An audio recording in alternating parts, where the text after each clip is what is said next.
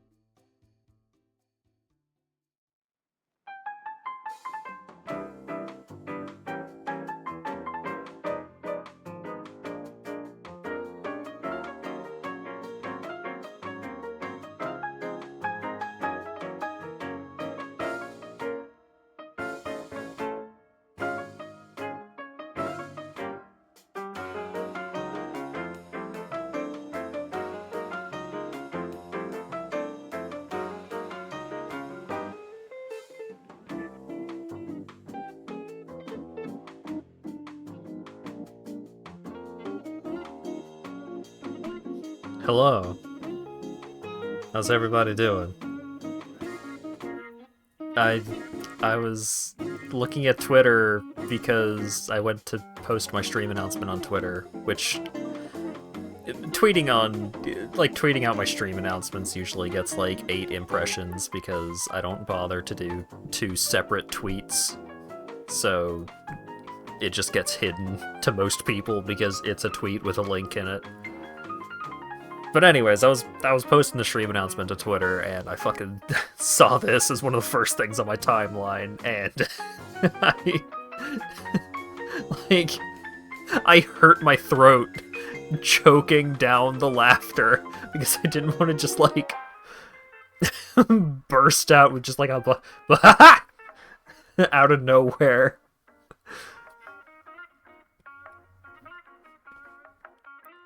But yeah, it's I mentioned the Nintendo Direct, but I also watched like the second half or so of the PlayStation, the Sony State of Play thing. And this is related to a thing that came up. Hope I retweeted that. You know what? I should. You're right. There we go.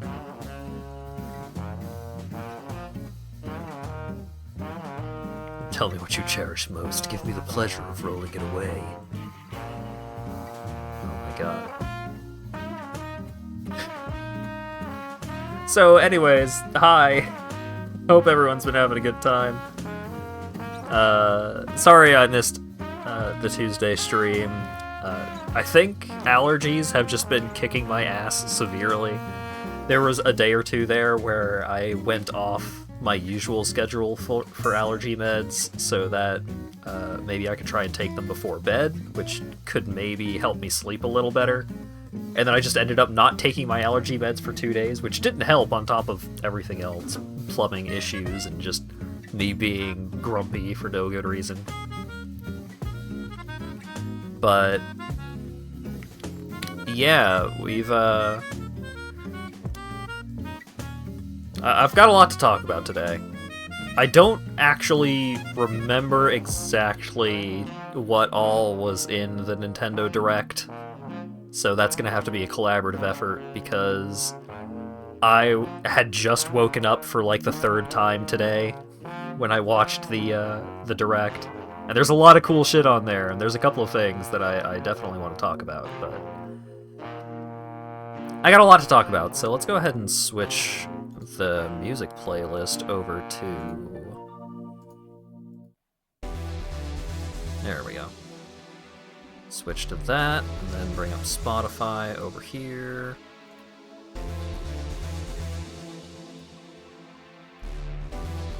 There we go. Princess Peach finally got a game. So this is the second Princess Peach game.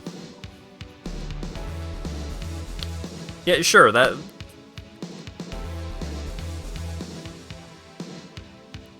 If you have multiple reasons to feel bad, grumpiness is not no reason. Anyways. Alright. One thing at a time, one thing at a time. We'll talk about things. So one of the... What? Huh?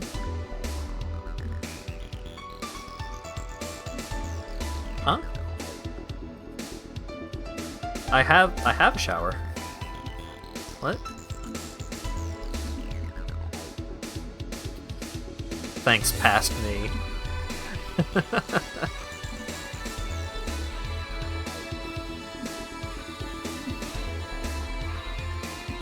Yeah, what? Alright, anyways. Let me find a house to flip, and then I'll just start tinkering around with that while I talk about stuff. Owned, sold, or purchase. Almost only a garden. House after a flood. Connoisseur's house, decorated house, summer house. Alleyway of lights. Oh right, there's the Kame house.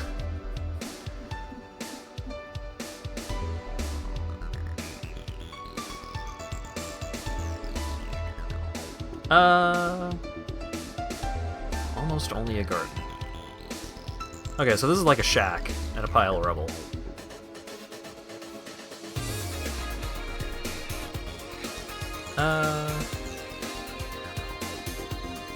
Sure, give me house after the flood.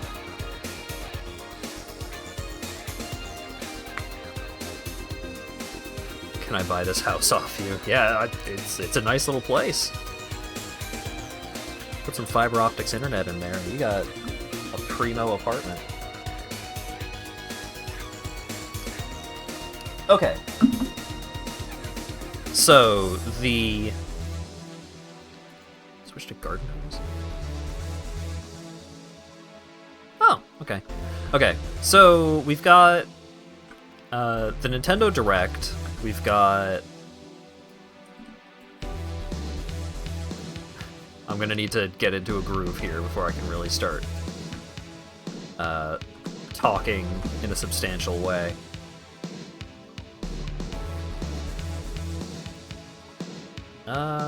Walls, wall panels,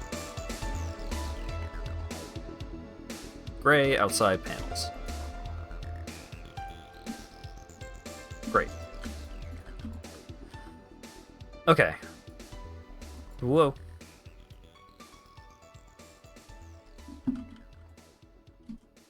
Fucking...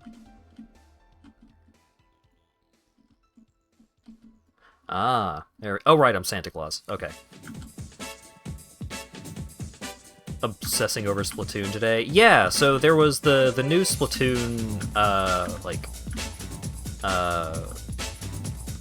roguelite DLC thing, which seems pretty fun. Run-based single-player Splatoon. I don't have Splatoon 3. I've thought about picking it up.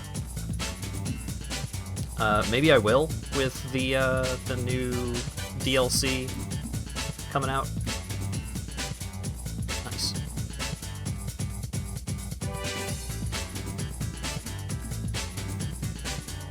Can't believe that we're on Splatoon 3. Yeah, it's still weird to me that there is a Splatoon beyond the first. That game was so...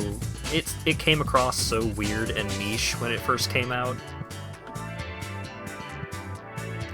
But I think one thing that really helped it stand out was the fact that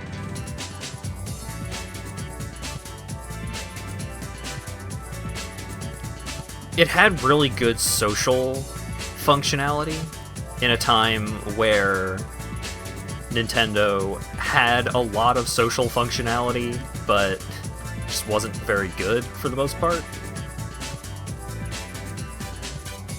It was the only game on Wii U. There were plenty of good games on the Wii U, just... Man, what an obscene marketing fuck-up they had with that game. I liked the Wii U. I used my Wii U quite a lot.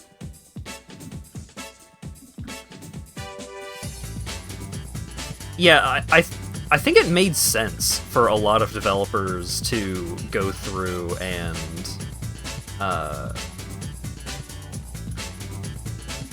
like, you know, do remasters of their games for the Switch, because the Switch is a system that people knew existed. They bought the Switch because they knew the Switch was a thing. Most people did not understand what the Wii U was. They did such a bad job with it.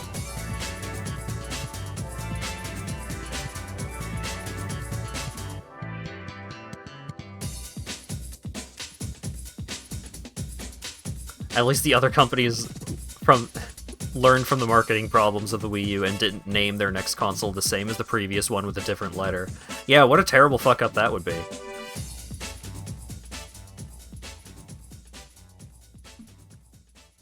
What?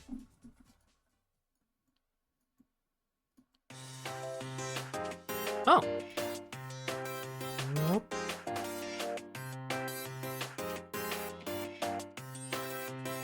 The Nintendo Switch to this one. Oh!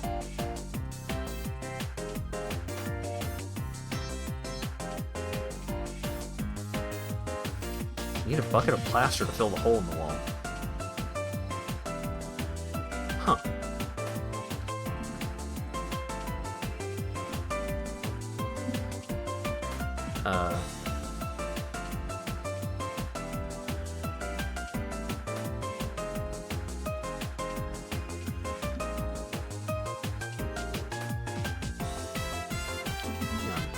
What a clean home!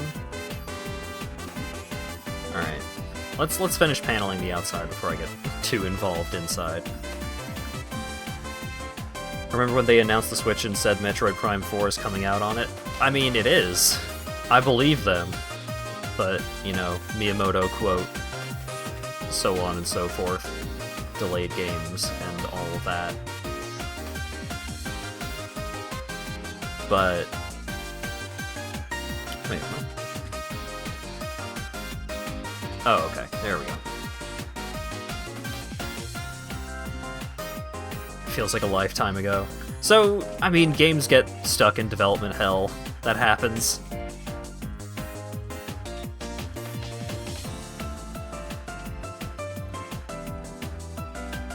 Both Detective Pikachus came out at the last year of the console's lifespan. I don't think this is necessarily the last year. Well, I know that this is not the last year of the Switch, because even if the like new model of the Switch or whatever comes out next year, like the Switch is not going away until like 2025 or something like that.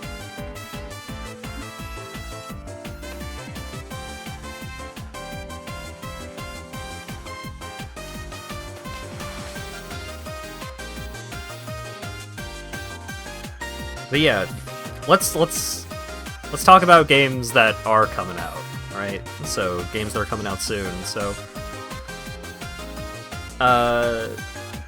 there's a new Vanillaware game coming out, which is like a, what appears to be a... It kind of looks like, in some ways, a real-time Advance Wars kind of thing.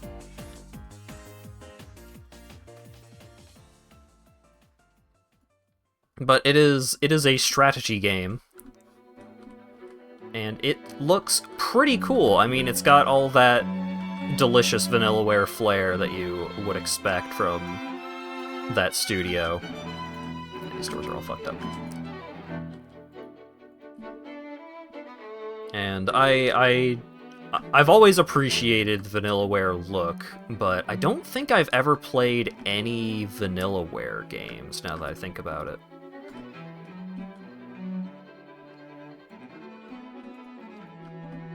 But what they showed of that game looks pretty spiffy. Like, it has the right look. Obviously, I would like to know more about the specific mechanics before I go like, oh man, I'm gonna love this game. This game is just for me, and all of that, because I enjoy strategy and tactics games and stuff like that, but I'm usually quite bad at them. Well, not bad, but I have a hard time getting into them to the same level that I do with a lot of other kinds of games.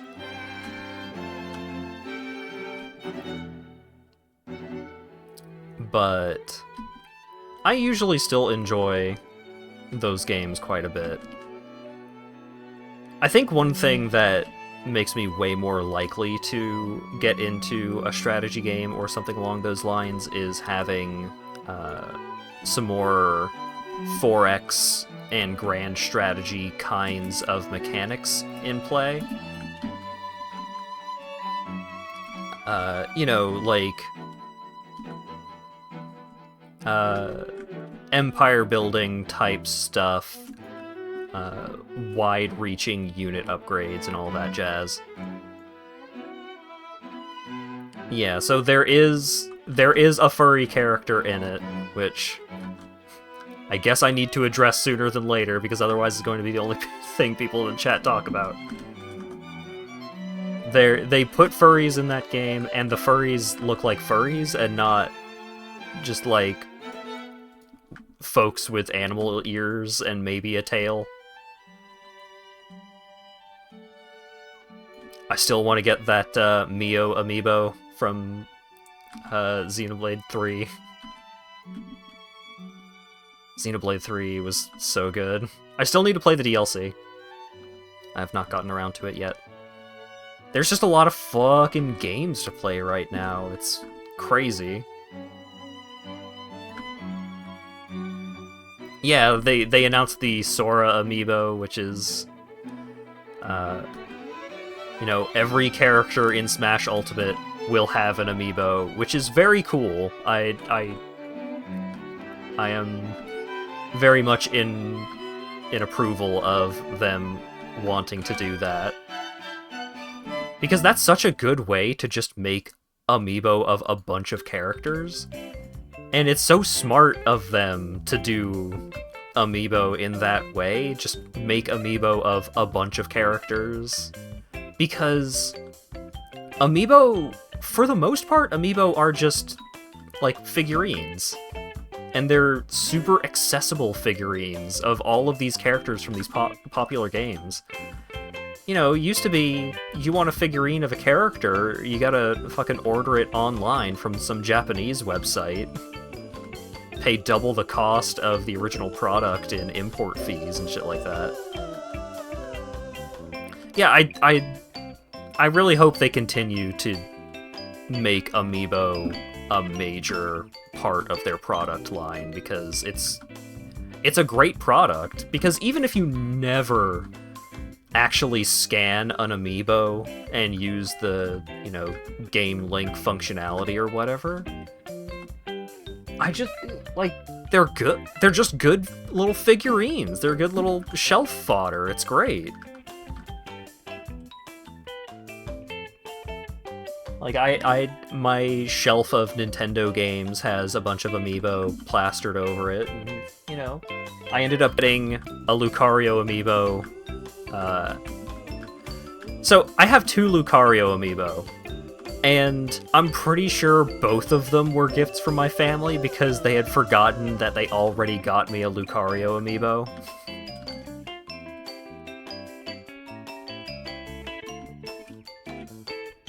But, I've got Lucario, I've got Wolf Link, I've got the Inkling pack, I've got Link, I got Zelda, I got Rover.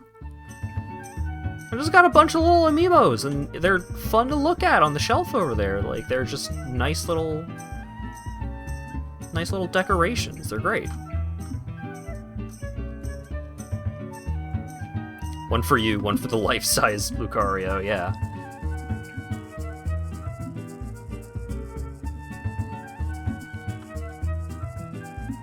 So, yeah, I'm a fan of amiibo, broadly speaking. Wish cleaning and redecorating and refurbishing a house were this easy. Yeah.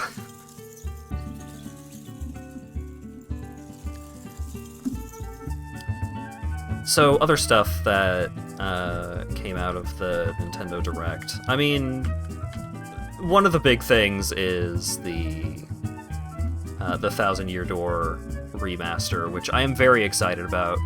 Thousand Year Door is my favorite Mario RPG. Like, Super Mario RPG is really great, and I mean, Super Mario RPG also getting a remaster, so... The folks that are missing out here are the, the super fans of the original Paper Mario. And I understand.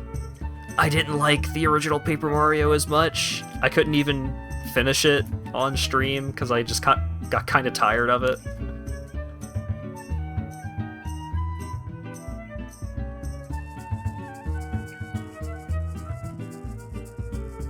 But yeah, it's... I hope they continue with the Mario RPG games, and they start including, they start doing more with the Mario and Luigi franchise. So that franchise is also good. Like, those games are generally pretty great. Yeah, Super Paper Mario, I enjoyed quite a lot. There were a lot of people who did not like Super Paper Mario, and I understand. It's an action RPG instead of a turn-based RPG. That's not exactly what people were hoping for. Alpha Dream is done. Yeah, but, you know, you could pass on the IP to someone else and all that.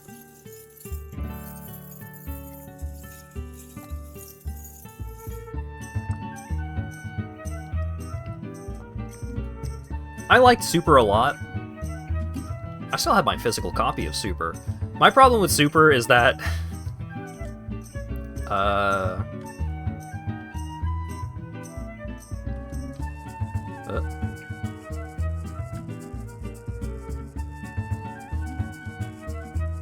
so...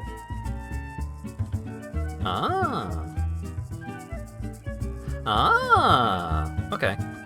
So I gotta do that for all the walls.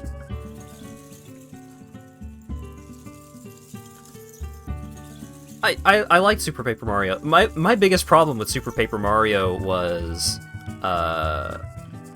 one of the first chapters in the game is the chapter that is built around a horribly embarrassing nerd stereotype villain.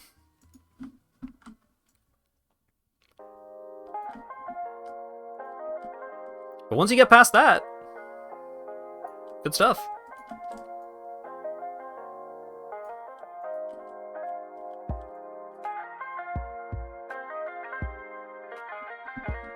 Super is the one Mario game to make you almost cry. Damn. The music goes crazy. I mean, the music in a lot of those games is just really good.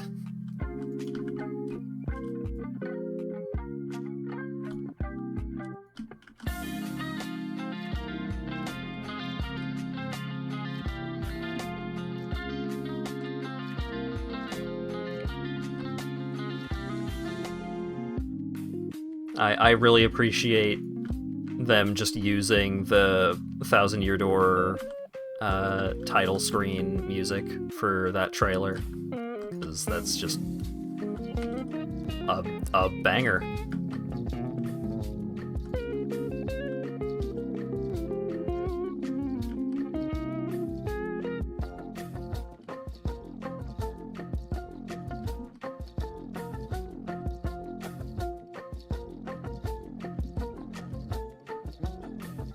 I don't remember if I actually beat Super the whole way through.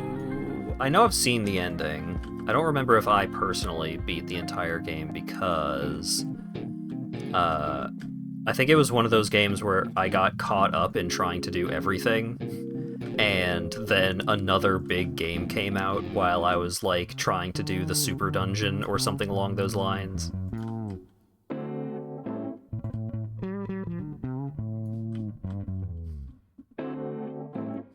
Man, now I'm thinking about the Super Dungeon in Yakuza Like a Dragon, aka Yakuza 7. That dungeon is fun, but man, it was fucking broken in early patch versions of that game. Like a Dragon had some technical problems early on. But yeah, the Mega Dungeon in Super Paper Mario, not worth it. Yeah, like, of course it's not, but...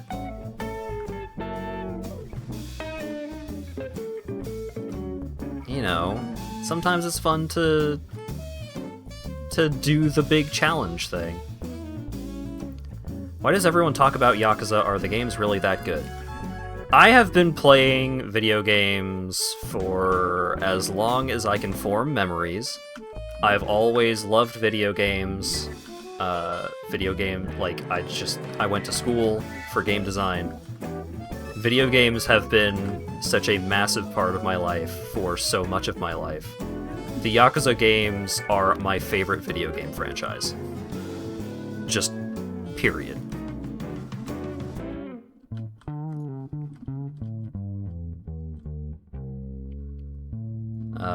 I have been streaming the entire Yakuza series for years now.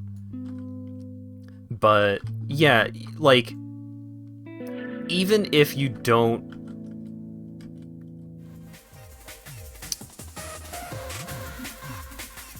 even if you don't have any intention of playing through the entire series, I highly recommend playing Yakuza 0, because it's a fantastic standalone experience, and it encapsulates a lot of what makes that series great.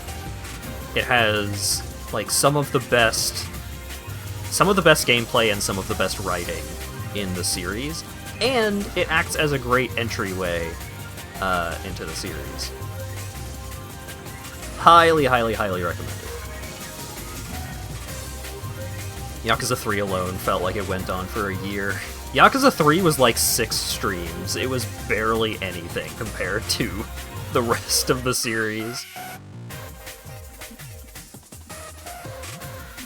Yeah, 0 and 7 are, like, pretty big competitors for the overall best games in the franchise at the moment.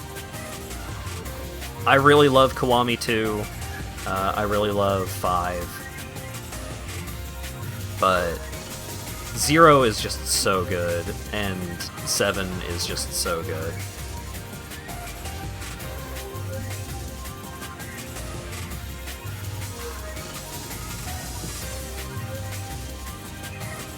Played 4 and 0 and observed me play the rest. That is a reasonable way to go about it, because those games are a lot, especially 5. Holy shit. Trying to do everything in Yakuza 5, like, not counting completion list stuff. When I say, you know, doing everything in a Yakuza game, I'm never referring to, like, completing the completion list, because that is for psychopaths. Did not have a super great time with Kiwami. So yeah, that's one of the biggest problems. I'm supposed to be talking about the Nintendo Direct and shit, but I've got somebody is like, oh, what's up with Yakuza? I gotta talk about Yakuza a little bit. So the biggest problem with the Yakuza franchise as a whole, in addition to, like, just kind of being an intimidating thing to approach, because there are so many games, and each of those games have quite a lot of content, the biggest problem overall is that the quality of those games, like, trying to play those games in the way that they currently exist, like playing the newest version of each game. There is such a roller coaster of quality.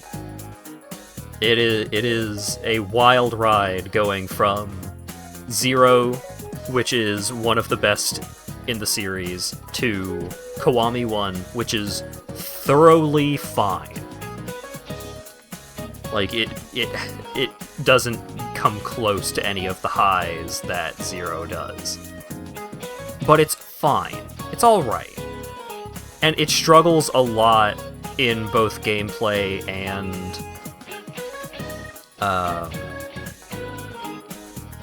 it struggles a lot in a... One of the biggest ways that it struggles is that you play it right after you play 0, which is one of the best. So you go from one of the best to a remake of the very first one, which is fine. It's not a bad game. None of the Yakuza games are bad games. The closest they get is 3. And even then, like, if you just do the main story, like, the main story is still fine. But you start off with 0, which is one of the high points of the series. Kiwami 1 is fine.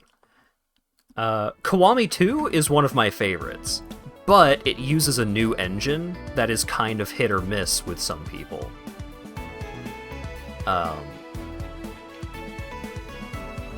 It is the better of... I think it is the best game that uses that engine. Maybe. Well, does Like a Dragon use that engine? I don't know. It's awkward. And then you, like...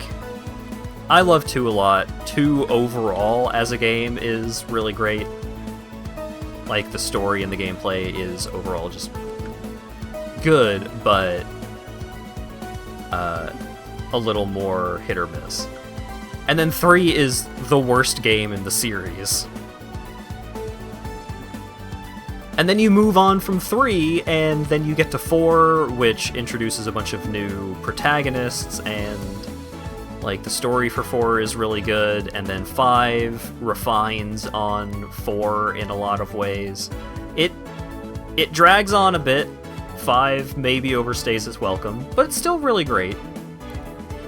You get to 6. 6, still pretty good. It uses the new engine, but it was the first game to use the new engine. So it's a little jank.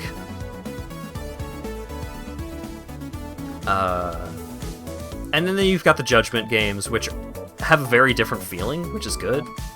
I think that Judgment overall kind of sucks outside of the main story, but...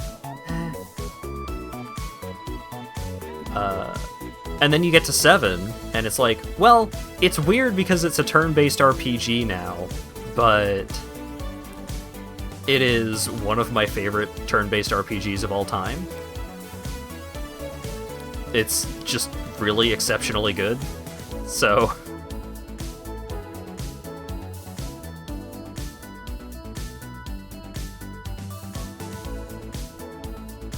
yeah, it's... like, when you first get... if you play the games in order, you immediately get a roller coaster of quality in the games, because it's like, ooh, 0 is really great, 1 is kind of and then 2, oh, this one's pretty good, and then 3 is like, oh no, I don't know if I can get through this, and then you get to 4, and it's smooth sailing from there, but...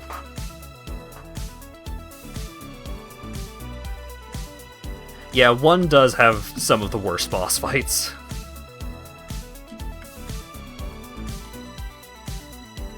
But yeah, I love me a Yakuza. Raisin cake? Huh? Jump rope. Pool balls.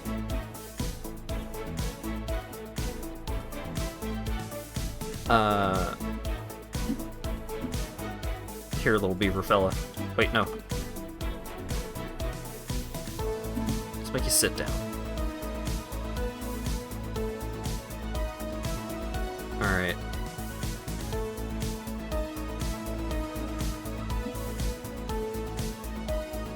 I can't put him on the windowsill? Which one's your favorite Amon fight? That is such a hard question.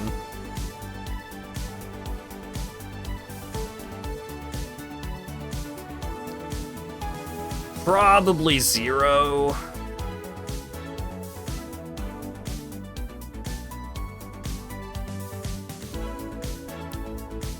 Furniture, recreation.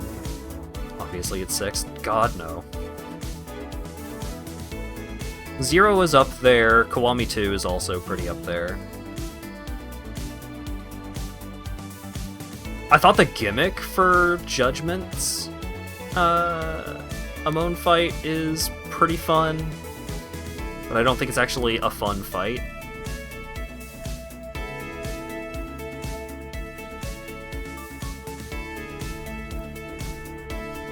Okay, fucking radiator.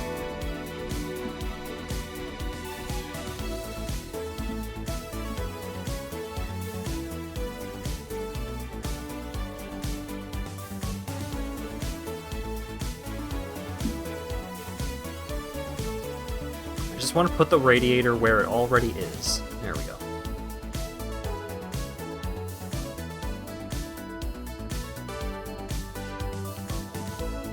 Yeah, so Nintendo Direct. So the new Peach game looks pretty cool. I am generally in approval of them doing a new Princess Peach game that wasn't the original. The old Princess Peach game on the Nintendo DS. The original DS. That game was not amazing. But the new Peach game seems like it might be pretty fun. Theater-themed action puzzle game from the looks of it. Seems pretty cool.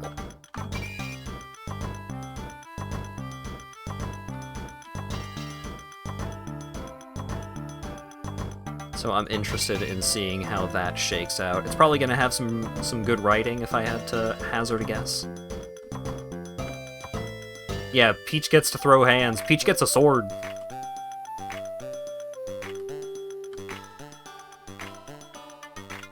It does seem like it kind of has Kirby design without being a Kirby game.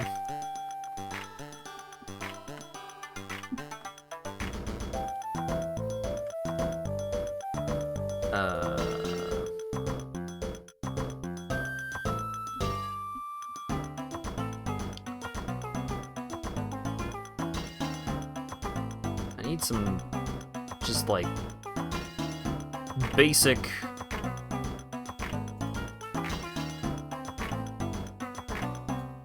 looks like Balan with the theater theme, but actually good. Yeah, kinda.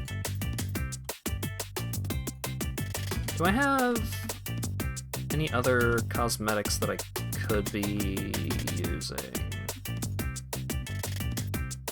Negotiation. Ooh. Good job.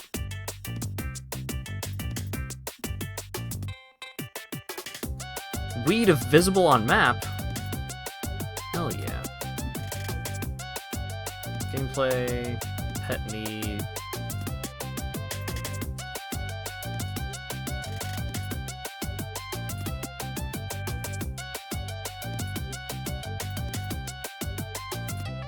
Hand selection. There we go. Male, female.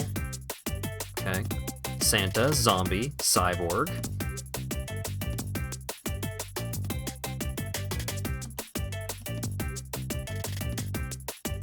Sure, we'll do cyborg arms for a little bit. You think they were planning this after the Mario movie? Maybe?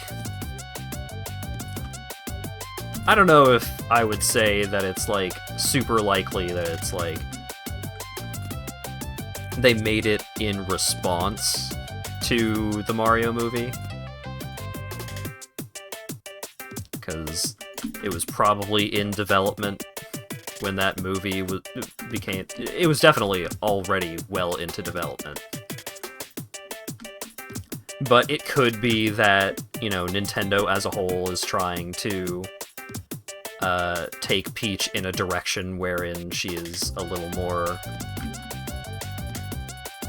female role model-esque, a little more proactive, a little more self-reliant. I think that's entirely possible. Yeah, so for people who are not aware of Super Princess Peach, which came out on the DS, that entire game was the different power-ups for Peach were her getting emotional, which is a bad look.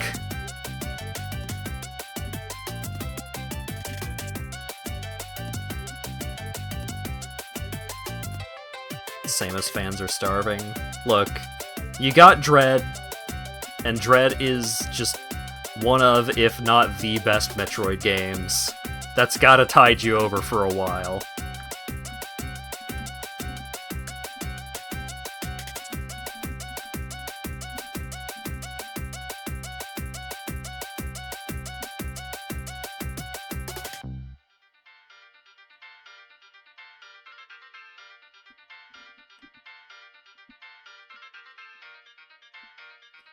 I feel like Dread did well enough that it might not be as massive a gap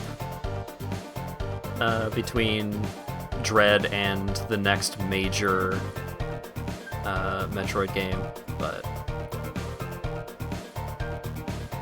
I certainly, as someone who enjoys Metroid games, you know, Metroidvania's some of my favorite video games out there. I'm not gonna be holding my breath, you know. Saw Captain Falcon in the unemployment line yesterday. Hey now, he gets to hang out in a Battle Royale version of F-Zero Original. That's cool, right? F-Zero fans, tell me if that's cool.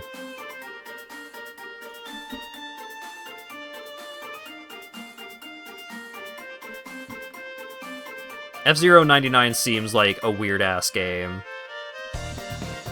It ain't my jam. You know, if I'm gonna boot up a blank 99 game, then catch me in Tetris 99 building a 4-wide like a freakazoid. It would have been better as a real game, but here's the thing about F-Zero 99, is that you don't have to design a new game. You redesign an old game, and that's a lot easier.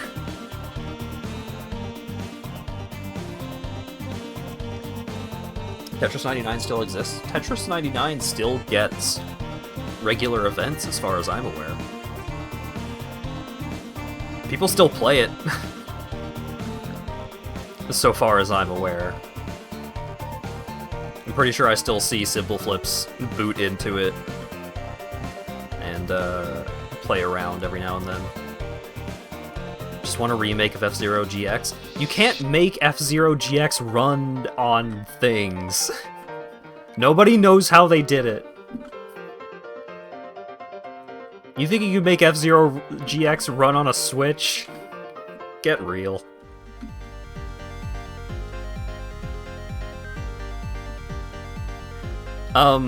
There's a story that went around, a apocryphal story, of when F-Zero GX was in development and Nintendo went to take a look at it. They asked, how did you make a game that looks this good run this well? And, because... And, like, the result was, like... just the people that were Nintendo first party just did not know how to use the GameCube hardware as well as the people who were working on F-Zero GX.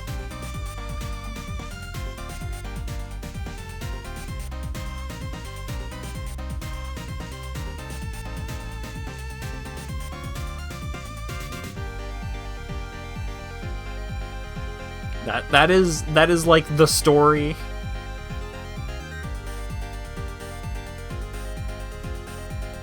I don't know how true it is.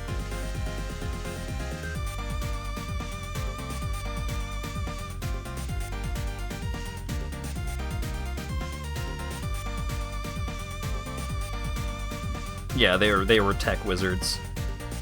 Okay, glass walls though. What is this? Well, I'll be danged.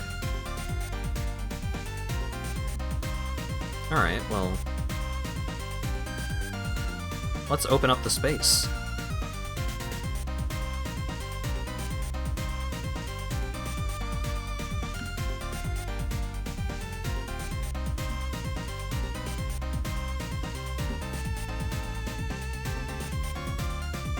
But yeah, F-Zero 99 seems like an interesting thing. Not exactly my jam, but I'm happy for people who are going to enjoy it. One of the reasons GX exists because Sega wanted to prove that arcade hardware could be minified. Or GXAX. Huh.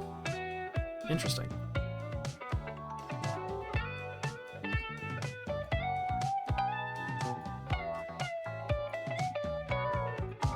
I just realized that I spent all that time plastering this wall, and then I'm just like, ah, fuck it.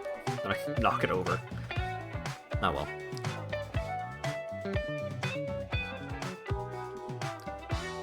Yeah, I mean, I played GX on that one stream, and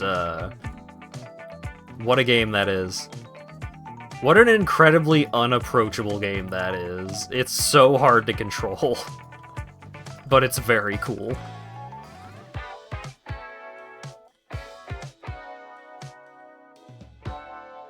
Oh wow, the saving system is way better in this game. They've really patched this game quite a bit, huh? Never finished it at all. The way that Lago talked about it was like there was some time in college where it was all he did was just play F-Zero. And that's how he was able to beat all of the content in it.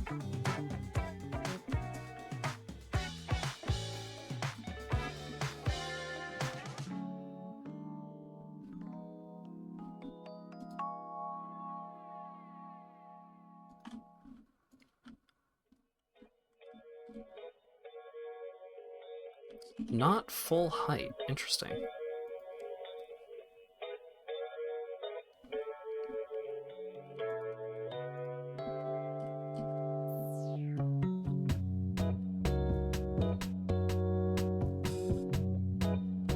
Right.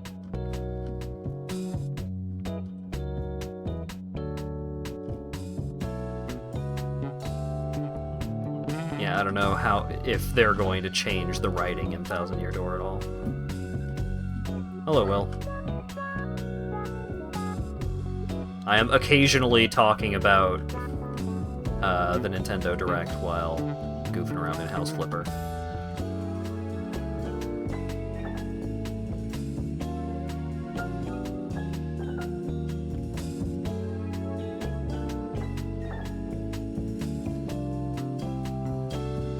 Wardrobe doors.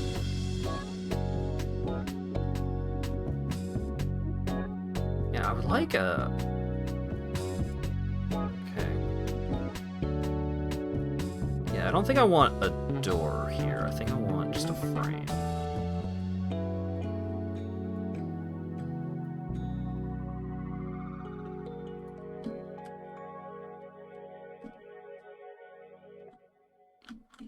Okay, now can I get...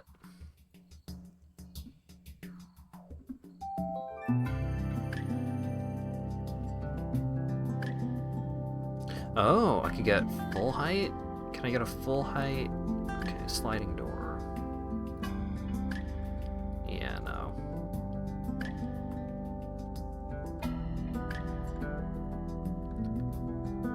Glass walls.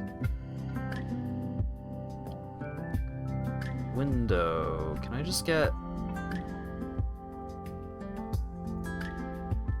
Will this fit here? Oh. Okay.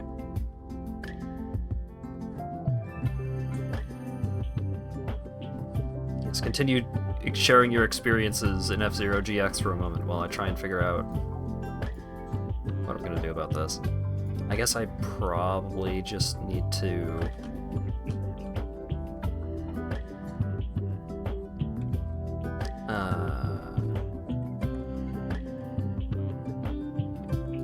Floor and ceiling, no.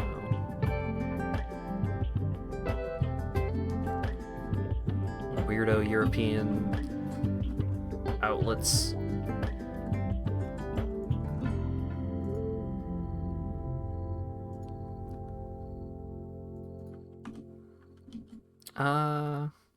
Build lintels. Ah, okay, here we go.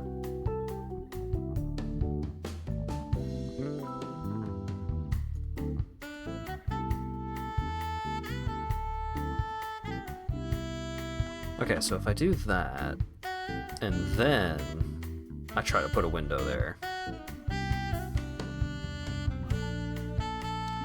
2.2, oh wait, that's the glass wall. I want just a square... There's a word for this kind of window that I am not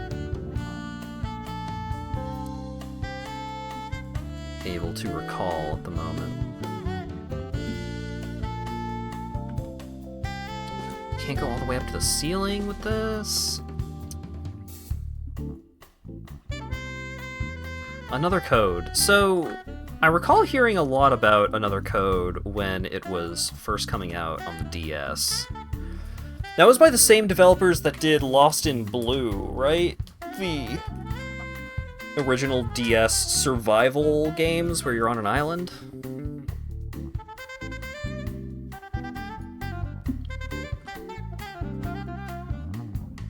I think it was Hotel Dusk devs. Ooh, that's interesting. Hotel Dusk was a very interesting game, from what I saw.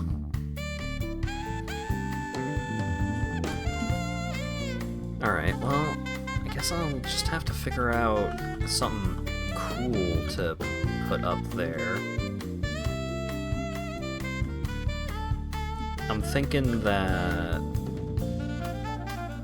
I mean, we've got bathroom. We could have like kitchen, living room. Maybe knock out this to put in a sliding door, just to make it feel extra open through here. An island like Tomodachi Life. Oh, don't remind me. It would have been nice to have a new Tomodachi Life.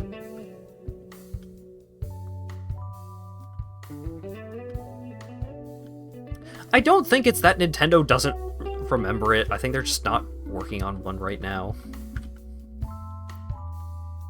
I think we could see a Tomodachi Life come out again at some point, because the Tomodachi app thing, the mobile game thing, I feel like that saw a lot of users. I feel like that one got a lot of attention when it was out. Yeah, like they came out with Miitopia. I feel like they're not opposed to doing more stuff like that. I mean, if they are working on a new console, I feel like they're probably already working on a new Animal Crossing game, which I'm excited for. You know, I never put in nearly as much time into any Animal Crossing as some people do, but I'm always excited to get my hands on one. The floor is bothering you. Yeah, I'll get the floor changed. I'm figuring something out. New Star Fox. That's another thing that I would not hold my breath on, but my approach is kind of just, oh, you know, what if I just do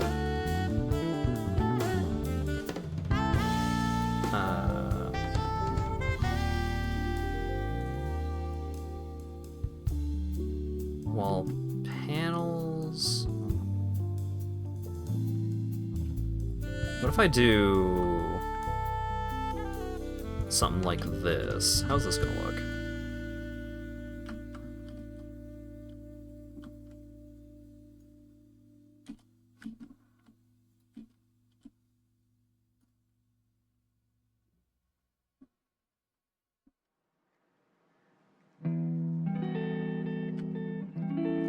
Like, it's a single home, but it has that New York apartment feel to it.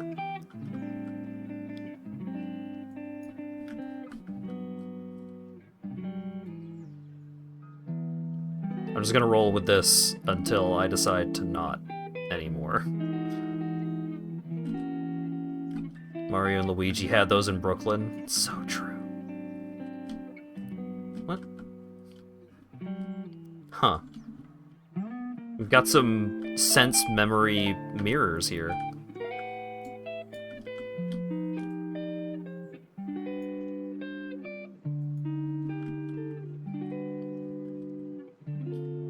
Weird.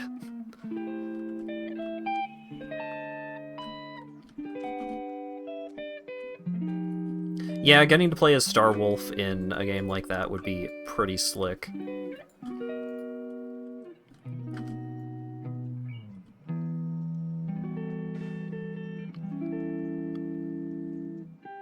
But yeah, the,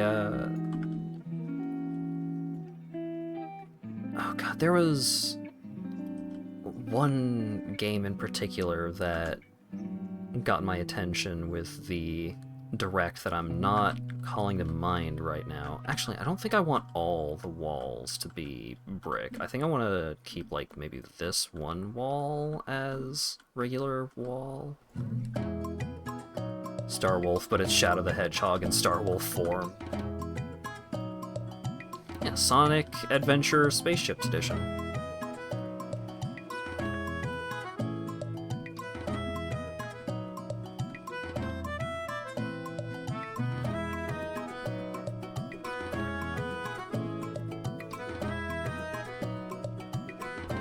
The weird wiggliness of the walls is starting to bother me a little bit.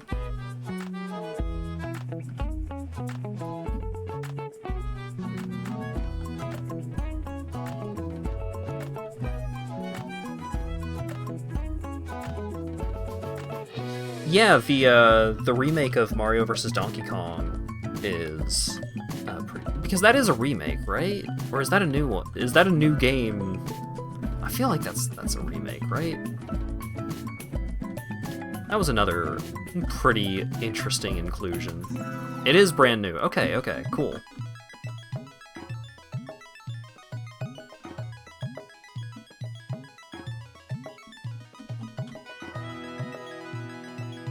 Yeah, so there were several of those Mario vs. Donkey Kong games on the Game Boy Advance, and I think the original DS had one of them?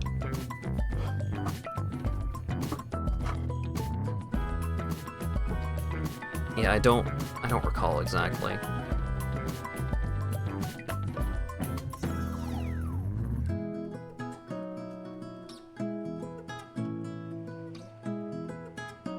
DS had one, it wasn't very good. Well.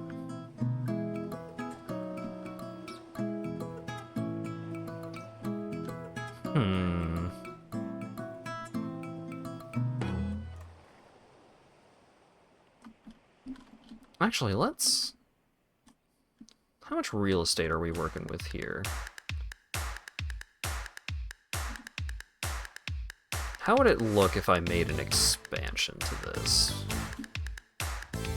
Home expansion pack. I have not fucked around with these tools at all.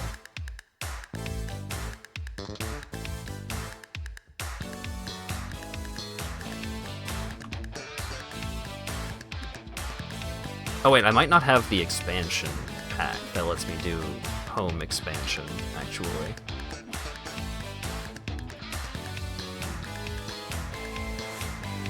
Structures? Yeah, I don't. Oh well.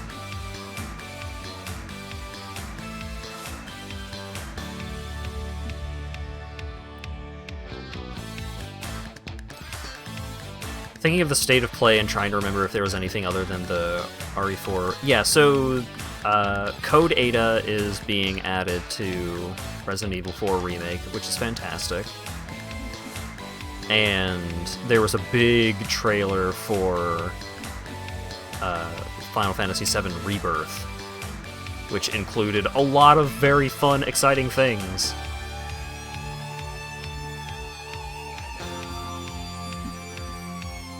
Okay, the new Mario vs. Donkey Kong is a remake. Okay. Wasted effort? I mean, it's... Some people enjoy those games. And it's easier to remake a game than to make a new one. So... It's like, hey, we've got these games that some people like, but we don't really have a good way for them to play it anymore. Let's... You know, let's put something together. They have their cake that they can eat, because there's no easy way for them to play it other than emulation, and, you know, why is Nintendo just going to let emulation be the one way to play them? That's leaving money on the table.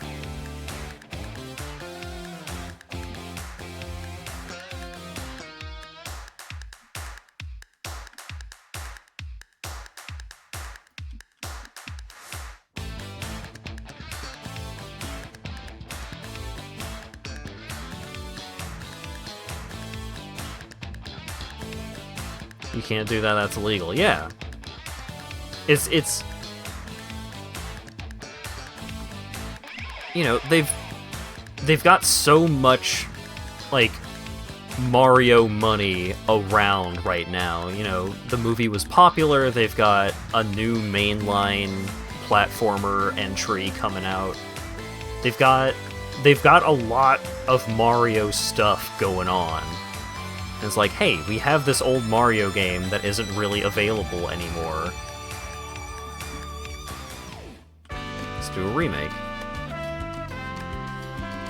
Wario Land hasn't been playable on anything. Yeah, like, maybe they'll go and do remasters of those, too.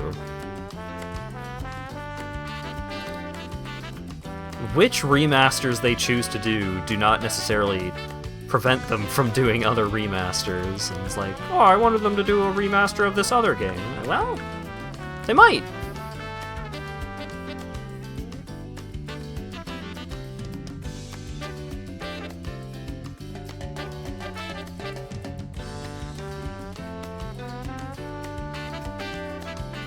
They better do a remaster of 3, nobody had that console. Wasn't Wario Land 3 on the Game Boy Advance? Huh?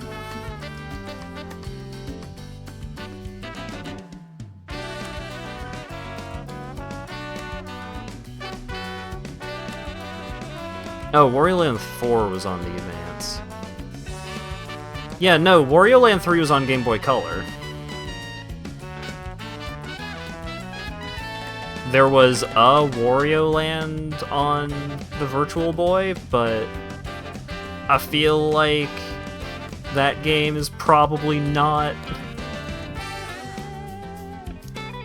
It was probably not as full-fledged an experience as you might want. I played it, almost went blind, it was cool. Yeah, I played Wario Land 2? I played one of the Wario Lands on the original Game Boy Color.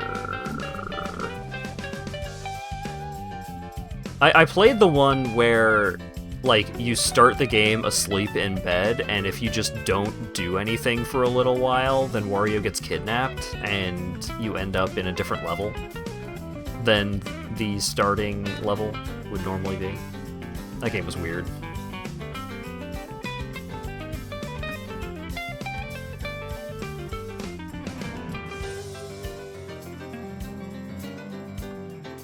Feels like Sony and Microsoft could do more mid to low budget games.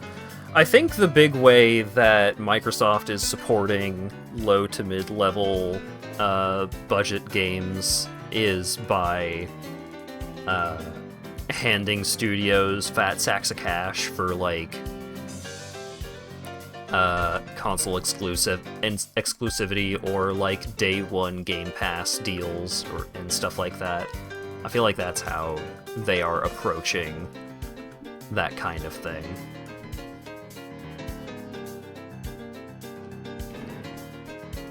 Alright, I'm just gonna start furnishing this room.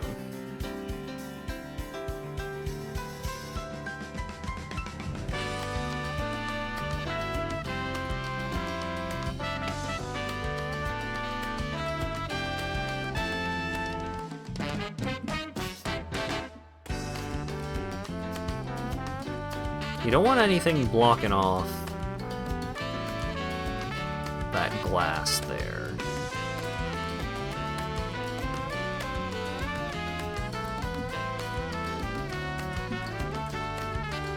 Alright. Not bad. And then if I do another set of these shelves, but thinner...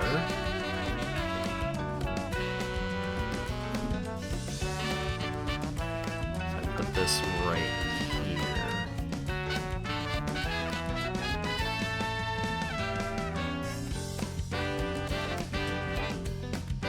Oh, this corner, this stupid corner. I might just go in this corner.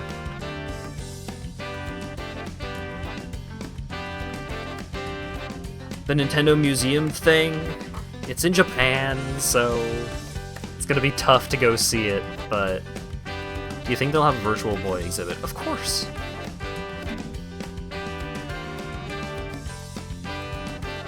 Feels like Sony is lacking. Yeah, kinda.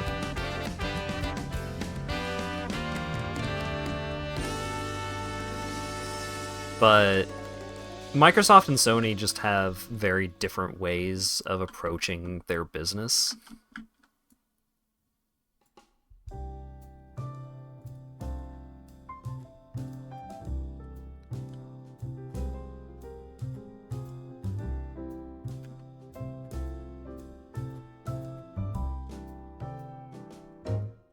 Feels like they're afraid of making a game that isn't very expensive at AAA.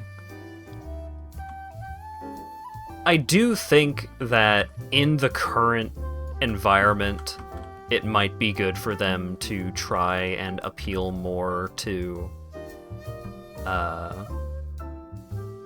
smaller developers, smaller projects, but that kind of thing is just a less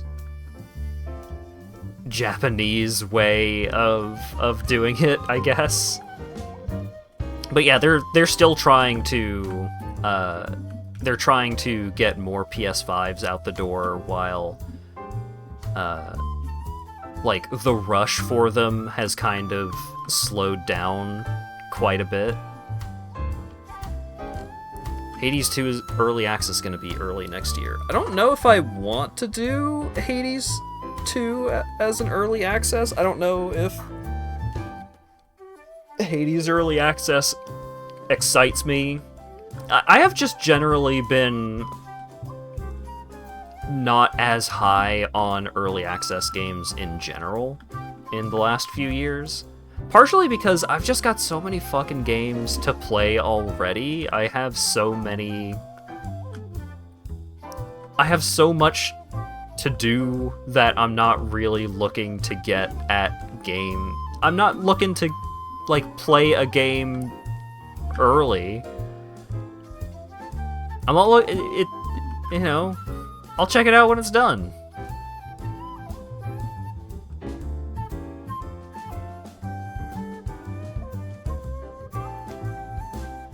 Hades 2 will have at least as much content from day one in early access as the original game did have when it launched in early access on Steam.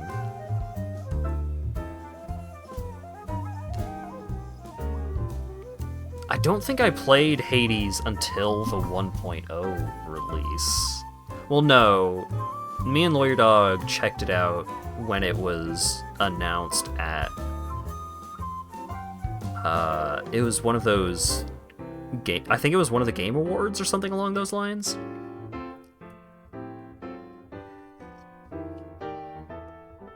They were like, hey, this thing is available on the Epic Games Store in early access right now. And we checked it out, it was like, this is cool, and then we didn't really follow through on it until it was released 1.0.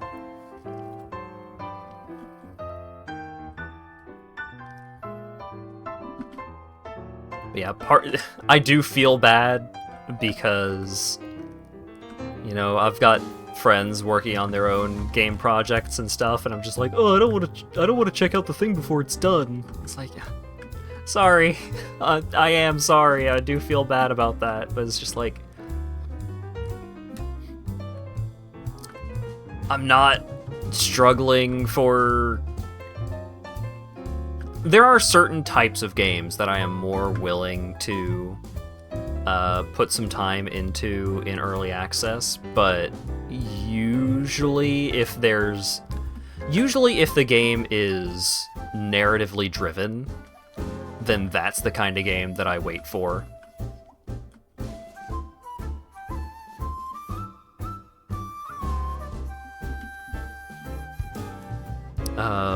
Right, so this is gonna be the kitchen. Let's start putting some kitchen things in here.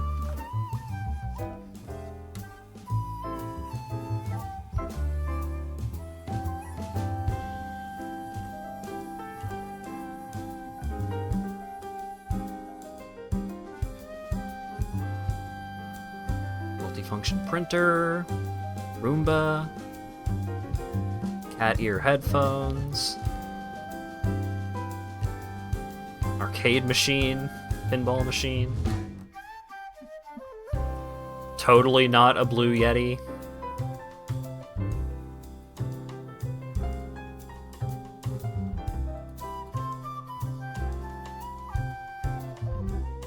Kitchen. Here we go.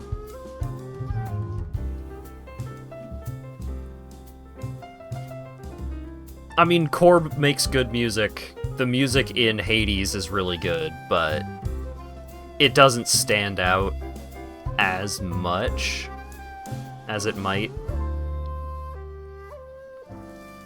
It doesn't stand out as much as it did in Bastion. Later now, Kat. Thanks for hanging out.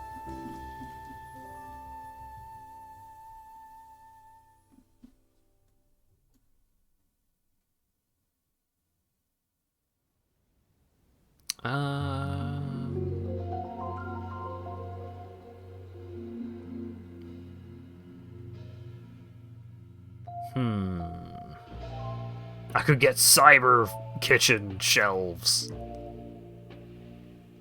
The cyber toaster.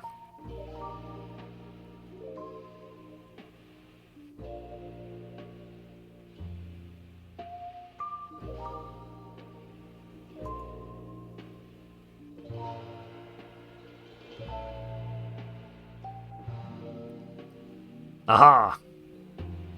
Oh.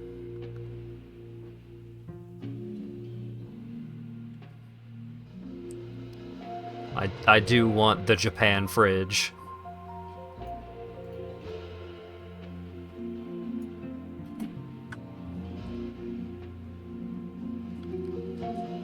Alright.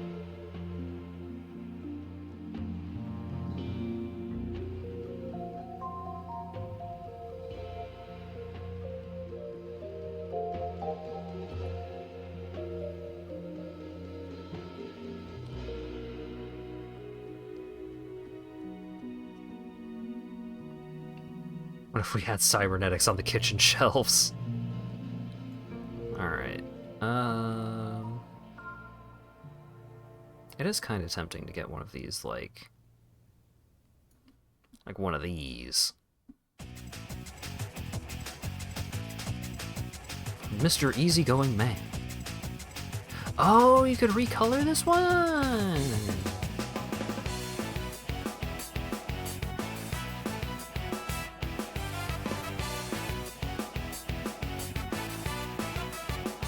I don't think I want it full. Let's go with a shiny gray. Yeah, Tomb Raider. I was never a huge fan of Tomb Raider because, like, every time I tried to play those games, it just felt like it controlled weird. I feel like... Oh. Is that good? How do I...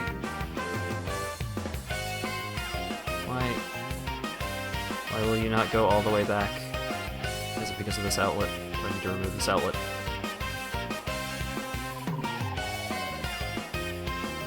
I know I'm covering up an outlet, but I don't know if the outlet is preventing me from pushing it all the way up against the wall. It is. Okay. Good to know.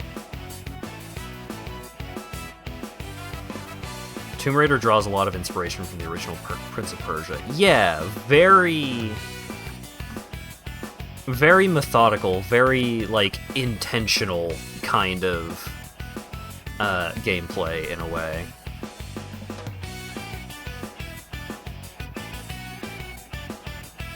Wait, is this the same... It's the same brand, but...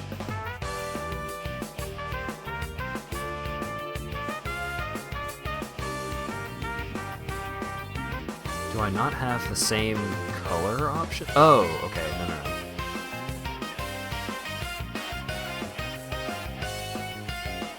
There we go. Okay.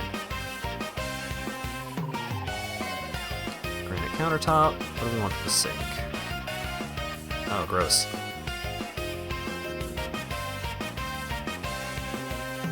Yeah, dark is fine.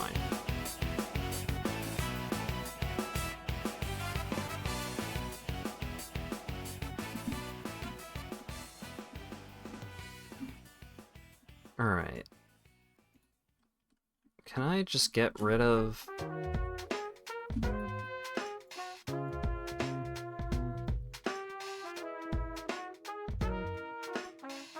How do I remove you?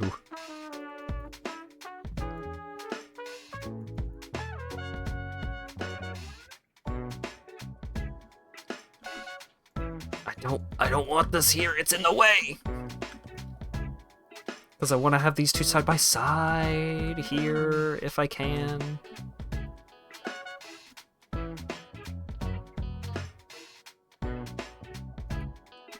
This ain't Electrician Simulator. I don't know if these can even fit side by side in this area. I think it might be slightly too wide.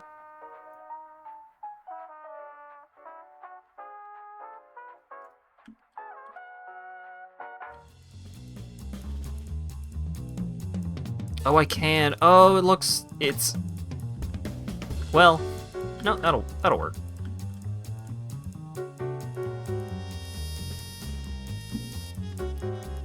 Try destroying the wall. I think I did. I'll try again.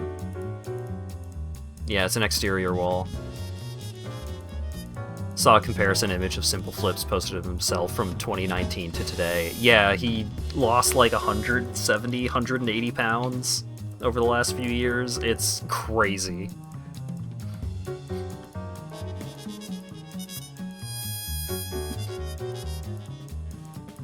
No, I chose the wrong countertop. I'm a fool!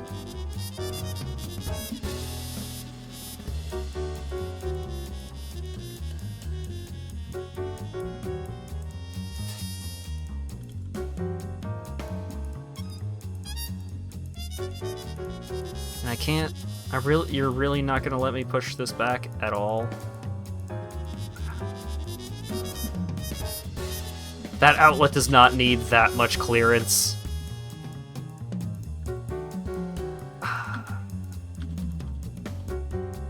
Stupid thing.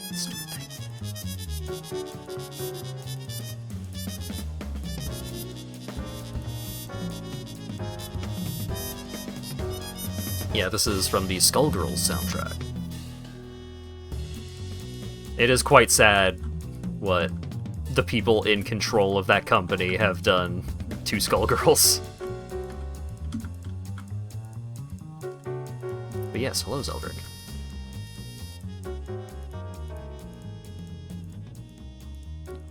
Okay, so I'm looking for... Is there more custom stuff? Light cupboard. Hey! Ooh! If you want to leave my program, Making Music, click here. That's as far as I can go. Ah, okay. They've been doing well various changes. The people in control of the company that makes Skullgirls has begun going on an anti-horny tirade, and they've like been cutting out stuff from the digital art book. And other weird shit like that.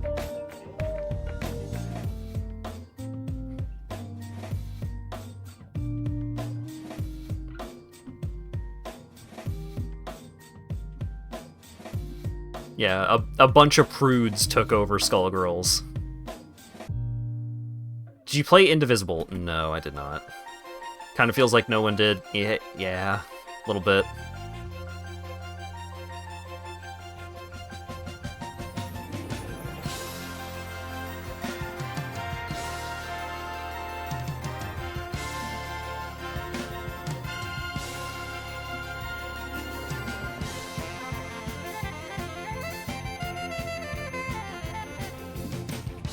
Yeah, I'm not gonna get too into the controversy because, you know, there's multiple aspects of it to it, and I'm not super familiar.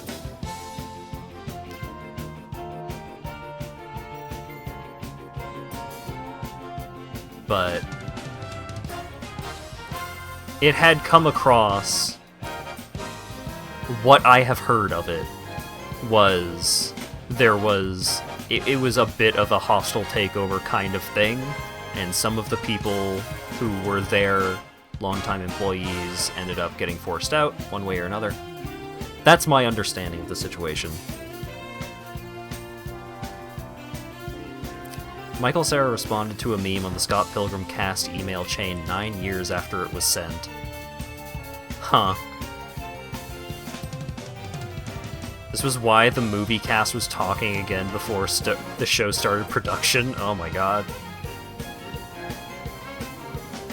Michael Cera showed up and was just like, oh, huh. Funny tweet. And then... oh. And then Edgar Wright shows up and is just like, hey, you want to make a show?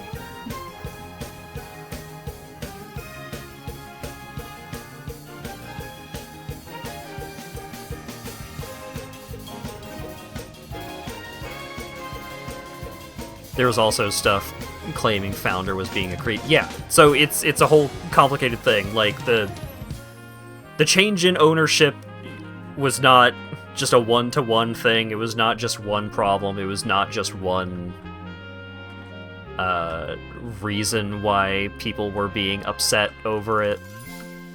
It's a whole thing. So I'm not gonna really dig into it. Just, I heard there were problems going on over there.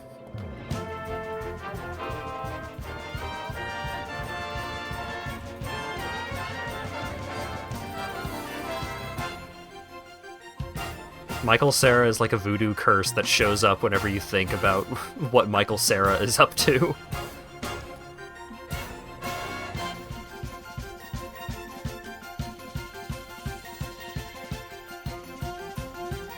Forced me to play the Tomb Raider trilogy.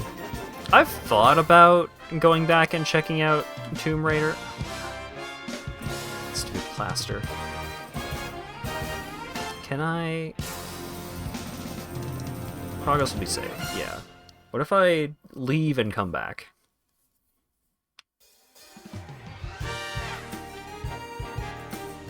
I'm not opposed to trying out the Tomb Raider trilogy. I don't know if I would, like, follow through and play the whole thing.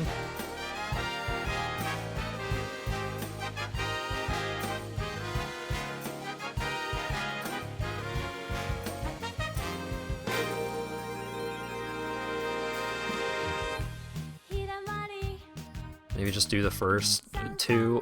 I don't know. I don't know. I don't know. I don't know how much, if any, I would do of it.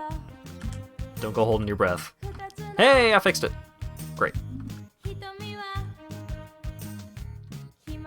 Are any of these houses haunted? Yeah, there is a haunted house map that was added for one of the Halloween DLCs.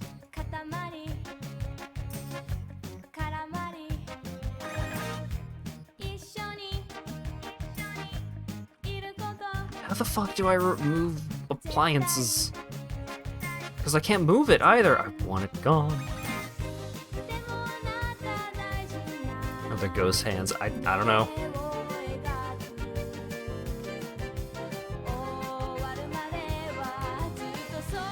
You place a window over it. I think windows have to be placed at set heights.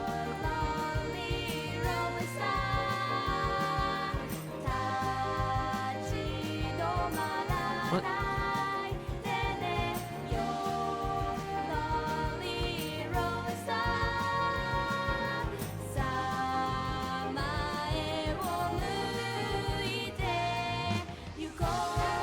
What?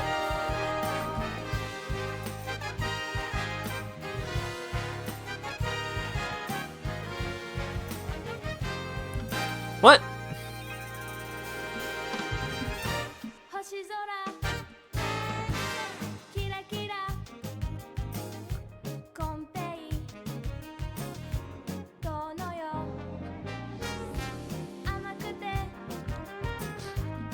Well,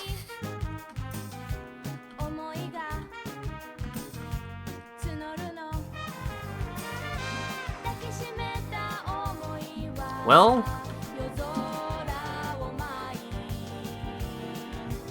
Aha! Okay. That was weird, but okay. It's gone!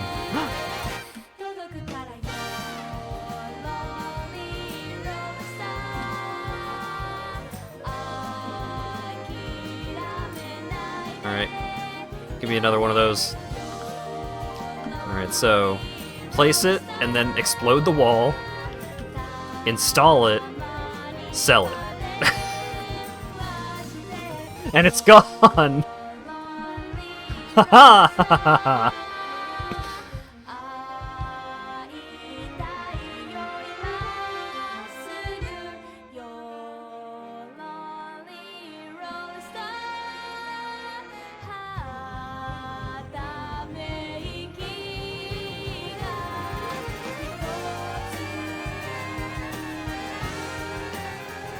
Alright.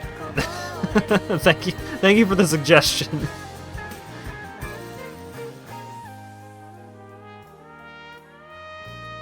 There's definitely a live wire in that wall. Shh. It's fine. It's fine. Don't worry about it.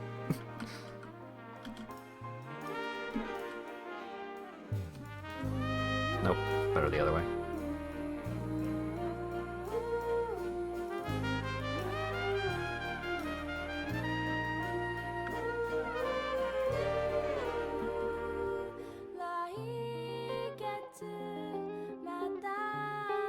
Okay.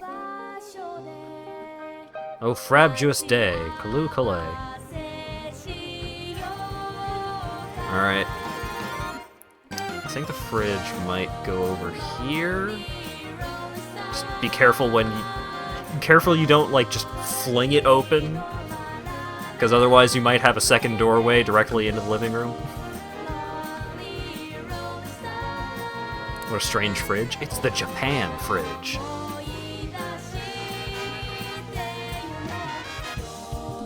Oh yeah, this light hangs, like, way low. Let's get a different light. Okay, so... Final Fantasy VII Rebirth stuff.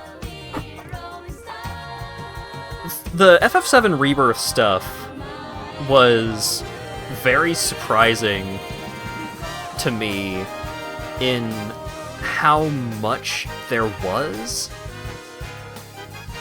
I was just very surprised at how much of Final Fantasy VII there appeared to be in that game.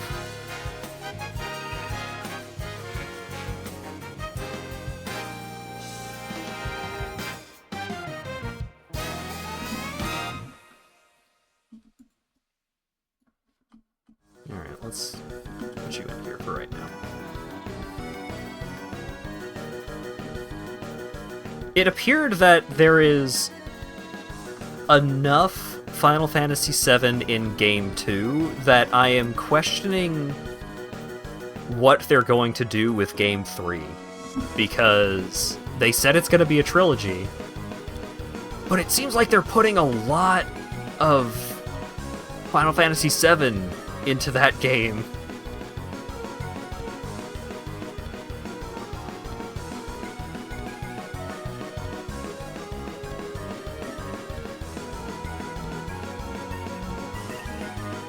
Is it going to be applied like a patch? No, they are separate games. I mean, like, oh, you don't even leave Midgard in the first Final Fantasy VII Remake. Yeah, that's still, it's... Final Fantasy VII Remake is still like a 30 to 40 hour game if you do all the stuff.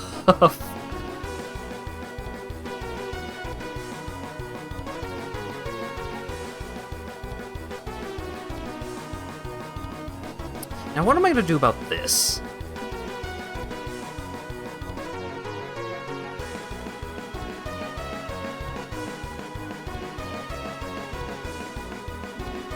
Interested how Red 13 plays? Yeah.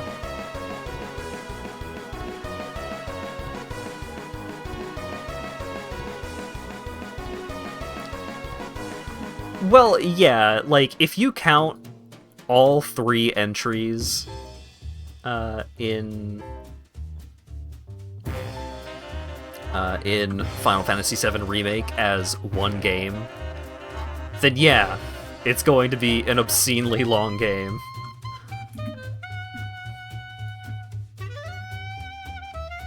But really, like, realistically, they are separate games. Do you see Red 13 riding the Chocobo? Yes.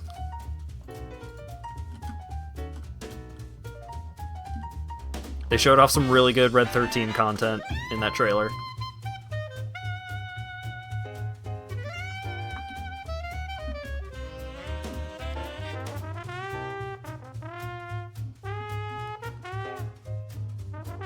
Alright, floor and ceiling. Carpet. Aha!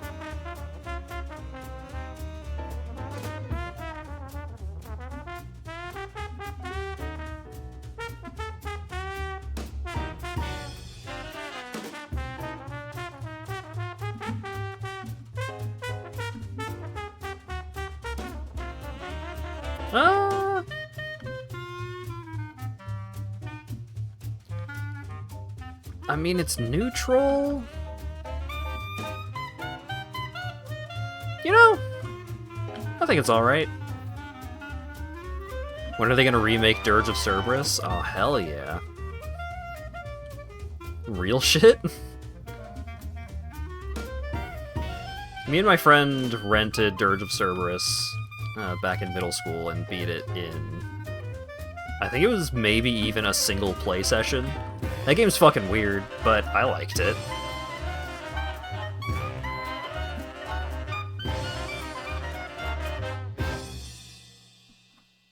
Never finished 7. 7 does... I think one of the biggest ways that 7 Remake being a trilogy benefits from being a trilogy is because it's paced out across several games. You don't have that 100-hour RPG problem of burning out before you get to the ending. Because there is less stuff to burn out on.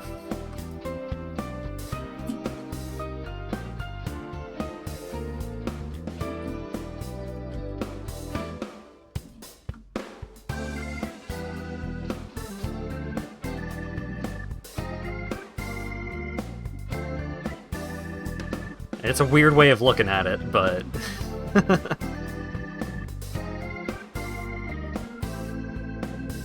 dining room, kitchen, living room. What do we got for living room?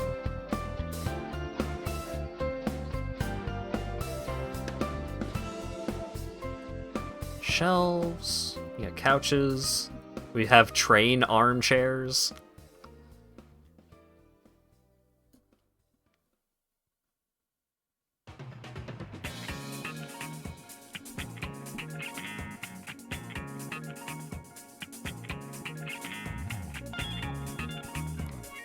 Oh, you get to choose one for each of the pillows?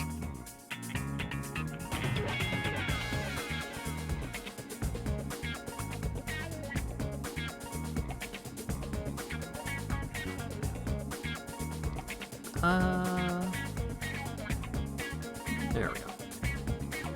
Love Sonic Unleashed music so much. Yeah. It's a real good soundtrack.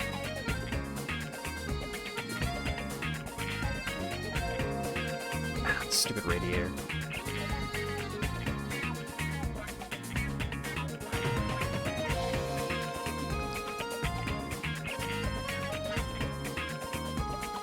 Is there there's an outlet.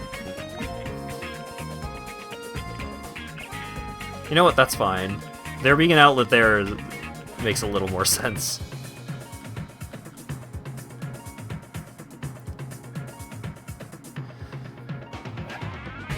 So, I'm excited for Rebirth, and Rebirth is coming out, like, soon. Like, end of next February is soon. So I'm hella excited for that. I still need to play the Yuffie DLC that Integrate added.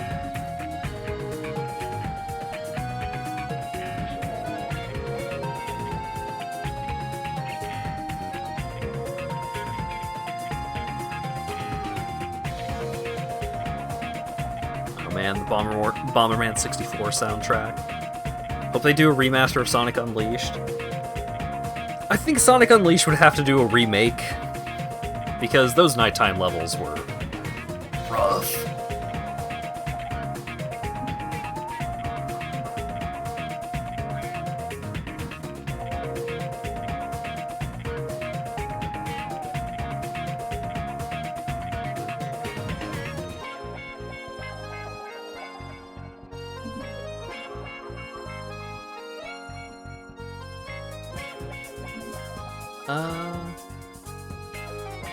I see.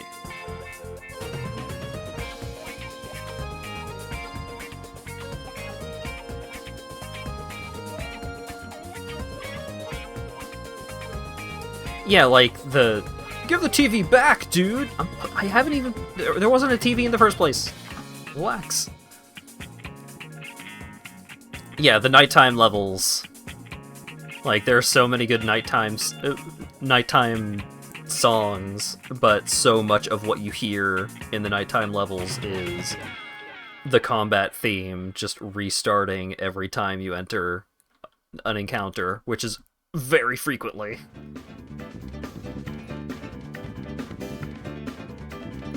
Entertainment, TVs and speakers. Can't do a hanging TV.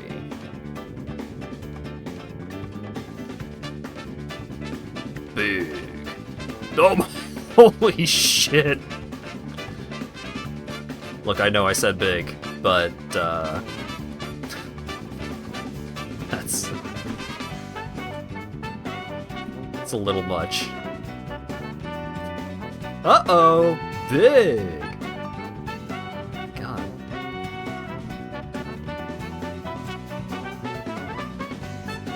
Alright. Apparently, for once in my life, the small is what I was looking for. TV in the living room? Awesome!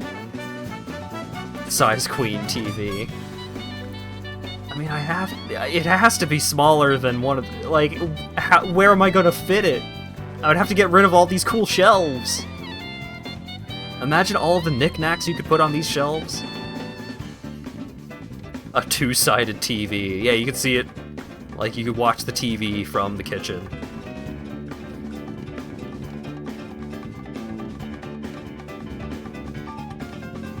You gotta swap the TV and the couch? The couch doesn't fit over here. You're gonna block the... You're gonna block the doorway. You would also block the window. Like, the outside window. Just put a mirror behind the couches. Put the window! Oh, wait.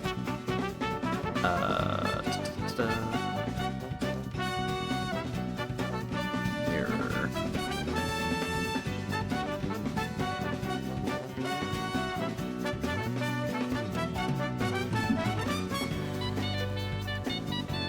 Oh, that's, like, slightly too wide. I need, like...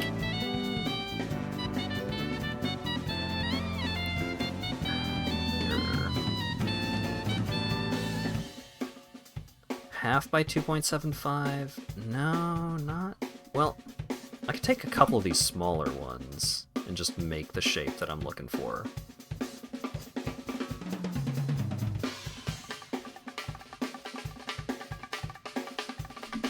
Because that's kind of what I'm looking for. Because then, like, you could kind of, like, see the TV from here a little bit. The L couch has to fit in the corner? No. You don't have to.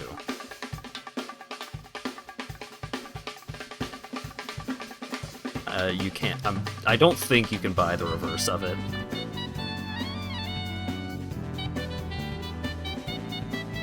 Okay, furniture, living room. I'm supposed to be talking about video games, but now I'm actually just talking about my fucking house flipper house.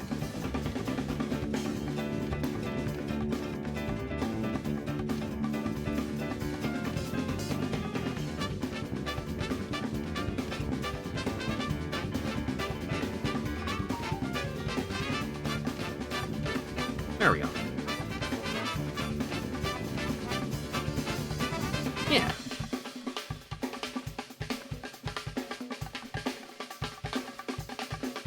Yeah, if you mirror the couch, then it would be rubbing right up against the radiator. Well, no, it wouldn't even fit.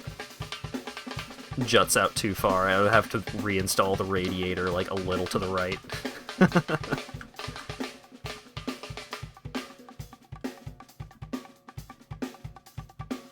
Hype train! Fucking Chewbacca train? What's going on with that train? Its horn is weird.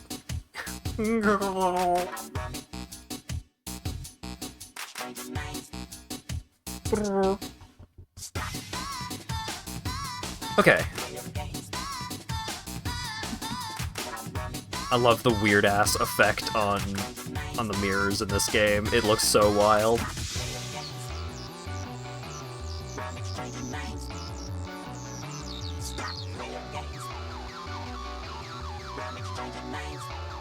Okay, so I think I've talked a lot about the Nintendo Direct and the Sony State of Play stuff and all of that. And I could continue talking about that, but I've been playing video games recently.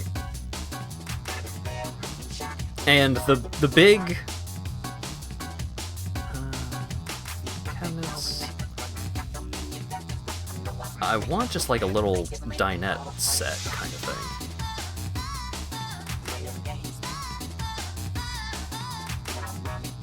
Yeah, Unicorn Overlord seems like a really interesting game. There was a lot of really neat stuff they showed off in the Direct and the State of Play.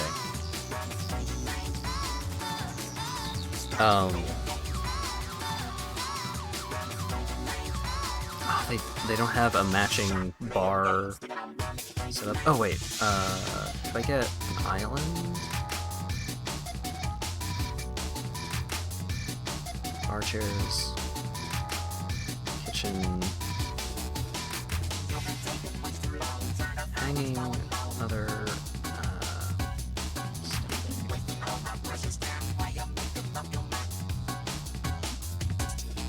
what?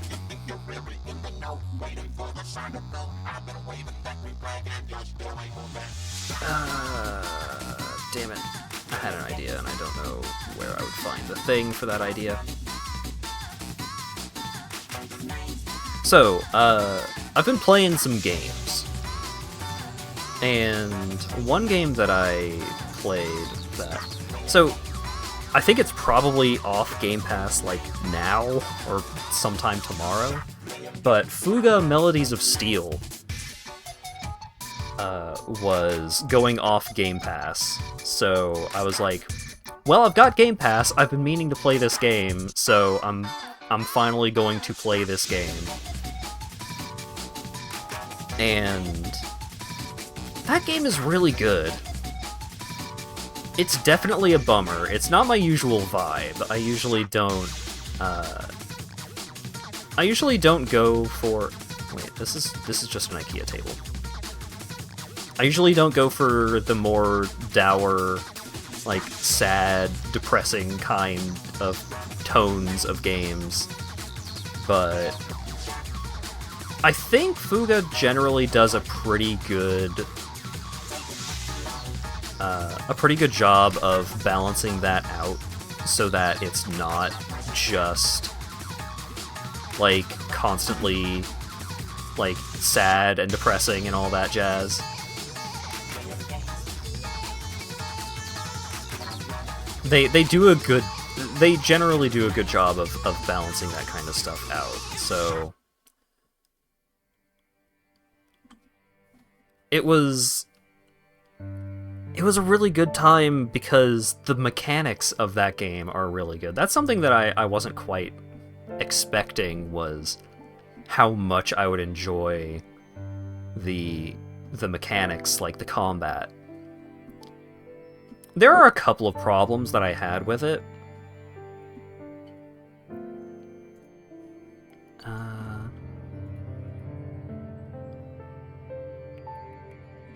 How big are you? I need something small. I need, like, an individual table. Sonic Forces Furry War, but actually good. Are you just like a standalone kind of thing? Are you what I'm looking for? Yeah, perfect.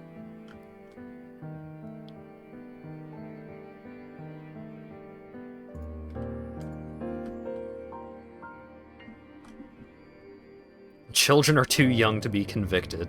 So, for those not familiar with Fuga, other than the fact that you can put children into the canon,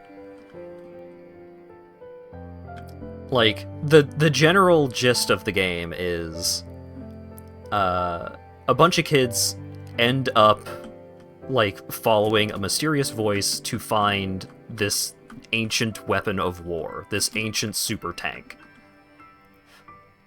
And they find it because they're all fleeing from their village because the German army, sorry, the Burman army is invading their totally not France little village.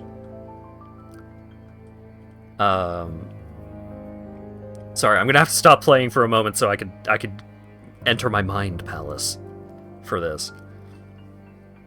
So, like, it's Germany invading France, but it's, like, alternate universe furry world. And it's also in the same universe as CyberConnect's other furry games, Tail Concerto and Solitarobo. And you've got these kids in this ancient super weapon, right? And the core of the game is you are, like, moving along these tracks of progression, like hitting encounters. So, like, as you're progressing, like, you'll hit a little restore point, which heals some HP or some SP. Or you'll hit a random encounter, or you'll pick up some materials, or various things like that. And the kids are on a quest to rescue their families from the prisoner camps.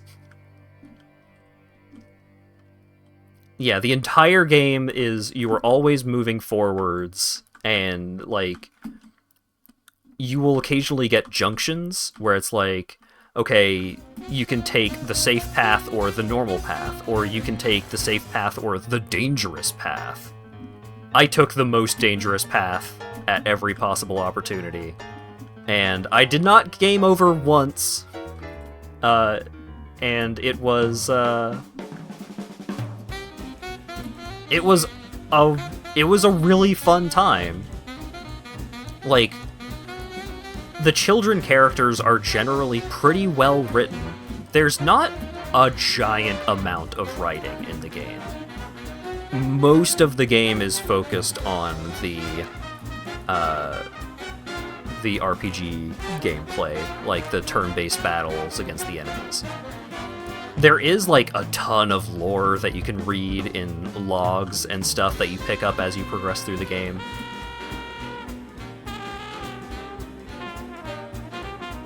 But, like, there's a good amount of writing, and the writing is generally quite good. I really came to cherish all of the little war children.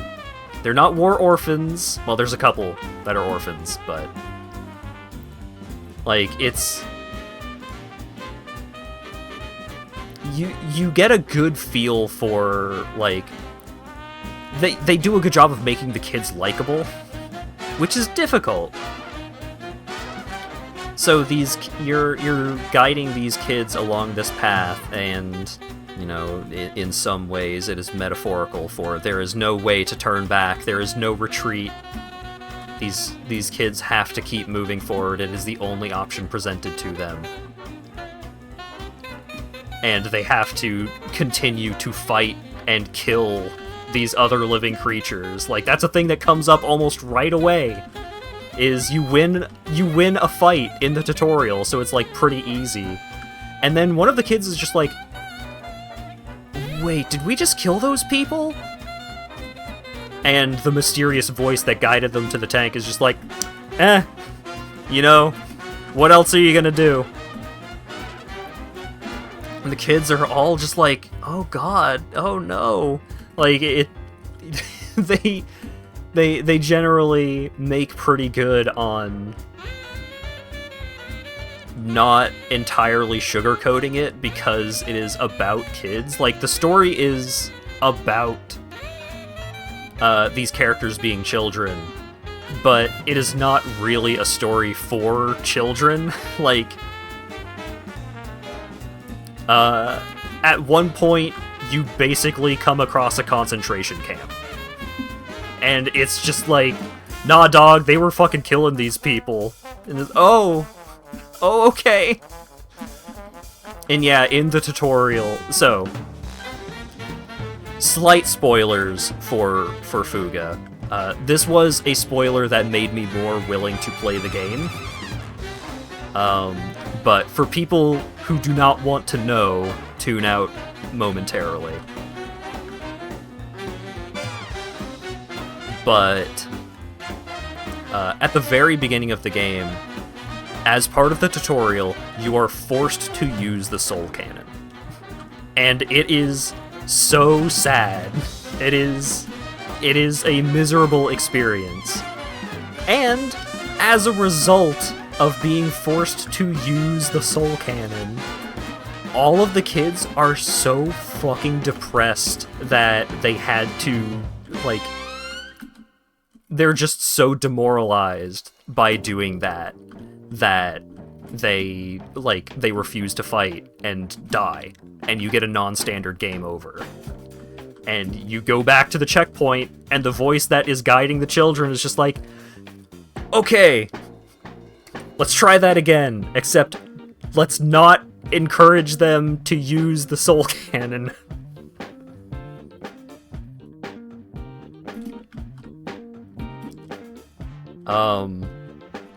So yeah, like, the game is very clear that, like, the soul cannon, this big, super powerful weapon, and, like, because of everything that surrounds using the soul cannon,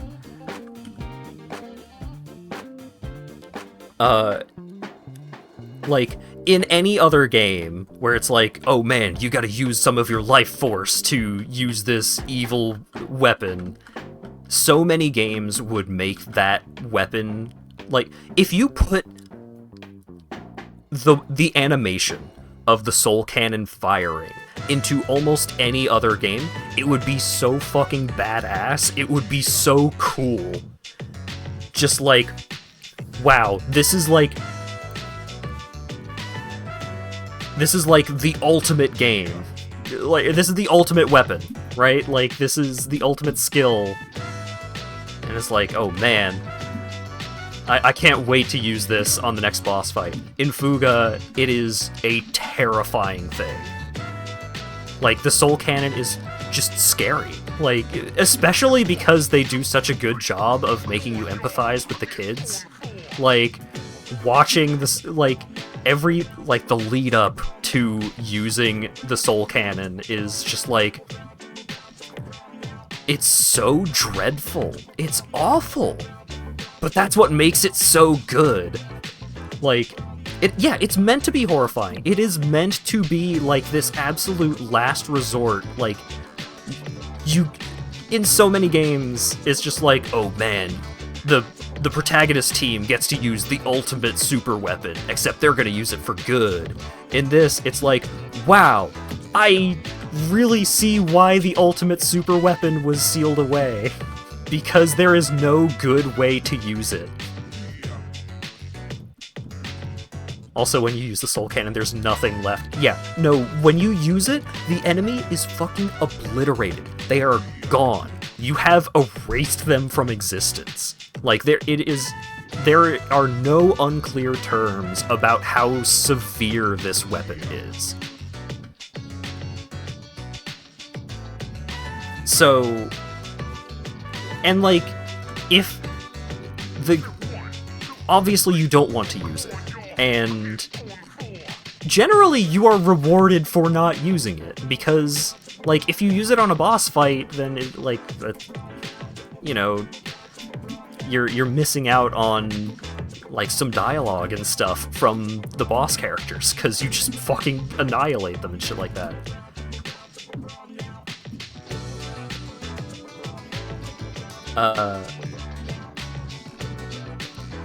Yeah, it's bad. And then, like, you are so it is very much treated like a last resort.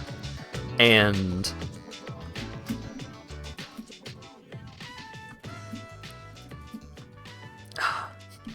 I'm trying to be careful about how exactly I talk about it, because I could accidentally stray into spoilers, but, like, you are sacrificing one of these kids to the canon. That's bad, because to divert from just, like, all of the ways that this game is, like, just so severe and horrifying. Like, losing one of your units matters. It matters a lot in this game, because each of the kids is good at different things. Like, they will use different weapon types, which are better in certain scenarios. They all have different sets of abilities that they learn as they level up. And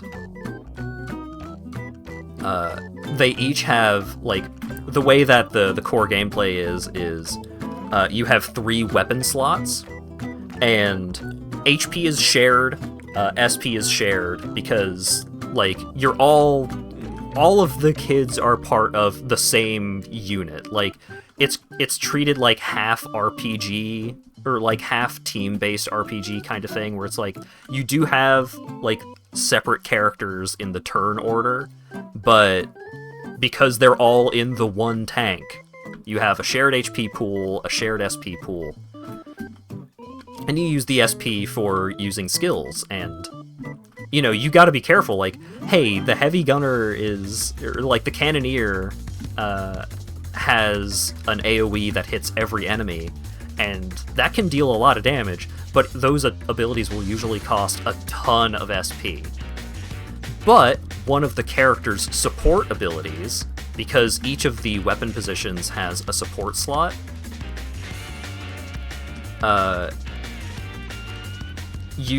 each of the characters have different support abilities. So one of them has a support ability that reduces SP costs for skills. So it's like, well, I could put that on my cannoneer, so the big AoE is less expensive. But I could put someone who increases the cannoneer's accuracy to support them instead, or someone who makes them act faster after using one of their skills or something like that. And you will sometimes want different support characters in different scenarios, and so you can change the position of all of your characters, like, whether they are actively in a weapon position or not. You could just swap out every character, put them, like, rearrange every single character you have entirely in all of the positions. And you can do that, every 3 turns. Like, when you change the position of all of the characters, you get a 3-turn cooldown before you can change them again. And each character action is a turn. So you can change everyone's position. You could change everyone's position, and then, like, the 3rd character to act in that 3-turn cooldown, you could then switch that character into the current turn's cooldown when you shuffle around everyone, so you can make characters act multiple times in a row.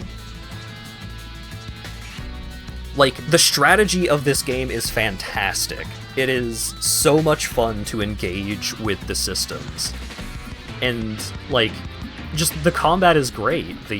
You have a bunch of different kinds of enemy types. Like, flying units are harder to hit, so your machine gunners, who do low damage but have high accuracy, are good at dealing with flying units. But sometimes you just don't have any enemy flying units to worry about. But then your machine gunners can still be useful because the machine gunners can shred enemy armor. But you could end up in a situation where it's like, all right, the enemy team has like all ground units with no armor. So you could say, I'm just gonna field my entire team, like, I'm gonna field all of my cannoneers and just try and AoE burst these characters down, like, in a single turn. And that's viable. Or, you can check what weaknesses the enemies have. And I don't believe that weaknesses determine how much damage they take from different weapon types. What they do is, weaknesses are depicted by, there will be different colored symbols under the enemy health bars. Blue symbols are like weak to machine gunners, yellow symbols are weak to grenade launchers, the red symbol is weak to cannoneers. And if you hit an enemy with that color of attack, and it can be a regular attack or a skill, so like if you have a skill that deals damage, like the grenade launcher characters will often have a lot of abilities that can potentially apply debuffs. So like you have an enemy that has a yellow weakness symbol, you hit them with your grenade launcher dude's like smoke grenade skill, and so you get rid of that weakness symbol, and you might apply a debuff. Why do you care about the weakness symbols? Well, because if you remove all of the weakness symbols underneath a unit's health bar, their turn is delayed. And different characters and different actions will have different action speeds, so it'll determine like how long it will be before they can act again. And so you have this little timeline at the top of the screen, and it's not just like binary, just like this character goes and then this character goes. It's like this character goes and then like this character goes and then this character goes, and they're all like grouped up right next to each other. And then there's a huge gap before the next character goes. Like, it gives you a visualization of the turn order. He hasn't even talked. Yeah, so there's also, like, all of that is the core of the game. Like, that is the basic stuff you are going to be engaging with most, because that's the turn-based battle system. But how you improve over the course of the game is heavily influenced by how you spend your downtime. Smells press turn? Yeah, like, it is similar to the press turn system. Except the enemy can't use it against you in the same way, but some enemies will have attacks that will delay one of your characters. So it's slightly different. Oh right, another thing, if your tank is below 50% HP, then all of your characters, all of the children become vulnerable to getting injured from subsequent attacks. They are also vulnerable to becoming frightened, so they just get scared that they are losing the fight, and this reduces their accuracy by half. And sometimes if you get hit while your tank's health is low, a character will get depressed, and a depressed character cannot use skills or link attacks. And you can't use that, you cannot get that character to use skills or link attacks again until you talk to them with one of your other characters during downtime. So during downtime, you have a limited number of action points that you can spend on various things in the tank. So upgrading, like, if you have the materials to upgrade, like, your cannons or your machine gun or something like that, you have to spend time to install that upgrade. So if a character is depressed, you have to spend at least one action point on having one character just like try to cheer them up. And it's a dialogue prompt, so like you have to choose the correct dialogue in order to cheer them up, so you are rewarded for knowing more about each character's personality.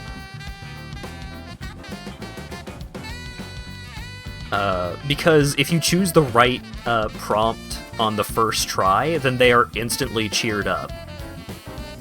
But if you choose one of the wrong prompts, usually it will, like... There's, like, a very good prompt, which cheers them up right away. There's the good prompt, which you have to use several of for them to cheer up. And then there is the, like, a bad prompt, which makes no progress. So you could just end up wasting your actions during downtime if you do not know the character at all.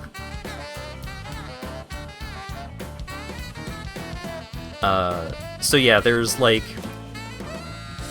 bunch of different things that you can spend downtime during, and you can choose to spend certain upgrade materials on different things depending on what you need right now. So like you can upgrade the farm, which gives you food items to cook with, and cooking not only gives characters a bit of an XP boost, it also gives you a buff until the next time you reach a downtime event. So cooking is really good, but cooking takes 3 action points, and you have 20 to try and do everything you want to do. So it's like, okay, I want these 2 characters to talk to each other a bit, so that way their relationship will increase, which will increase the strength of those 2 characters supporting each other. But maybe I also want to use one of those characters to... maybe I want to build the relationship between like these 2 characters, even though like they're not my default support duo, but if I do need these 2 characters to support each other, then they're gonna be really good as like a backup. If one of the children gets injured for one reason or another, they have to take a nap before you can continue using them. Or like, you can get a character injured, and if they would be injured again, Brian Shu on guitar! If they get injured again, then they are knocked out, and then they are completely unusable until the next time they take a rest. So it's like, well, I was up against an enemy that had an attack that injured several of my kids, and then my health dropped below 50%, so 2 of those kids got injured and knocked out by just regular attacks that the enemy was doing because I didn't heal my tank fast enough.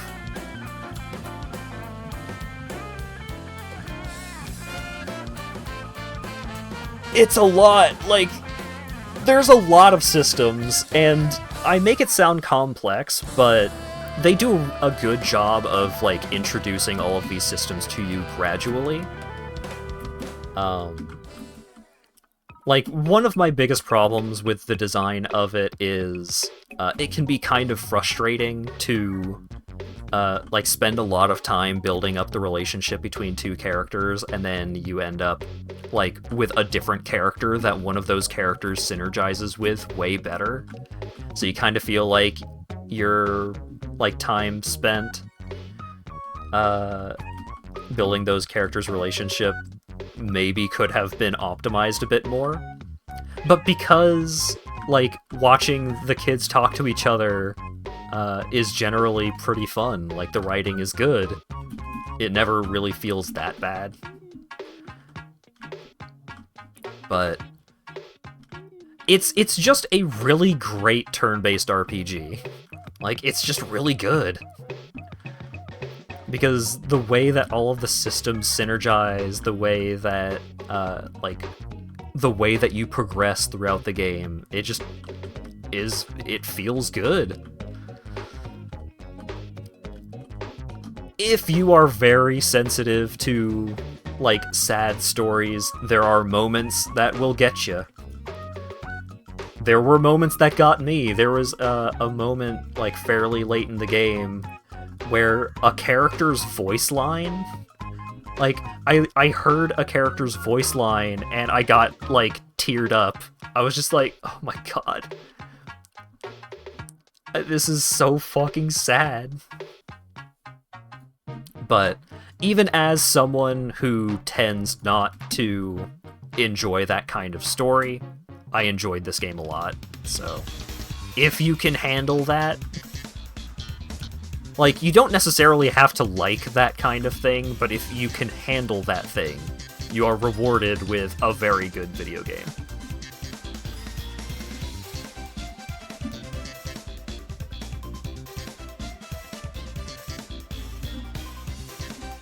And obviously I'm going to make the suggestion of, like, hey, using the soul cannon is bad, but the game makes that quite clear on its own. But apparently they did add a hint at it, like, at some point in the, like, in a patch or something. They made a certain thing that you need to do to get the true ending more explicit. And when you reach that point, the game, like, you'll probably know. And if you, like, you don't have to, like, you don't have to go too far out of your way to do that thing, is what I'll say. Just to try and be as vague about it as I can.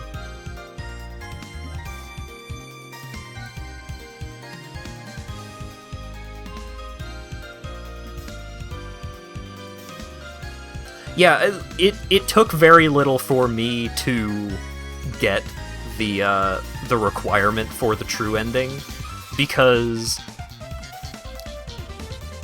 the true ending is related to a specific character, and I just ended up liking that character's, like, story and what they had going on enough that I just naturally spent a lot of time with that character.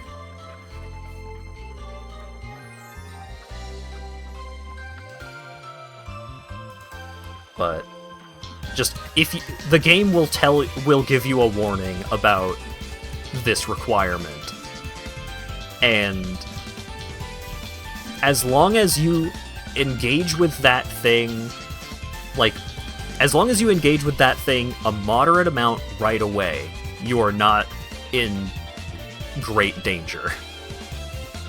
So don't let that be some kind of, like, big convincing factor against it.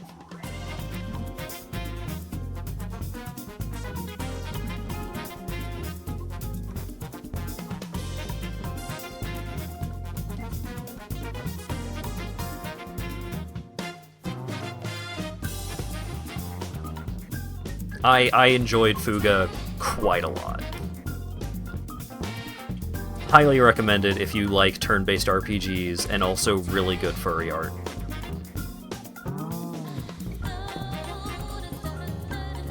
It was very funny looking at, like, a wiki page for a certain thing. Because, like, despite the game, like, the game stars children, it is, like, not horny. It is not a horny game at all. But looking at a certain page on the wiki, there was a list of all of the artists who did, like, guest art for the end of chapter little splash images, which are all really nice. And, like, a bunch of those artists had warnings on them of just like, hey, this artist draws suggestive or not safe for work images.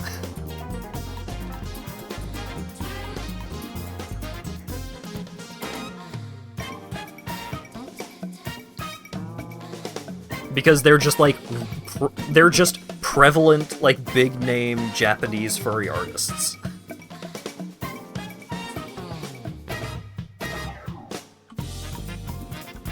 Yeah, one of these characters might be drawn like,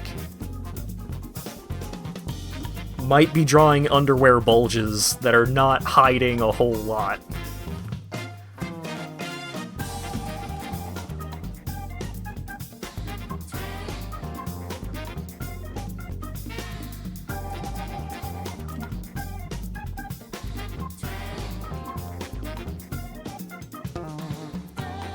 But yeah, that was funny when I was trying to look up that stuff.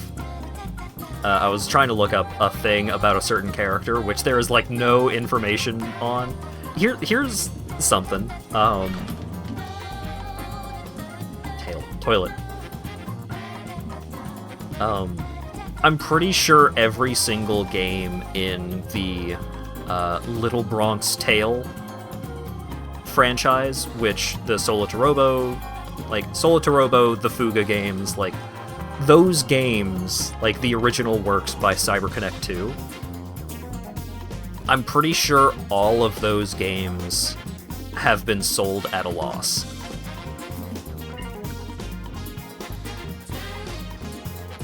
Which is a bummer. Like, this whole franchise is very clearly a passion project by this team. But because these games are self-published, they often just, like, they do not know proper pricing. They don't know, like, they don't have a bunch of advertising money or anything like that. Yeah, Fuga being on Game Pass is how I personally got it. Fuga 1 is leaving Game Pass, but Fuga 2 is going to remain on Game Pass for a while. So if you can pick up Fuga 1 in, like, on Steam or something, then if you have Game Pass, you could go check out the sequel on Game Pass. But CyberConnect 2 does, like, Digimon games and stuff like that. They do a lot of licensed games, and they use the money from those licensed games to make the Little Bronx Tale games.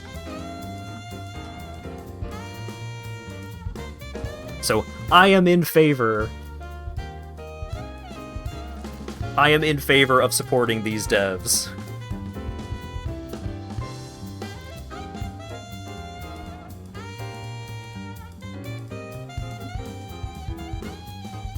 Yeah, like, not having a publisher is pretty bad. Relying very heavily on word of mouth. I think Sean Chiplock streaming Fuga was some of the largest advertising the game got. Yeah. It's rough. But, yeah, that... if you can handle the sadness, which, like... I was struggling a little bit here and there, but I powered through it because it's just a really good game. Clemps also made a video. Nice. But yeah, like, the important thing to know going in is that it's not... you know, it's the fucking Torment Nexus thing. It's like, the game is just like, hey, check out this Torment Nexus that is like a horrible weapon of war. Look at how bad it is to use it. And then so much of what people hear about the game is just like, yo, I hear you get to use the Torment Nexus in that game. It's just like, yeah, but that's not... that's not the point. Like, the game explicitly discourages you from using the Torment Nexus. The entire plot of the game is that, like, it's bad to use the Torment Nexus.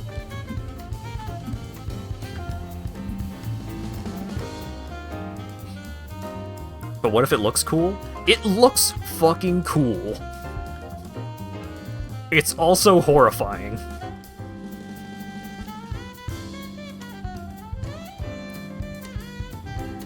Fuga selling tagline, please do not use the Torment Nexus. Yeah. So,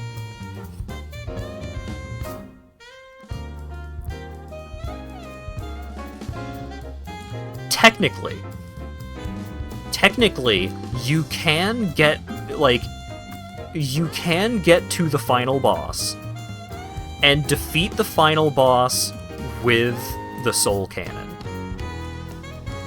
with only one character remaining. And if you do that, you get a special ending.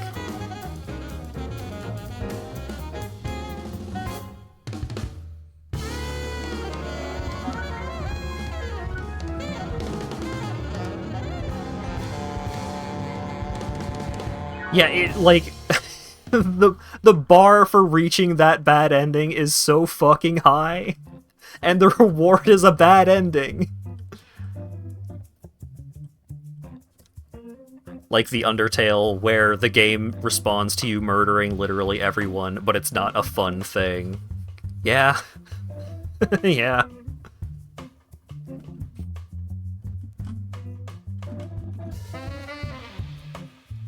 At no point does the game make, like, using that thing seem like a good option. You can only use it during boss fights, and when the option comes up, it is, like, every time that the option comes up, it is very blatantly phrased as a, this is a last resort situation. Like, you are losing this fight. Like, if you do not want to lose this fight, you can use the Soul Cannon.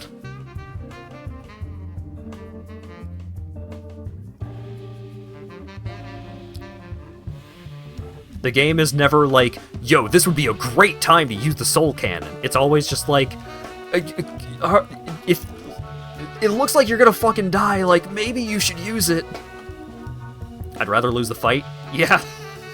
Yeah.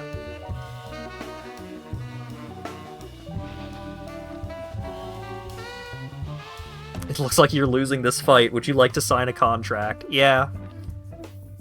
It's also, like, apparently they are putting out a localized version of the manga that they made for Fuga 1.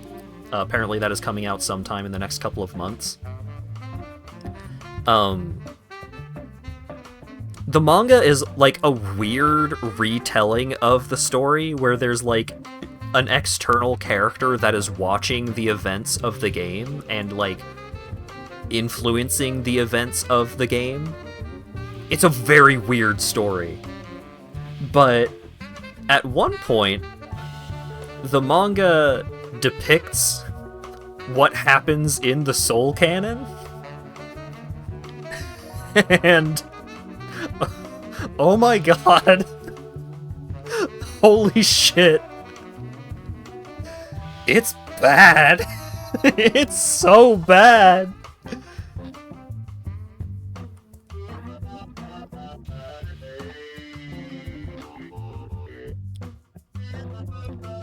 Hey, you don't have a save file. You gotta press the button or you lose. Yeah. Yeah, the game does not have manual saves.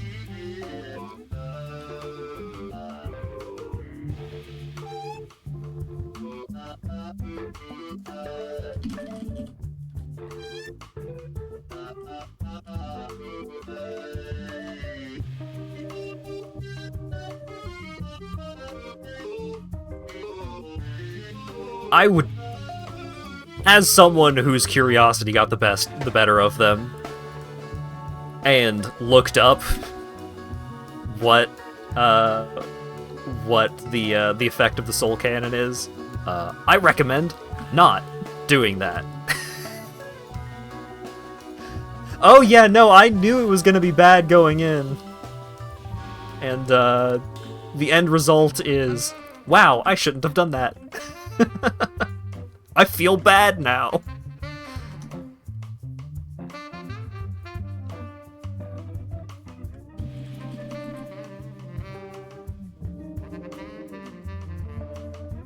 I don't know what I expected Arrested Development meme. Yeah. Yeah.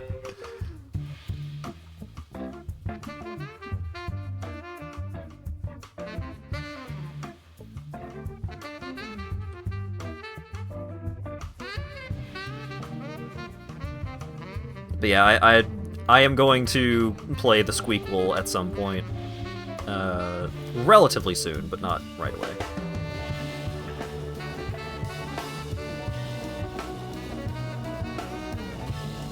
You gotta stream 2.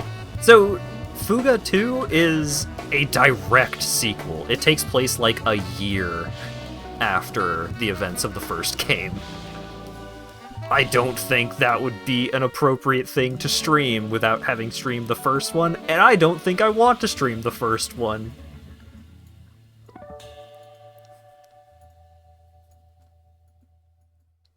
I don't want to get all choked up trying to do dialogue of sad moments.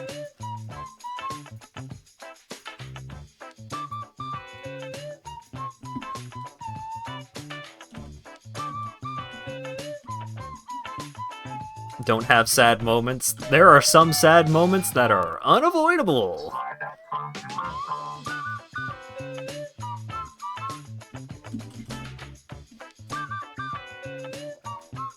Like, hey, it's bad when the children get to the concentration camp. Like, not super eager to share in that experience live on stream. You might feel things. Oh, I very much anticipate feeling emotions.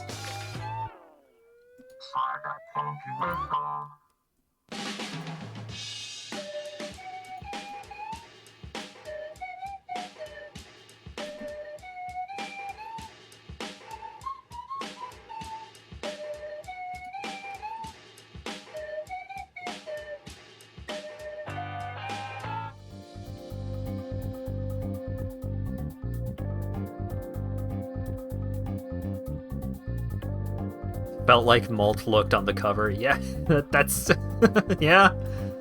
That seems very plausible.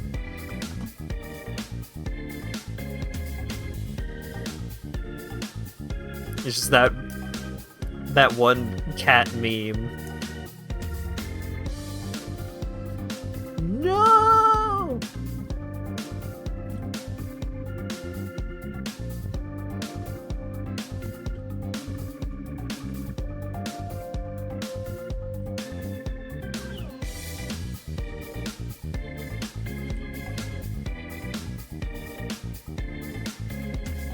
Malting. Great.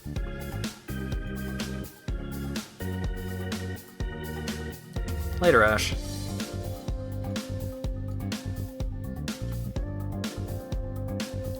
Sean Chiplock in particular has half-jokingly described it as causing the game to come off less like Fuga and more like Nier. Oh boy. Oh boy.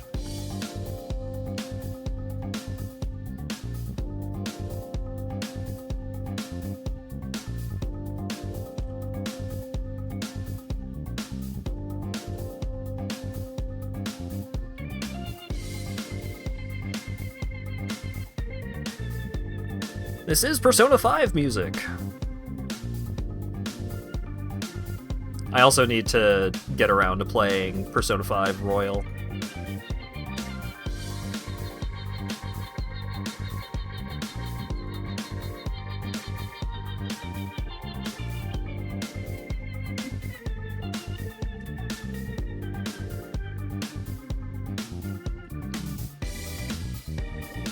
I'm not streaming it.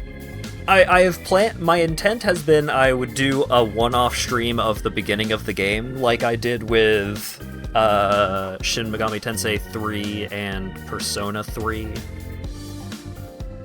I also intend on doing that with Persona 4.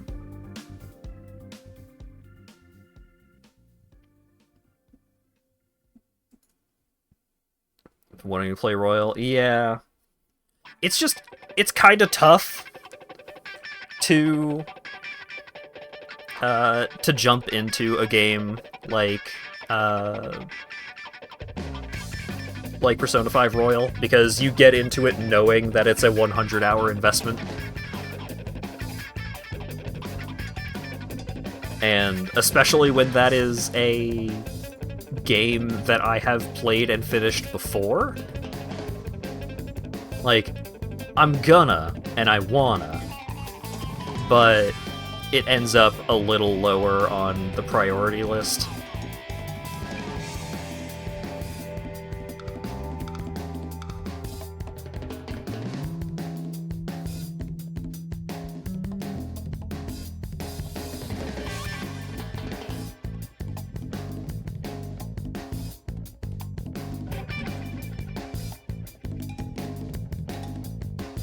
Oh yeah, I know there is, like, more than enough new content to satisfy a veteran like myself.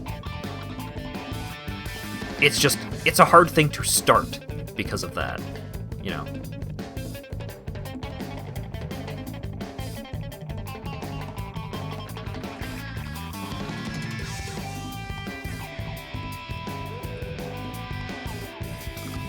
The Fuga 1 manga appears to be available online. Do not read the manga first, because it is a retelling of the game, but it's different.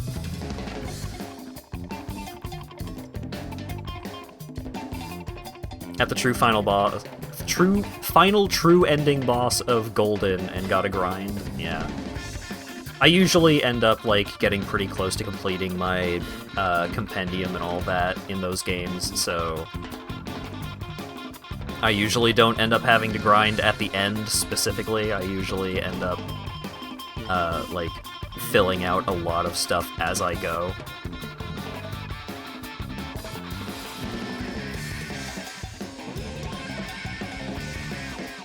Yeah, the Fuga 1 manga is available online in Japanese via Famitsu's site.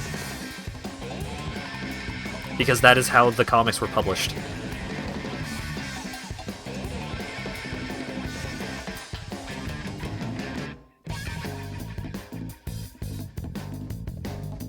There is cool stuff that the animes do of the Persona games, but so much of the appeal of the Persona games is based off of, like, building up a relationship with these characters gradually over time, and the plot developing gradually over time, and trying to scrunch all that into, like, 24 episodes is rough.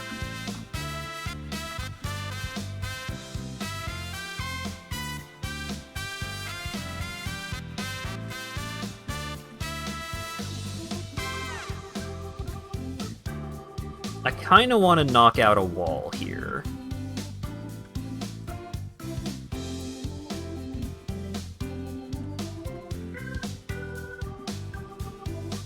I wish I had thought of this before I went with this design for this area, but I think this area turned out pretty nice. It's just... it feels a little cramped. So I could just turn this into, like, a one master bedroom kind of place, but...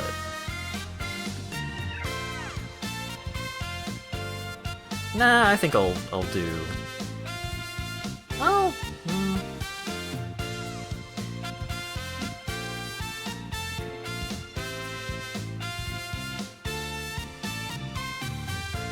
The only reason why you still have a Vita. Yeah, I bought a PlayStation TV, and the proprietary Sony memory card, and a PlayStation 4 controller, because I didn't have a PS4 at the time. All to play Persona 4 Golden. Explicitly. Like, I think I played literally 0 other games on my PlayStation TV other than Persona 4 Golden.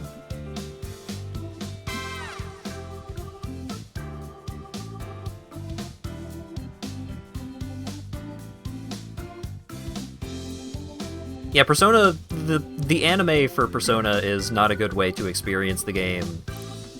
Like, to experience the game, but it can have, like, bonus stuff for people who have already played the game. That's usually how that kind of thing works out. Right, so other than Fuga, which is fantastic, highly recommended, Baldur's Gate 3. Actually, no. Before I get into Baldur's Gate 3, let's do a shorter topic here, real quick. Fallout 76. I installed Fallout 76 a couple of days ago because I knew that I was going to be getting my new video card. So I was like, okay, let's use this as an excuse to finally try Fallout 76 because I've been curious. You know, I'm not a massive Fallout fan, but I enjoy the games more than well enough that I was like, okay, this game has seen so many updates over time that surely I might get something out of it. So I booted it up, and it ran all right, and then I switched to windowed mode. And in order to change any of the graphics settings in that game, you have to restart the game, which is terrible.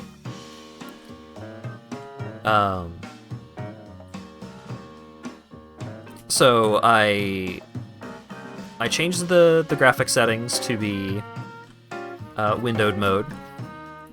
You know, windowed mode 1080 on my 1440 monitor, and the game ran like absolute fucking garbage. Like, it had been a long time since I had experienced a game running so poorly that I couldn't control my mouse correctly.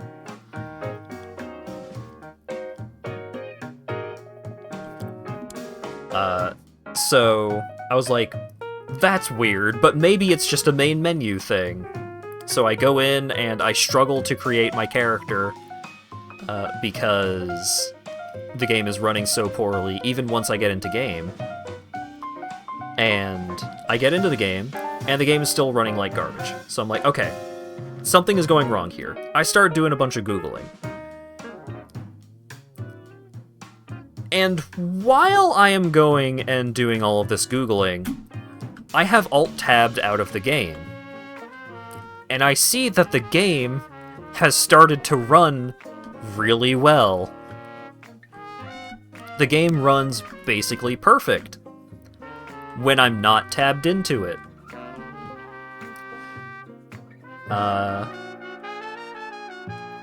So that was an interesting discovery. And everything that I found online in regards to, like, poor performance with the game, everyone just said, hey, don't run it in windowed mode. Windowed mode completely fucks it up. And I have a guesstimation as to why.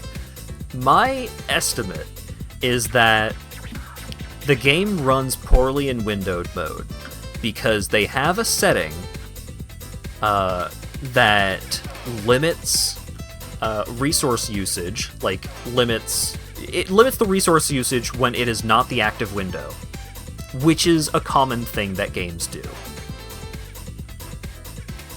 My guess is that whatever variable determines whether or not that you know, non-focused optimization, just so it doesn't run, you know, it doesn't tank all your computer's resources when you're not actively playing it.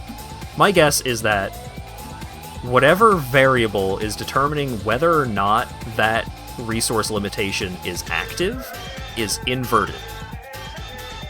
Because the game runs totally fine when it is not tabbed in,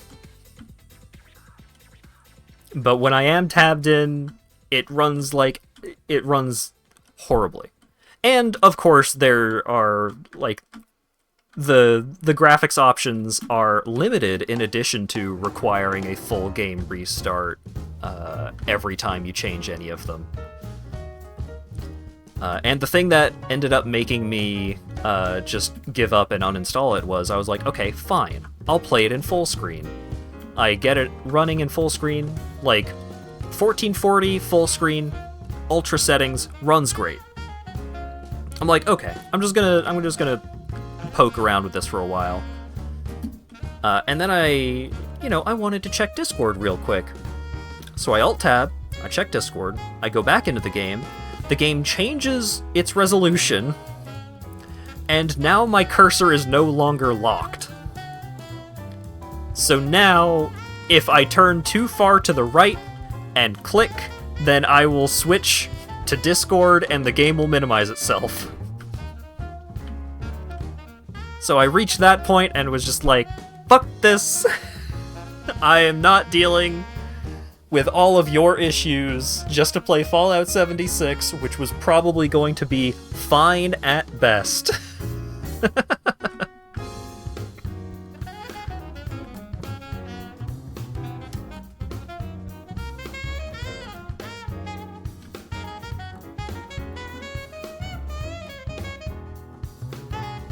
Yeah, way too much effort for a mediocre thing.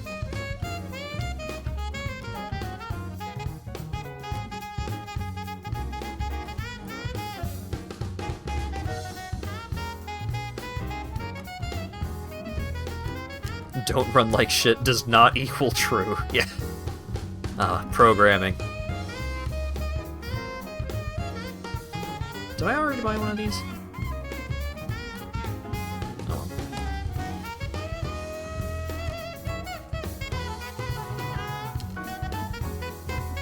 So yeah, Fallout 76 did not work out. But what has worked out has been Baldur's Gate 3. Baldur's Gate 3 has been a lot of fun so far.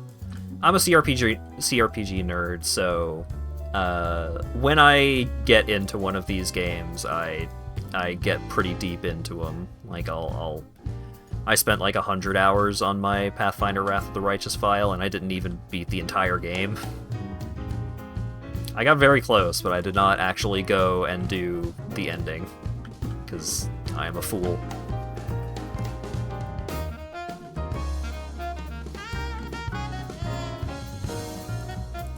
Yeah, I'll make this like an office, I think. Did I get past the brains? I did. I did get past that one random encounter. And I'll tell you how I got past it. I went to that door that I failed to lockpick, and I actually succeeded on my lockpick attempt when I went back to it. And then I was in some fucking tomb, and there were traps, and one of the traps that showed up was, like, you enter this room, and it's this big room with, like, in the middle there's a sarcophagus or something. And it's like, oh man, there's probably some cool shit in there. And one of my characters was just like, oh, there's a trap nearby. And the trap was a vent on the ground. And I was like, what's a vent on the ground gonna do? And then a little hint tooltip popped up that said, don't forget, as if I had known this in the first place, you can block traps with heavy objects. And I was like, oh. So I didn't think too much of it at the time, because I was just like, I'm just not, I will simply not activate the trap. Problem solved. I activated the trap, and the vents released a bunch of grease, and then a bunch of statues nearby started shooting fireballs. And the grease caught fire. So obviously I was extremely dead.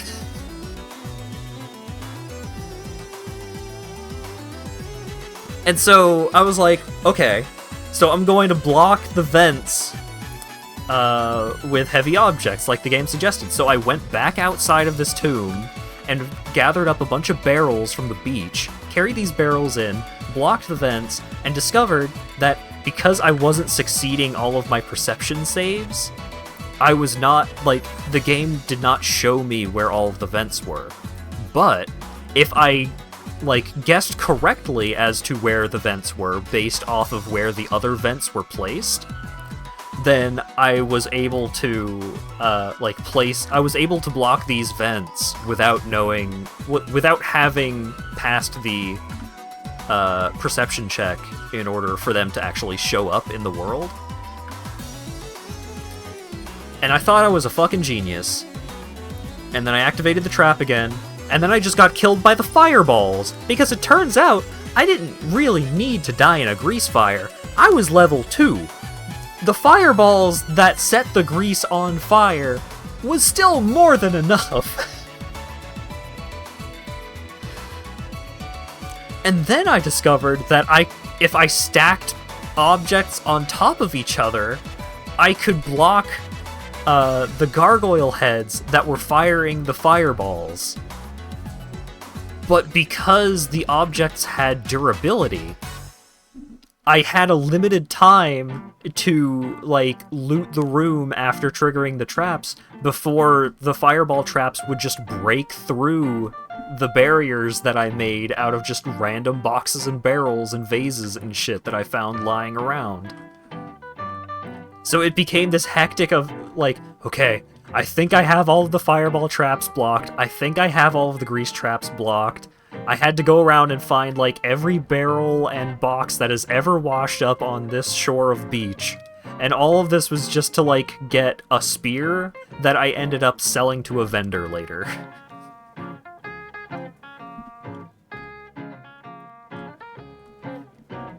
It was so much fun. Oh my god. I'm knocking this wall down.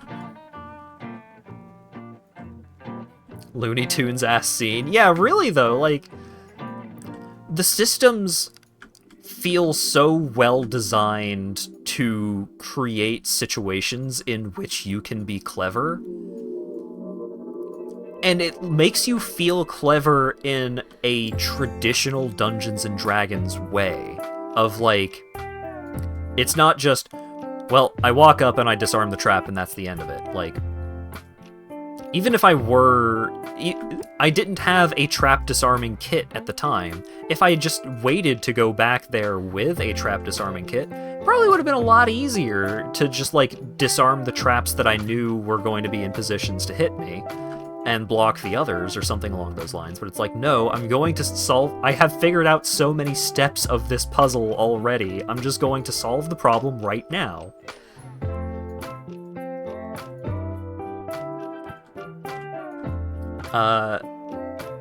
It is, like, this is a problem that, CRPGs will encounter every now and then, of sometimes there are problems where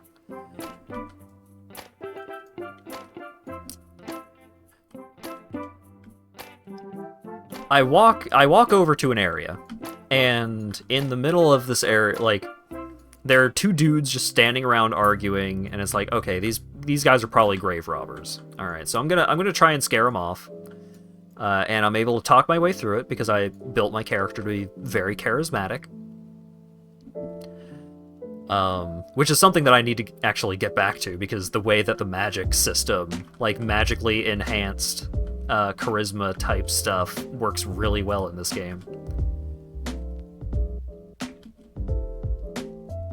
So I convince them to leave, and I go through and start, like, checking the area where they were, and I see a crack in the floor, and I touch the crack in the floor, and my party falls through the ground into the tomb that the rest of these, like, crypt robbers were in the middle of robbing, and I got my ass handed to me.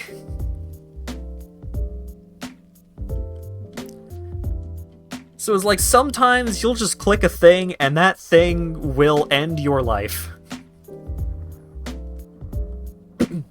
And that's, like, I'm trying not to rely too much on save scumming, especially because, like, the game is pretty generous with inspiration, especially, like, this game has so many great systems. I could go on and on, but okay, inspiration. So how inspiration works is you can use inspiration to re-roll a failed save.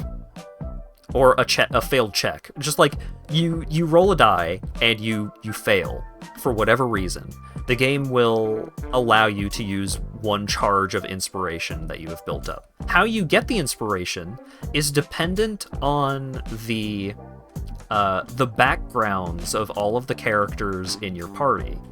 So, because I've made my character a charlatan, a liar, con man kind of background.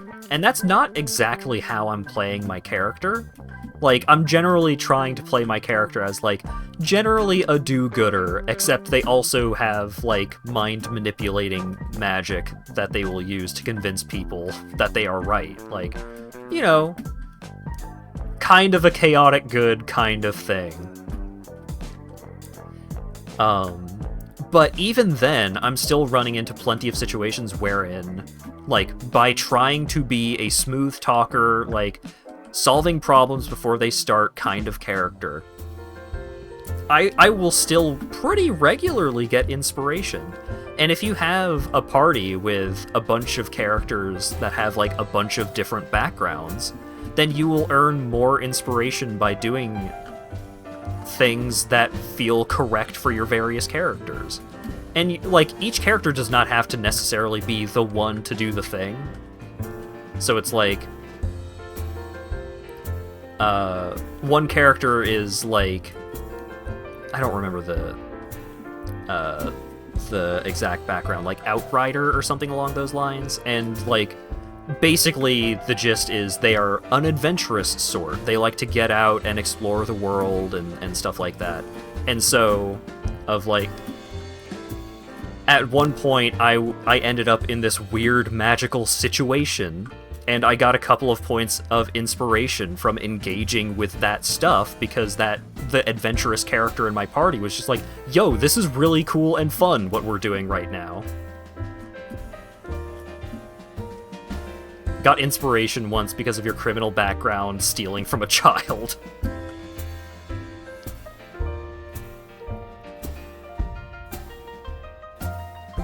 Yeah, like, I don't really... I appreciate all of the multiplayer stuff that game does, but I don't think playing it in multiplayer is the best way to experience that game.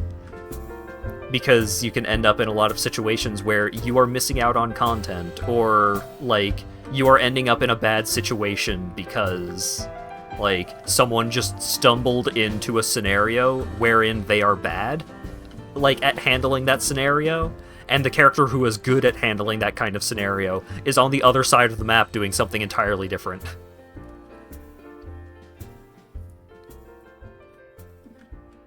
So, it's not perfect. I think the multiplayer stuff is still pretty fun and cool, but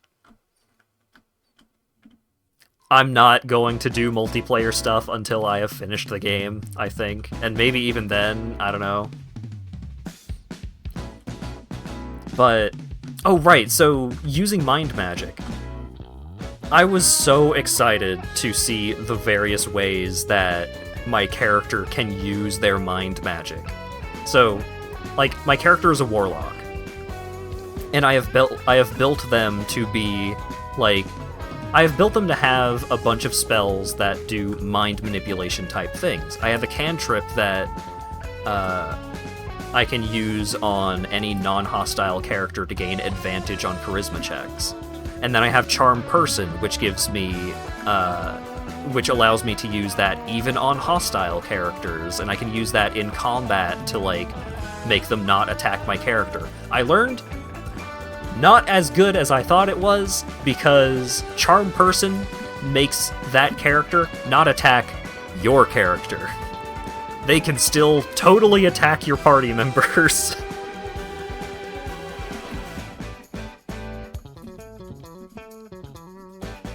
So that was an oopsie daisy. But I still keep it around because it's, you know, maybe it'll come up every now and then. But the way that using those kinds of spells works is you don't have to use those spells preemptively, and that is so fucking good for, like, player usability, for like just playability. Like, I don't have to go around and cast friendship on every single character I encounter just in case I might need to make a charisma check against them. It's just like, hey, you're about to make a charisma check against this character. You click this little button that says Add Bonus. And what Add Bonus does is it brings up a little menu of all of the various bonuses that you can potentially use to give yourself an advantage in that situation. So, I click and I add Friendship. And it's like, okay, so you're going to cast Friendship on this character. And like, on hard difficulty, if you cast a mind manipulating ability like that on someone, then they might call you out for trying to use mind magic on them, and that will just make them pissed, if not outright hostile. But I'm playing on normal, so I do it all the fucking time, and I'm looking forward to the time where I get completely blown out as a result of it. But like, I bring up the little menu and I say, add friendship. So it's like, okay, so I'm gonna cast friendship on this character to try and get an advantage on my charisma check. And then, hey, one of my party members can use a cantrip to give me plus 1d4 on my roll. So great. I add both of these bonuses, and then I do my roll. And then, if I fuck up the roll anyway, then I can just re-roll it using inspiration. So, like, the game is designed as such that, you don't have to rely on save scumming.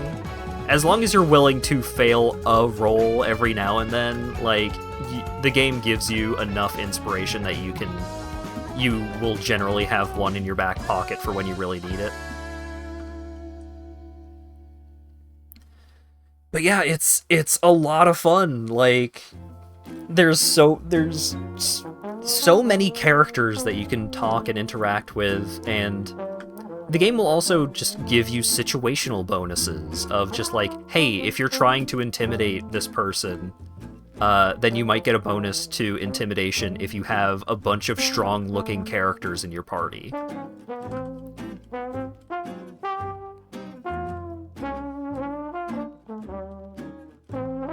Yeah, the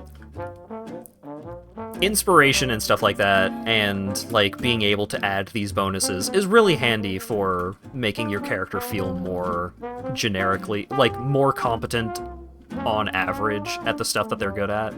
Because Baldur's Gate 3 is based off of 5th edition, which generally went with lower modifiers, so you can't end up like super optimized and just always defaulting to just doing the thing that you're good at all the time.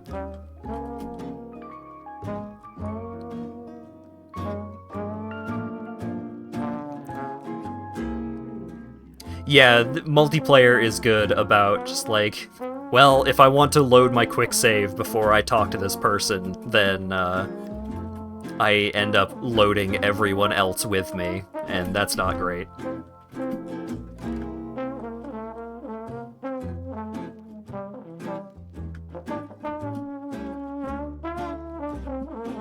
But yeah, like, the various bonuses for skill checks and stuff like that is pretty nice.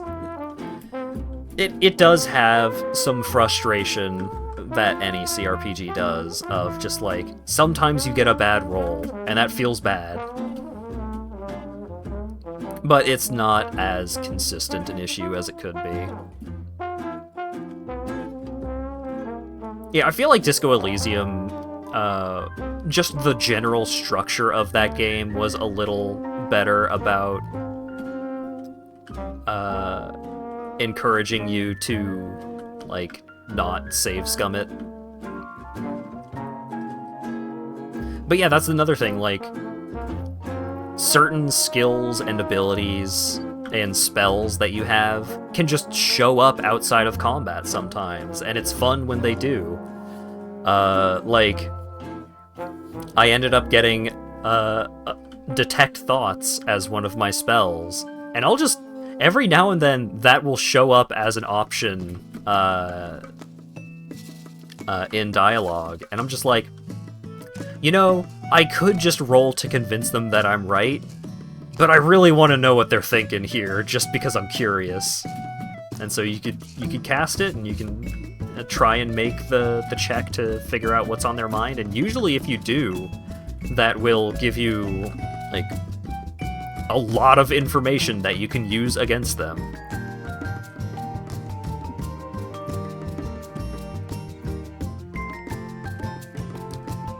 Yeah, I think the like, failing your skill checks is most frustrating in situations where you are failing a perception check, or a check to, like, pick a lock or something like that. Stuff with, like, very binary, hard yes or no failure states. Because I was in one situation where I was in a dungeon, and there was a specific kind of trap in this dungeon, and the trap would appear whether you succeeded your perception check or not. So I could see the trap lying around. But,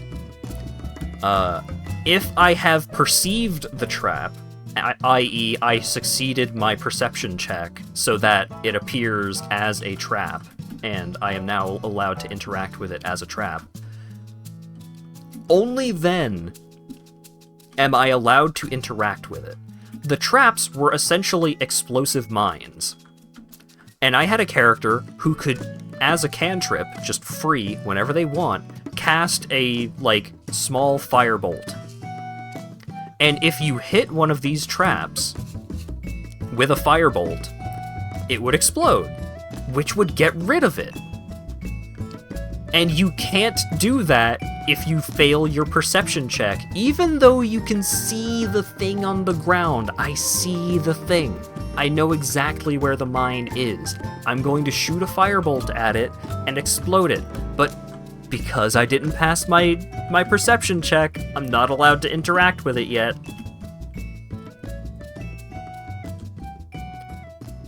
Like, that part of that section was very frustrating, because there was another aspect of those traps, which was a vent that was venting explosive gas into the area. And, like, making the explosive gas did not cause the gas to go away, because more was coming in through the vent. So you needed to cover the vent to stop the gas from clouding the area. But you don't get to, like, the vent, you don't get to see where it is at all if you fail your perception check. You can still cover it if you know exactly where it is, but because it was covered in a cloud of gas, it was very difficult to tell. But that section was overall pretty fun to navigate, because, like, there was a lot of areas that you could skip over by just doing a jump between two spots of this, like, weird winding pathway. But the downside is that if you jump too far, like, if you drop too far from a jump, then you take falling damage.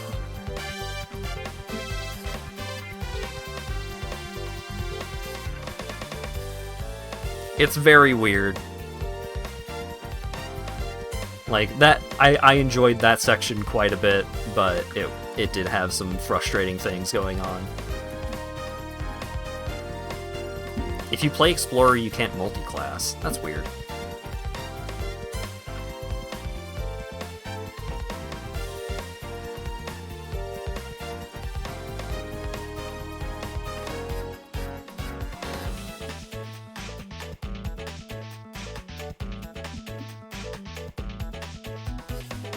But so far, I've been enjoying my playthrough quite a bit, and I think one thing that is making me enjoy things even more is I am playing a character. I'm kind of playing a yes man type character of, I want to be helpful, and I try to be helpful in as many ways as I can without, like, being expressly harmful to anyone. And this has resulted in a couple of situations wherein I am helping people that I should not.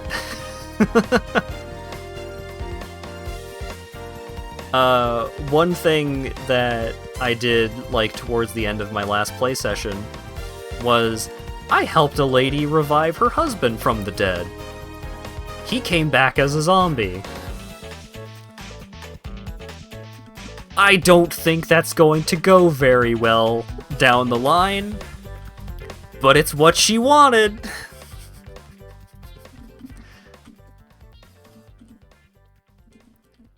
So,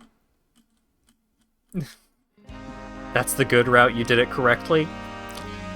You might be bullshitting me. I don't know. I'll find out later, because I assume that I'm going to find them at a later point in the game and just be like, she's gonna be fucking dead and the zombie is gonna be going haywire, or maybe they get, like, maybe they find a wizard that can fix the zombie, like, for real, and maybe it's a happy ending. I don't know. I don't want to know. But just the way that the game is structured, like, it really feels like it could go either way. And I don't really feel bad for having just taken the option to try and be helpful. But it definitely feels like a game where just trying to do that all of the time will result in a gradual, like, karma stacking of just, like,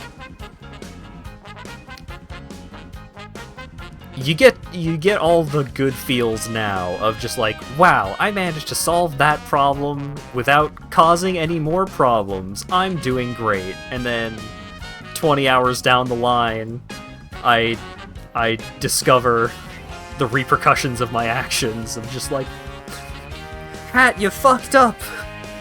Oh no, I was trying to be helpful.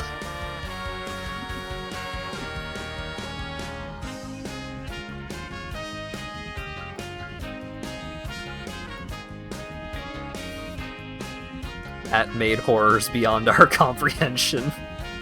I'm looking forward to it, like...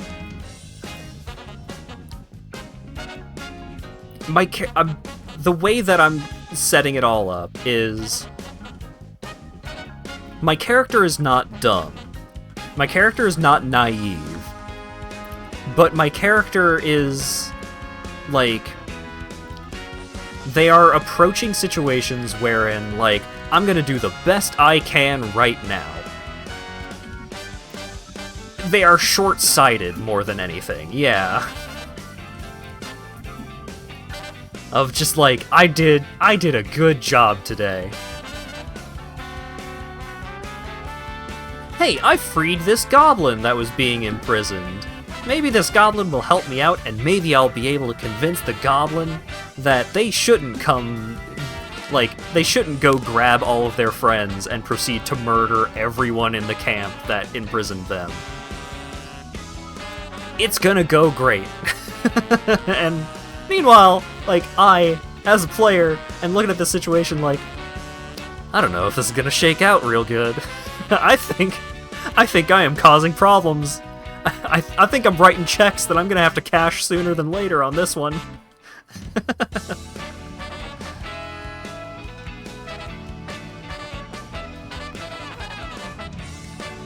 So it's been a lot of fun.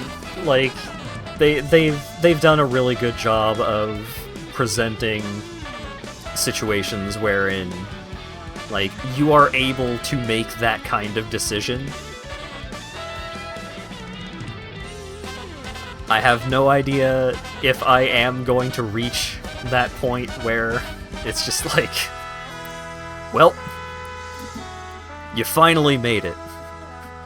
Here is the dedicated time for everyone to here's the Festivus airing of grievances.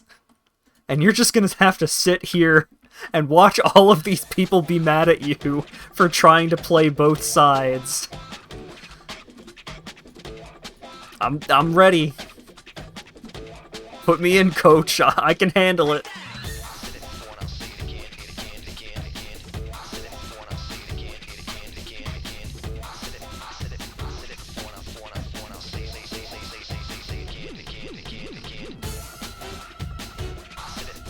Excitedly reaching the point in the graph where fuck around and find out meet. Yeah.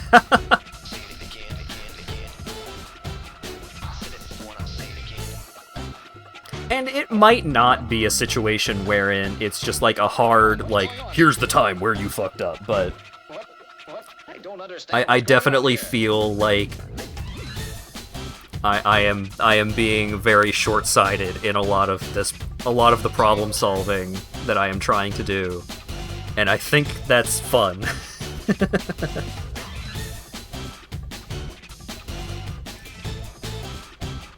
Which companions are you using? I'm using Fire Barbarian Lady, Weird Bat Nose Alien Lady, and It's Totally Not a Phase Goth Cleric Lady.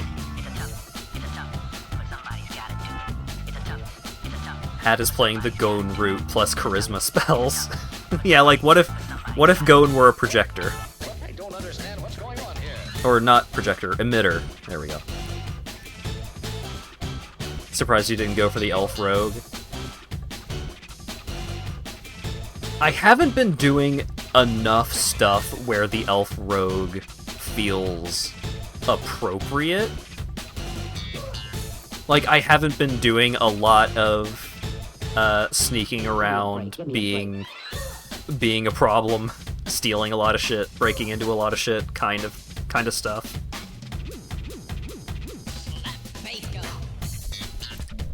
Yeah, like, rogues are also just good, so I don't know. I like the mean alien lady, she's fun to hang out with. I like the fire barbarian lady, she's fun to hang out with. And the cleric lady is, like, pretty helpful. Like, it's nice to have a cleric. But I am kind of getting to the point where it's just like, I'm not using... Like, this cleric is not doing enough for me in, like, how I have my party currently kitted out, so I might just switch out the cleric lady for elf rogue fella and just be the only mage in my party. Although then I would lose out on inspiration. I don't know. Hello, Sean the Bat. Thank you very much for the raid. Yeah, I haven't done any respecs on any characters quite yet.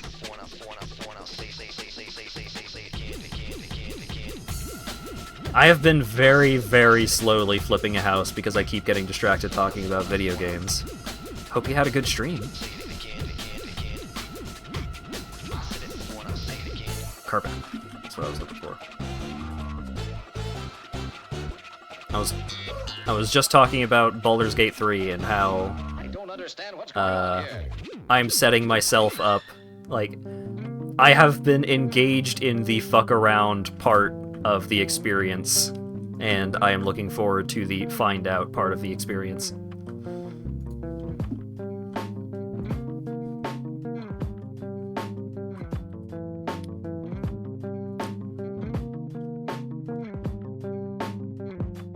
Cleric is kind of suffering in Baldur's Gate 3 because their spell selection is kind of bad because core only. Oh, yeah.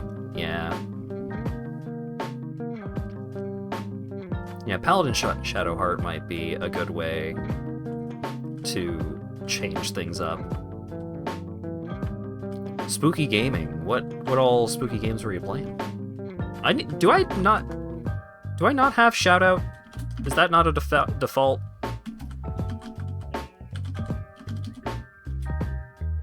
I don't have that command set up. I need to set that command up. I've been a bad streamer boy. Later, Asp. Let me know what you think of Fuga when you get around to playing it.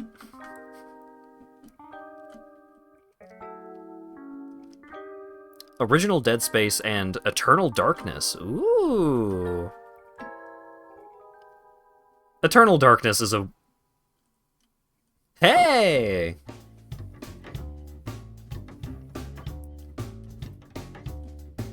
Where was that button? Have I not followed Sean the Bat yet? Yep, there you go. I clicked the button. Oh yeah, Fuga is also like 20 hours, so it's not super long, if you're worried about that.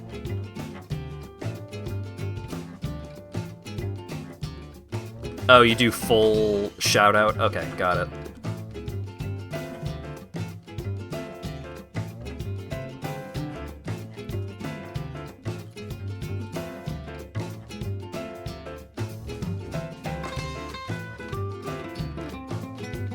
Oh yeah, I would not play Eternal Darkness, but right, what I was gonna say was I watched the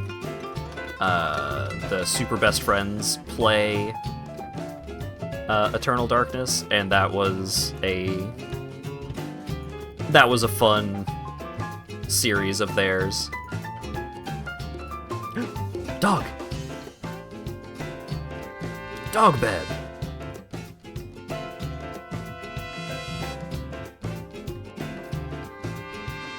Red panda, turtle, cat. Cat bed. It's also just waterbed. Reindeers?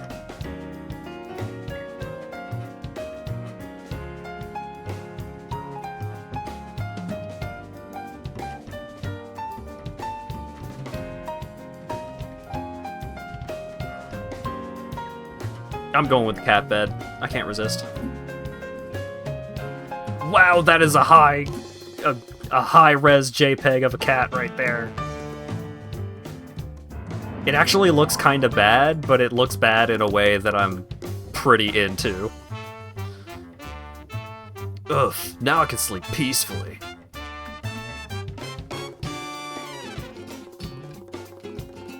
Cat bed HD, yeah. Tried the closed captioning web browser for the first time. It was fun, did break on a few times. Yeah, so, well, Web Captioner is shutting down at the end of October, which fucking blows, but I'm pretty sure I put a link to the new thing that I'm using, which is it's a live captioner plugin for OBS Studio. The way that I have it set up is a little jank, but because I have... He calls you England. I know, I don't blame people for calling me England. I go by Hat. At some point, I am probably going to transfer into changing my name to Hat on Maine. M-A-N-E, because Maned Wolf, which is a name that I like a lot. I haven't committed to changing the name yet. I had a hat that has a Union Jack patch on it. That's why I'm called England Hat. I'm not British. I've never even been to Europe. Why did I put the England part first? I just go by Hat. I'm a fool.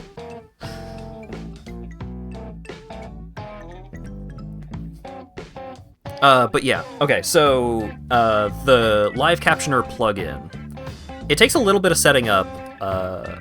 It does have the functionality to send the caption data directly to Twitch and use the built-in Twitch, caption option. I don't do that because I like having better control of where the captions are placed on my screen. So what I do is I have it set up so that it outputs to a text source, and I place that text source on, like, in a specific spot on the screen. It's pretty fun. Like, you can change the font and stuff like that on the fly. Like, I thought I was tabbed in. So if I go to captions right now. Select font. I can change it to Andy, the Terraria font. Woo! Fancy.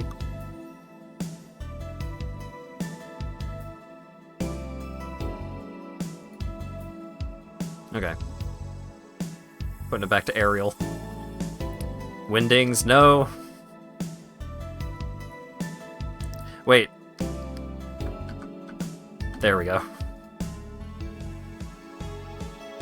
I was like, I changed it. I shouldn't have changed it. Comic Sans. I had it set to Comic Sans for a stream. Part of the problem with doing it this way is that the text sources in OBS can sometimes be a little finicky. They can be unruly and try and escape the approximate sizing that you have them set up to be. Like if you just have a bunch of W's in a sentence, then the text might get wide enough that it extends out of the box. Not perfect system. But yeah. I'm pretty sure I have a link to the plugin in the panels below the stream, but the way that I have it set up to also use captions from Discord, like I do sometimes, is I have I installed the plugin twice. Like I made Captioner and Captioner plugin 1 and Captioner plugin 2, and I have to tinker with the settings every time I restart OBS,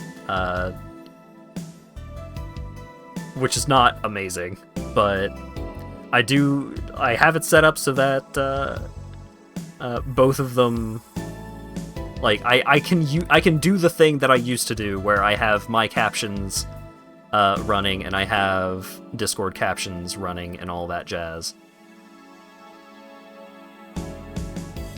Use the font from the magic card that turns fervent into pervert. God.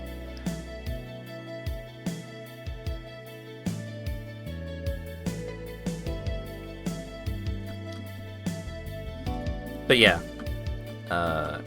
the plugin takes a bit of tinkering, but theoretically has more you can do with it than the other one. You just need to be willing to tinker with it more.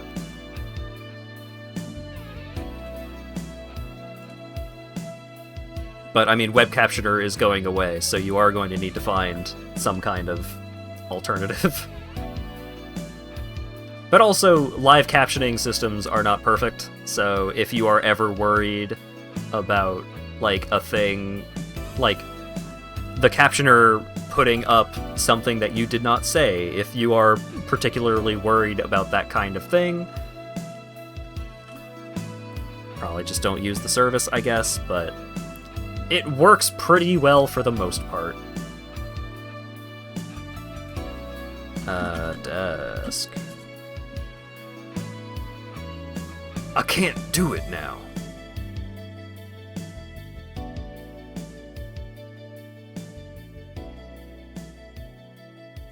Ooh, classic corner desk. Oh, right, there's a radiator over there.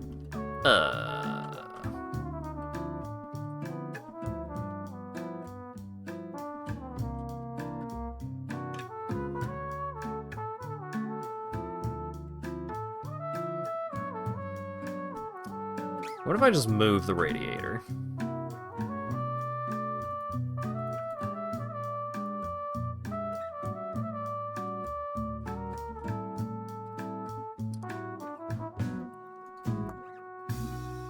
Radiator.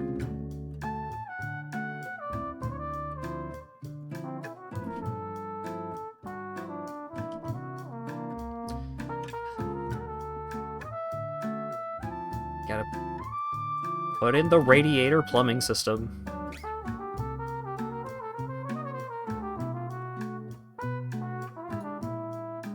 You can buy a radiator and mount it here. Great. I tried to. There we go.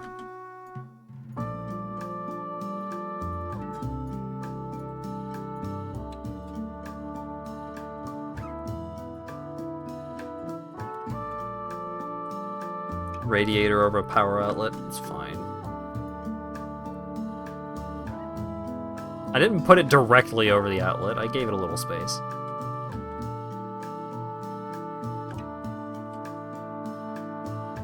Speaking of giving something a little space, there's a fucking outlet over there. It's fine. Yeah, the preview showed some of the pipes that go into the wall.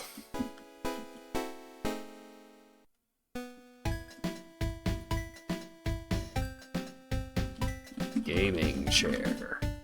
Yeah!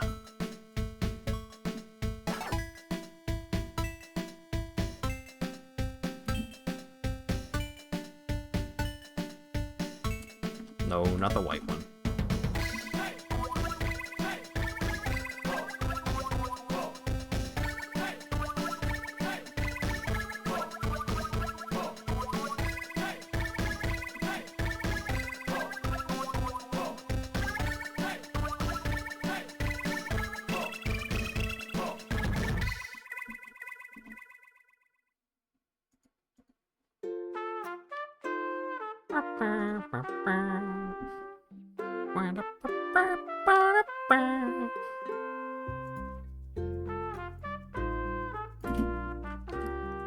Gotta get the cult monitor on here.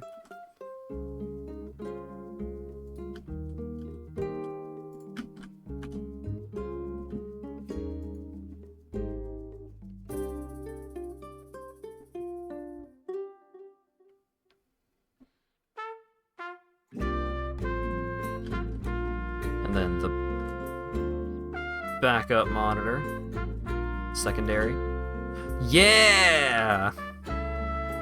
Let's fucking go. Chat monitor?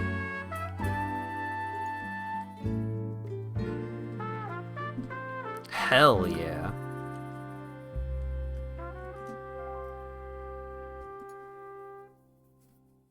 Backlit mousepad? Excuse me? What did you just say to me?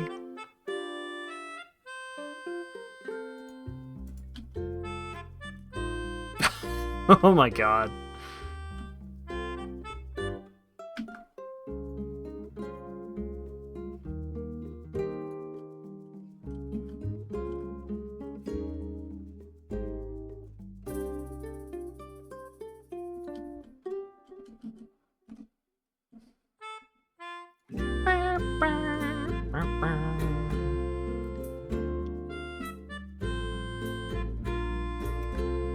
Oh. Hold up. Ceiling fan. For keeping cool while gaming. Does that not come with a light?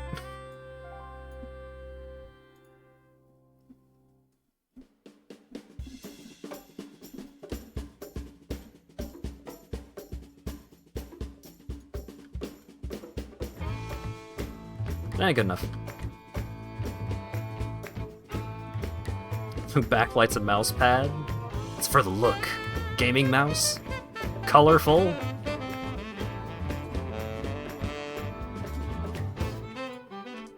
Yeah!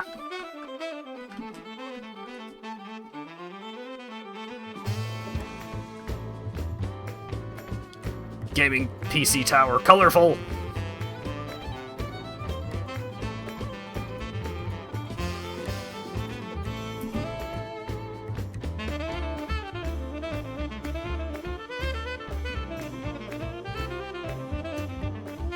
On! Yes!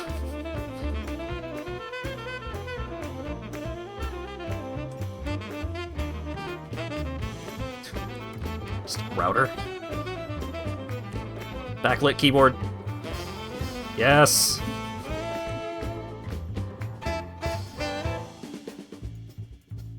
On! Yes!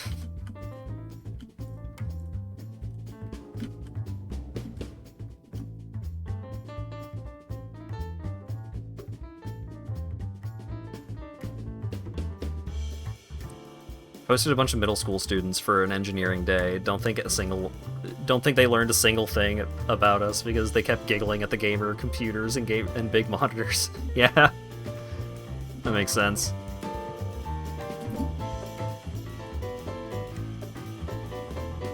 Can I place this on top of the monitor?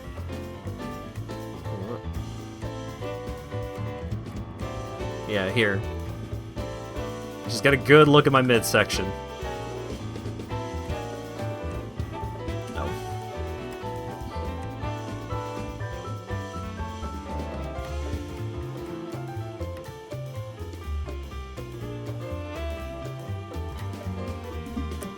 Gotta get the microphone. Gotta place it so that it's blocking half the fucking screen.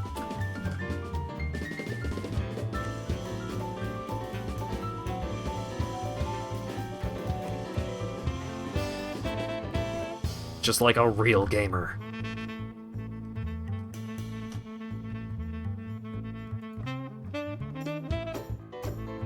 Oh yeah, I used to move around a lot. So at one point, I lived in a downstairs basement room, and like half the basement was finished, but my room was like finished up pretty well. But we would joke that my room was originally designed to be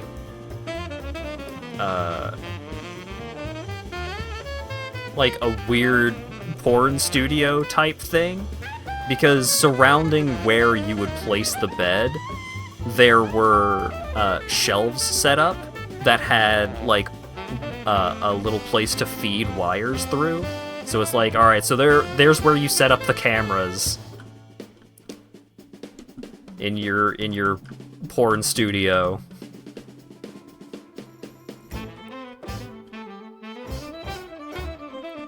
Like, hang on,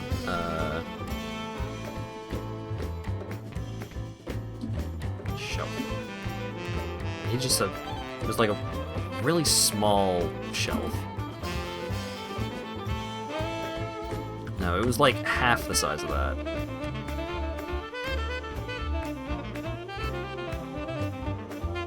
Anyone have any questions? What's the resolution on that monitor? Do you have Fortnite on that? What games do you like to play? What's the resolution on that monitor? It's from the same kid 3 more times.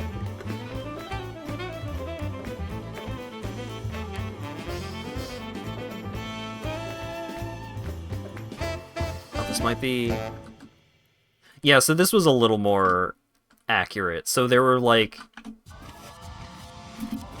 It was like, here... It's not quite right, because these were like surrounding the center of the room. So it's like there were 4 of these spots to put something on surrounding like the most obvious place in the room to put the bed. So it was a little suspicious.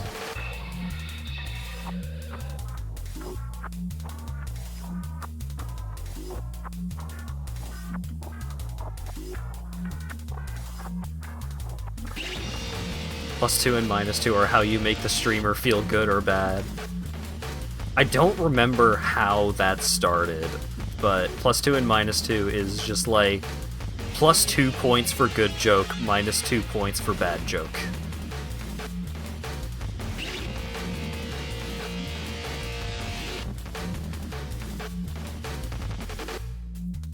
Had to break it to the kids that we had the worst Intel integrated graphics cards you can imagine on these gaming computers.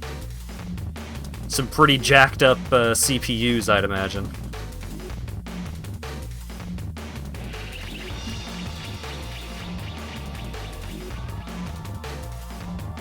It would make a lot of sense if it originated as a German thing.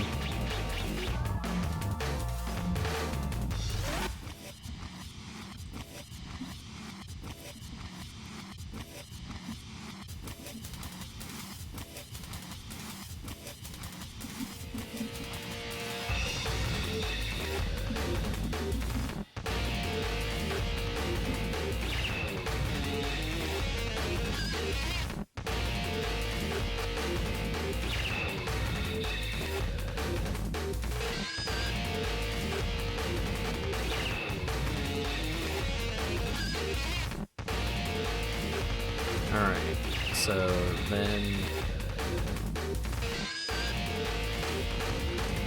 something like that?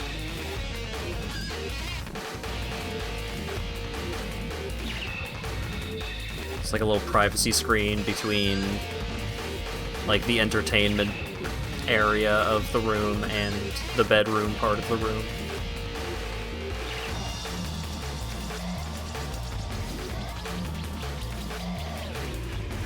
Privacy from whom?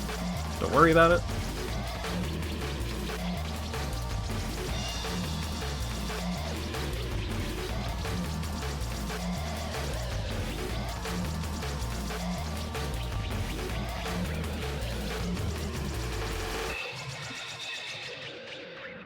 Getting new ones that have 4090s? Yeah, that makes sense. It doesn't make a lot of sense to me that you, like, some of your computers weren't already using GPUs to, like, act as a backup to the processors. Just want a PC that can run a Factorio game at 60 updates a second. That's a high bar, buddy.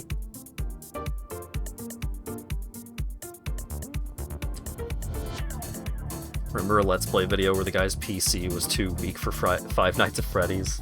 Oof.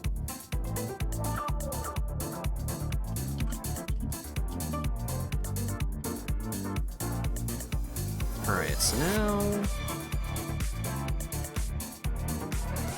Oh, that's a JoJo hanging bathroom shelf. And for that, you get to go up in the bathroom.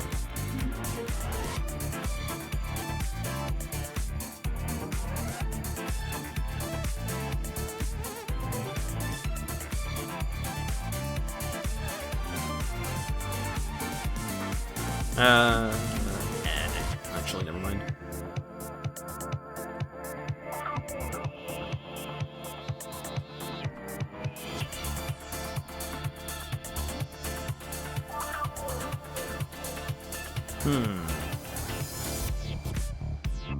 Mirror cabinet with a shelf.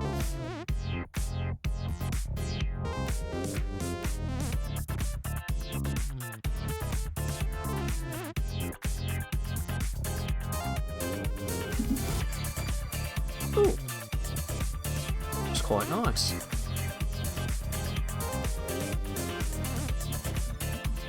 does feel a little claustrophobic in this bathroom, but I mean that's what you get when you put your washing machine in there. Oh right,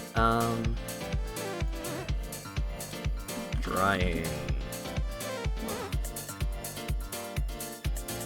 Towel.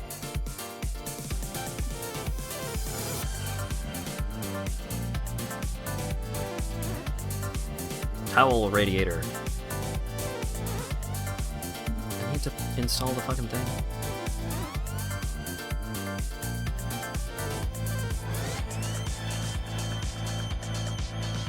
Radiator. Towel radiator plumbing system. Great.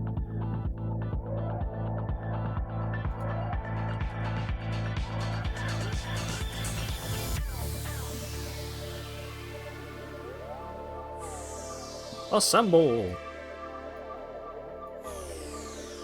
Gonna get two 48 gig sticks of memory? Hot dog.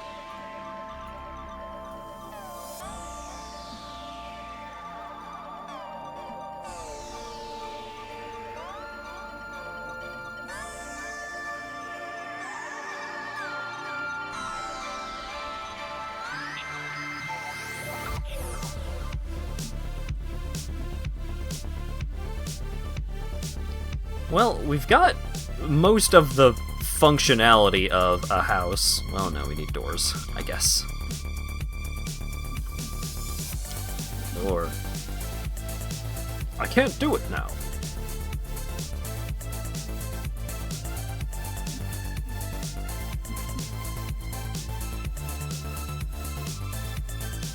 Oh, there.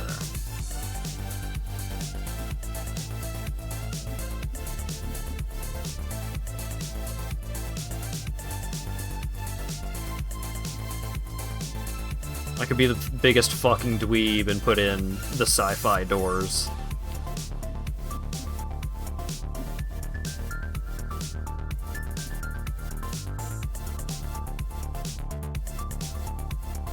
Ooh, glass door?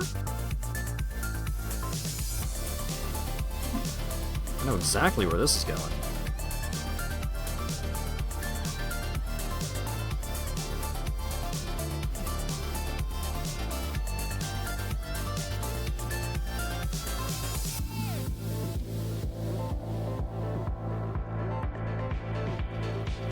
A glass door to detect which of your guests are secretly birds.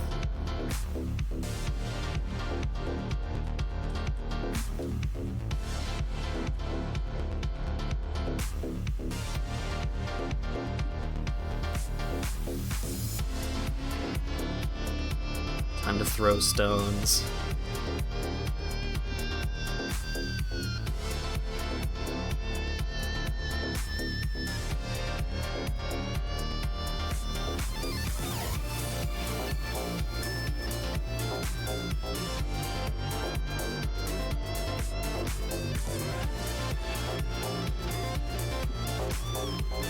Oh, you can set up different... Oh. Alright. Here's what we'll do. Nope.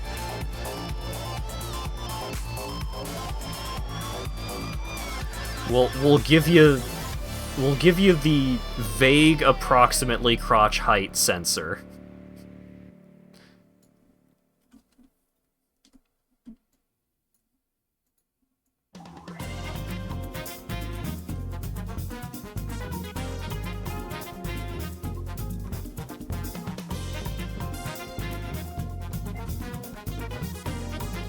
No expensive furniture in the hallway.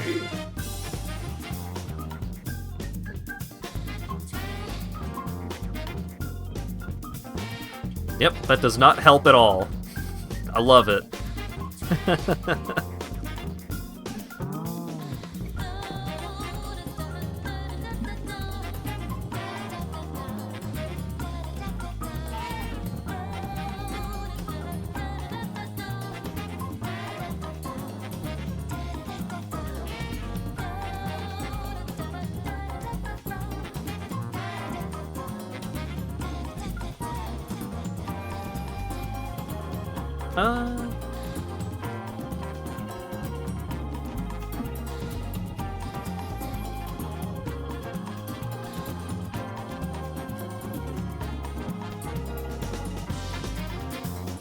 Few planes you flew on had windows that could change from black to transparent with a button press. That's crazy.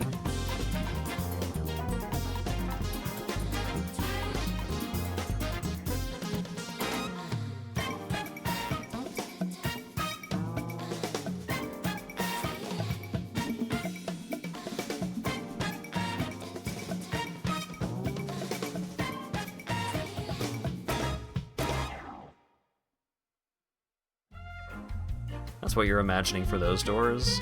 That would be pretty cool for these doors.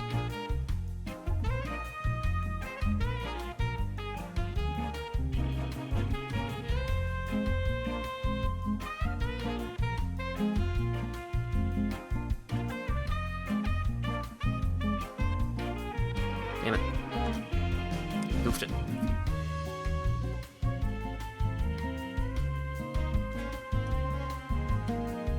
Watch the Prince of Persia trailer, barely recognize it as Prince of Persia, you get an air dash. It's... the new Prince of Persia kinda comes across as, like, designed in a modern Metroidvania kinda way, which seems pretty hype, actually.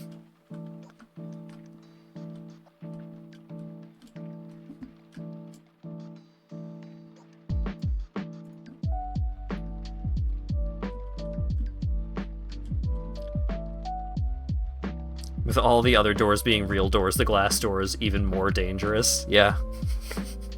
I thought about going through and changing this door to one of these doors too, but I think I like the bathroom door being the only fully glass door in the house too much. Because even this, which would be perfect for a glass door, is not. Like, these other doors ain't offering a whole lot of privacy, but just... nah, the whole thing is just out.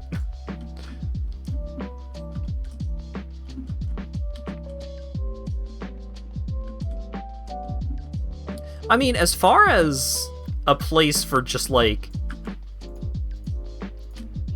I'm gonna bring a lot of my own decorations into this new place, but it's pre-furnished. I think this house is looking pretty good, actually. It's a one-bedroom. Who are you getting privacy from anyway? Guests? Obviously. Do we have any game consoles? Game. Nope. Wrong category. Game. What? Gaming? Gamer. Damn it. Controller. Console? Aha!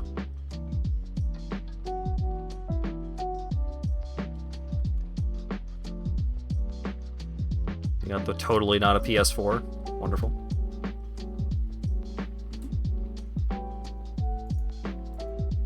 Don't worry, bro. I totally won't look.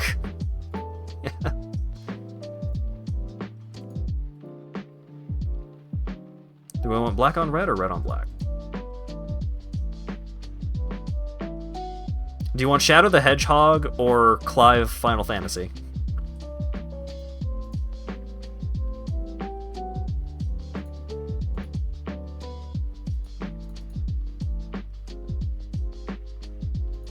What's the difference? Emphasis, I guess. It's the same picture.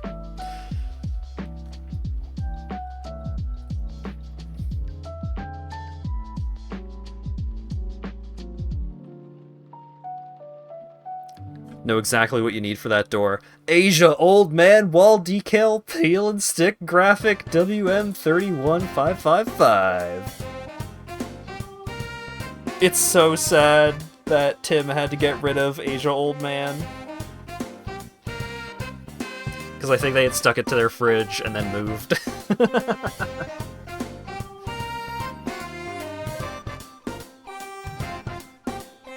Or no, it was in their closet, wasn't it? I don't remember.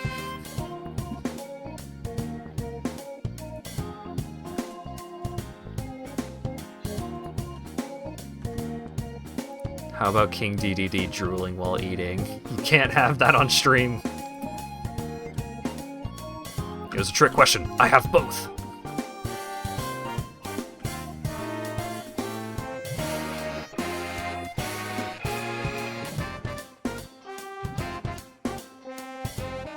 Oh, I forgot. I forgot. How could I forget?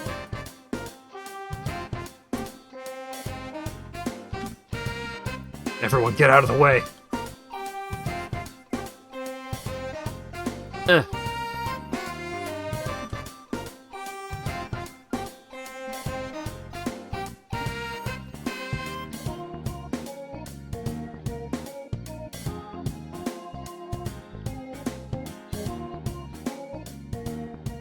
Deckard's PC tower. That's pretty good.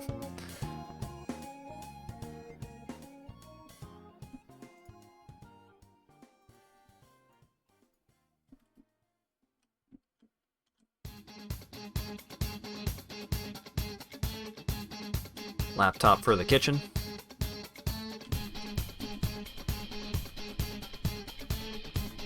It's kind of tempting to just keep this place for myself. This place is kind of turning out pretty great.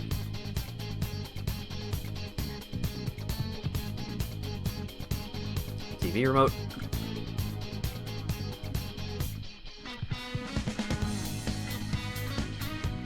You have a dresser in the bedroom. Good point. Dresser.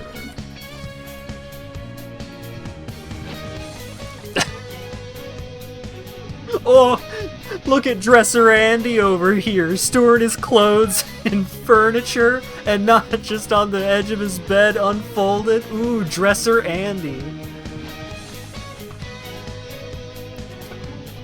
Oh my god.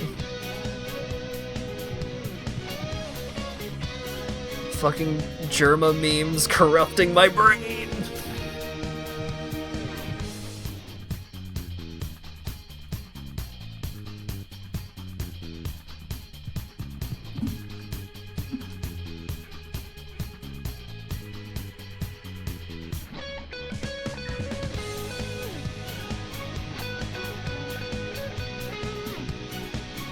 Ah, yeah, you get the the cat reflection. Let's go.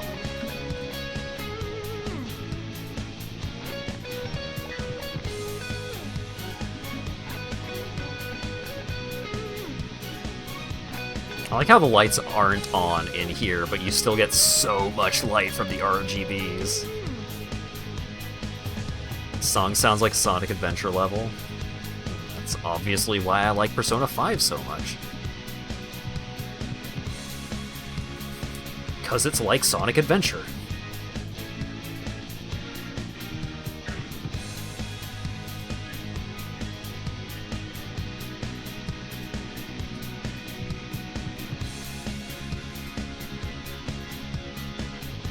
Dresser Andy. That's gonna stick with me for the rest of the night. I'm gonna be trying to go to bed. I'm just lying there and just... Dresser Andy.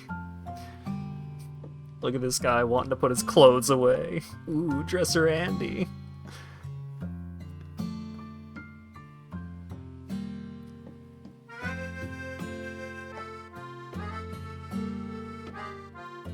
Oh, you know what? I got the fez and the brushy. That's right. You could say I'm a big deal around here.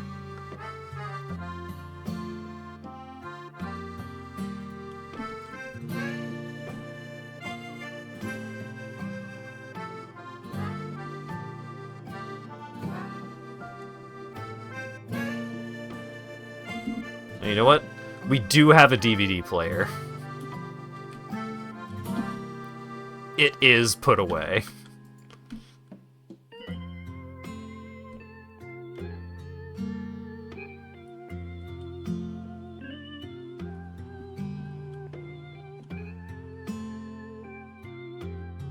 Like, I can take out the DVD player if you want me to. Do you really?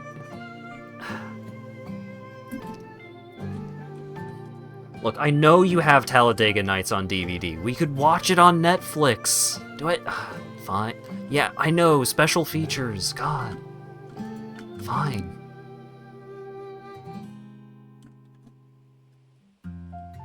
No, we're not gonna watch the blooper reel.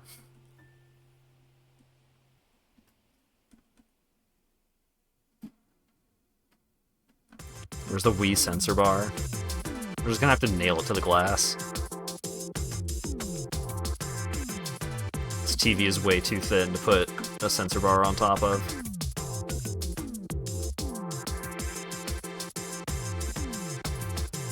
Can we watch all the Adam Sandler movies tonight? No. We're gonna watch half of the... I can never fucking remember this guy's name. He is one of my favorite comedic actors, and I can never fucking remember his name. The guy from Talladega Nights. The guy who plays Ricky Bobby from Talladega Nights. What's his name? Will Ferrell. Got there.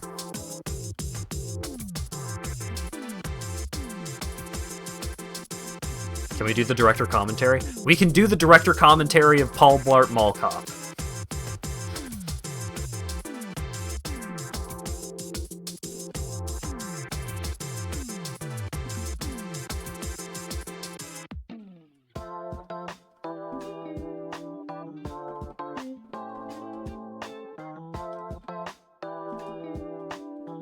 Never seen Blart, so starting with the commentary seems correct.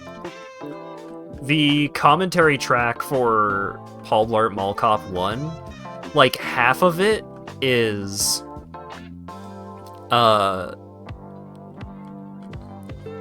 blanking on names so bad tonight.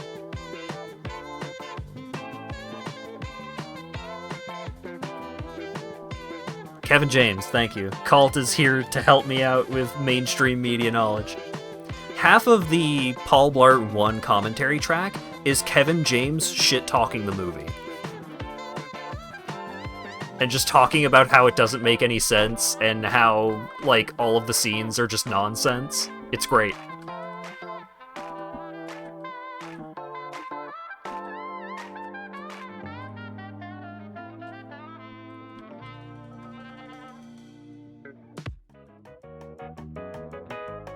When you watch Blart, your most pressing need is to know who has to answer for it all.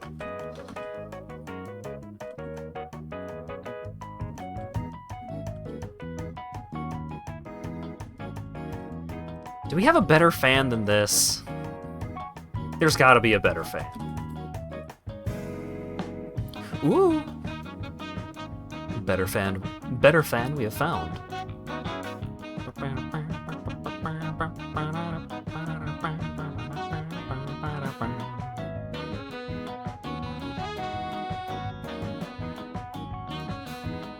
Yeah, give it red screws. Paul Blart Watch Party when... If you want Paul Blart Mall Cop content, the best place to go is the Till Death Do Us Blart podcast, where every year they watch Paul Blart Mall Cop 2 on Thanksgiving, and they share that experience.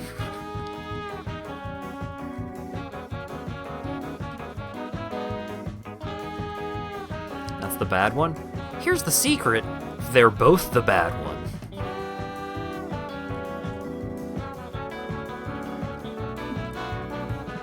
But yeah, it is an incredible name for a podcast.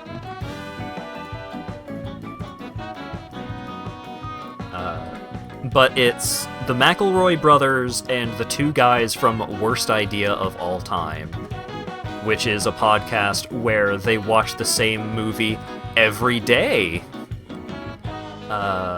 Or is it every week? I don't remember if it's every day for a month or every week for a year.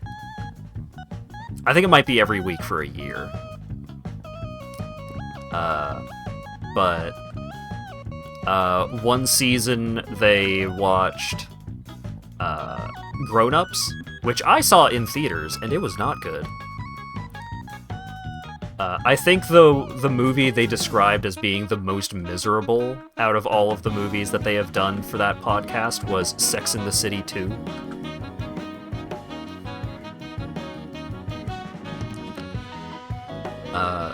But yeah, Till Death Do Us Blart, aka Death Blart. That's a very good podcast. It's an annual podcast, and the fluctuation of their enjoyment is one of the best parts about it. Because some years, they are just like, had a great watch this year, loved it, loved seeing all my friends, back at it again in Las Vegas. And some years it's just like, I fucking hate this movie. I hate everyone in it. This, like, I never want to see these people again. And, like, this is the same person that is doing both of these things. In the first season, the hosts watched the Adam Sandler comedy Grown Ups 2 once per week for 52 weeks. Neither of them had seen the first Grown Ups film. Yeah, so they got... The way that Death Blart mixes things up is pretty good. So, sometimes the mix-ups will be unintentional, just like one of them will have watched the movie twice within the last week or so, because it's like, I thought we were doing this podcast a couple of days ago, so I'm on watch number 2 of this year.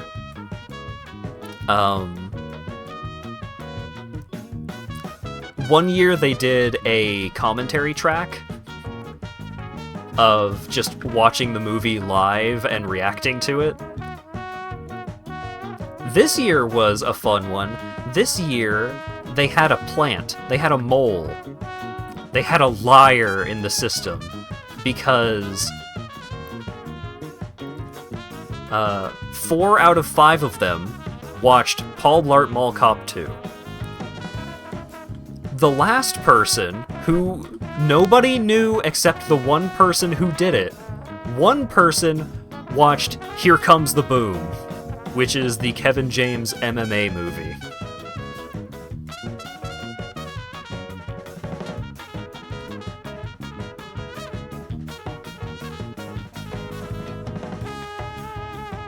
And so, like, half of the episode of the podcast, like, half of this annual podcast was them trying to do some, like, social engineering, like, some Ultimate Werewolf Among Us nonsense of just trying to suss out who was the person who watched the different movie.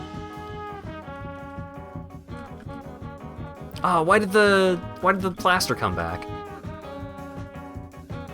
At the end of November 2022, Montgomery and Bat announced a new season. I believe they announced that new season on Deathblart. The hosts will watch each of the Fast and Furious movies in reverse order a number of times equal to that film's position in the sequence. Fast 9 times, Fate of the Furious 8 times, and so on. Yep. The people behind Worst Idea of All Time are psychopaths, and are not to be trusted.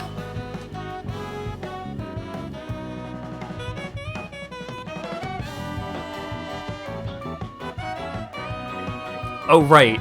Yeah, each of the hosts has to, like, declare who will take their position in the podcast if they were to pass away. I don't want to spoil too much about the pod. I don't know if any of you are going to watch it. It's a weird sell, but it is a podcast I like a lot. At the end of one year's episode, one of the hosts had named the other host's newborn child as their replacement when they finally meet their untimely demise.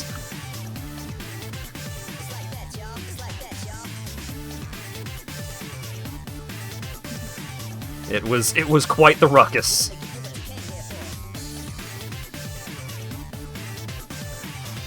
But yes, the intent of Till Death Do Us Blart is indeed to continue making episodes of the podcast forever.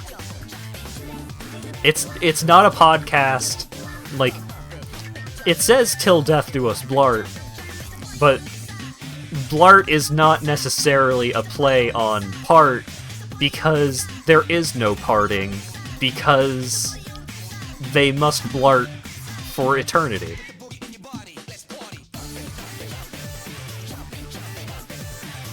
It is by design a series with no end.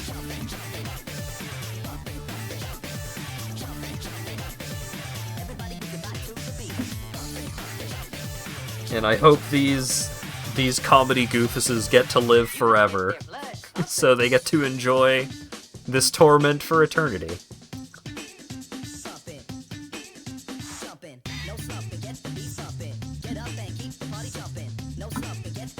It's a podcast from the 1770-76 universe.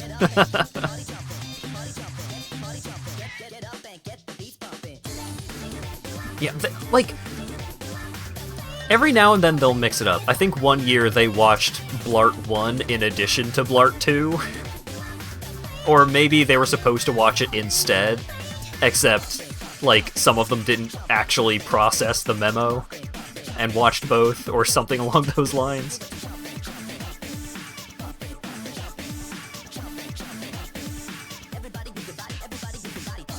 But yeah, it's a good podcast.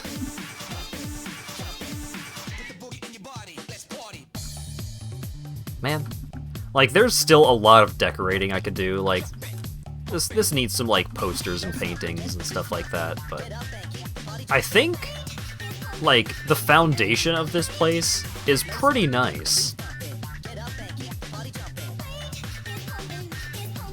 Like, you got a nice little kitchen, you got a little table for, you know, you're not hosting big parties. If you've got big parties, you got all this counter space to put food on.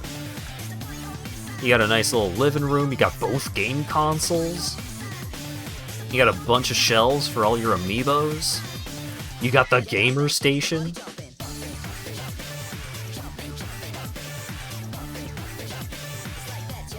Is the base house from the Germa Challenge available for people to do on their own? So,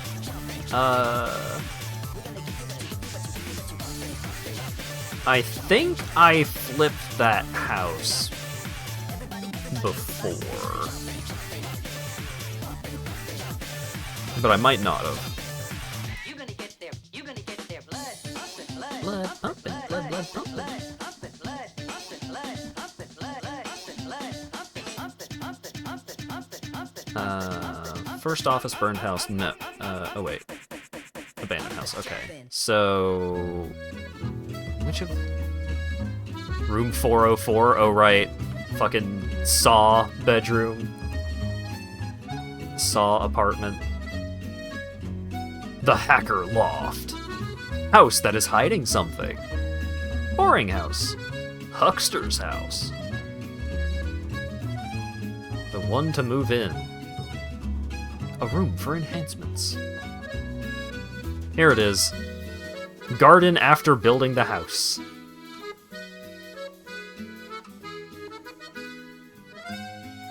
I'm pretty sure this is... yeah. So this is the house that, that the Germa competition used.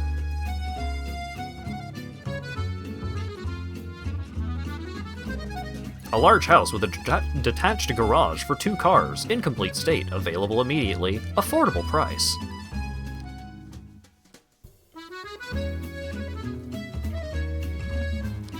What are the trefoils for? The what?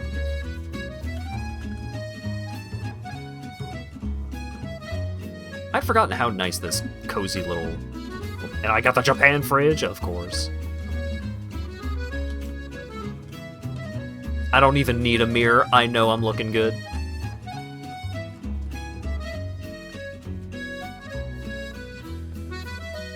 Oh, the radiation symbol. That means they are, from the DLC that added nuclear bunkers.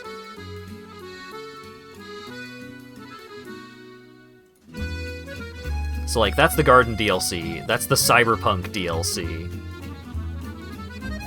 And this is the... I don't remember, like... the Prepper, Flipper, or whatever the fuck DLC that's called. Yeah, they're from that DLC. But they usually have a bunker in them.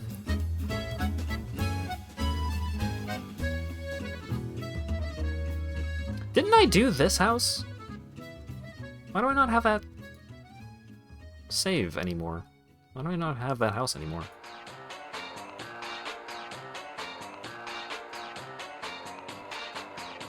Like this, like that. House on the Moon. Yeah, this game is a lot of fun. It's got some really goofy houses to goof around with. Oh wait, no, that house was... I was doing a mission for that house, so I didn't get to keep it. What?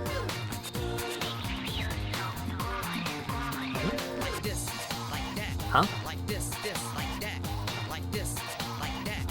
Huh? This, Huh? like that. Like this, like that. Like this, like that. Like this, like that. Like that. I like it. I like it. Why did I seal the house? I don't like it. Why is there plumbing outside the house? I don't like it. Not at all. Not at all. I don't like it. Not at Why is all. one of the only things installed in the house a shower? I don't like it. Take it easy. Does the Prepper DLC have a large bucket of mac and cheese?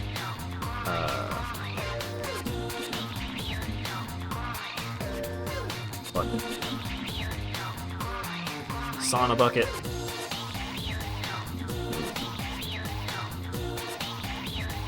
Yeah.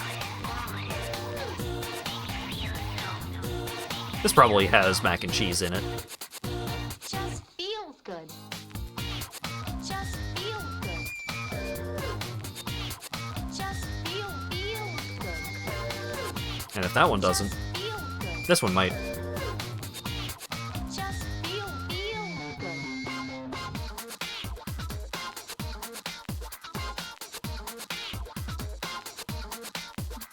Like this, like that. Like this, like that. Like this, like that. Like this, like that. Like this, like that.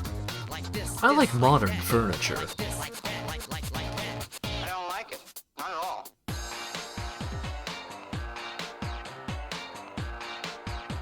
Bodies inside. It got sealed off. It seemed like I was, like, mostly done painting the place and such. I don't know why I sealed off the doors if I did that at all.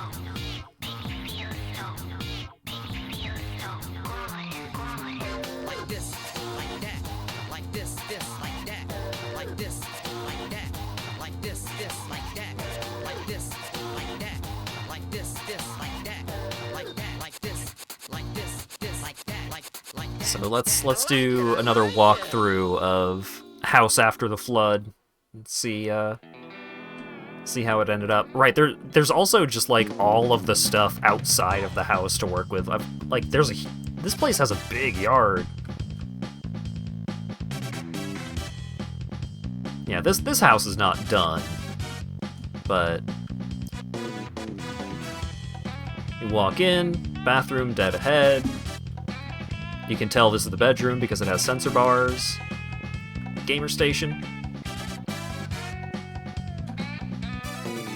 Bed. Dresser Andy. You can see into the bathroom from the front door. Yeah. I wonder...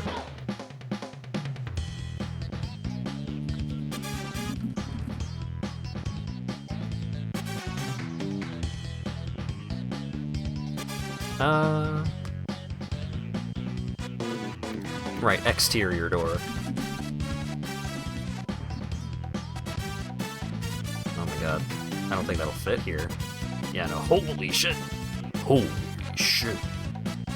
You can fit in that door on this house.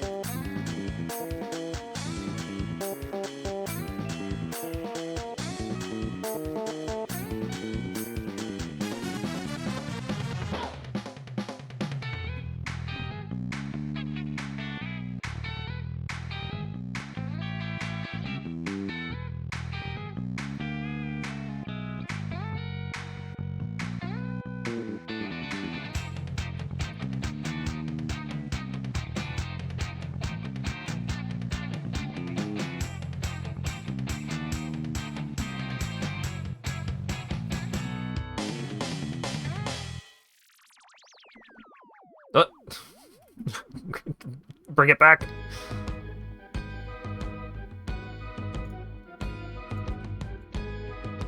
Boink.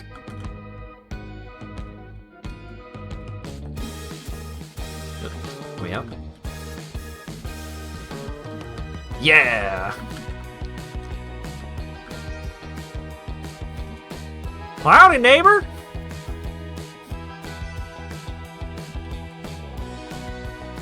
Just got out the shower?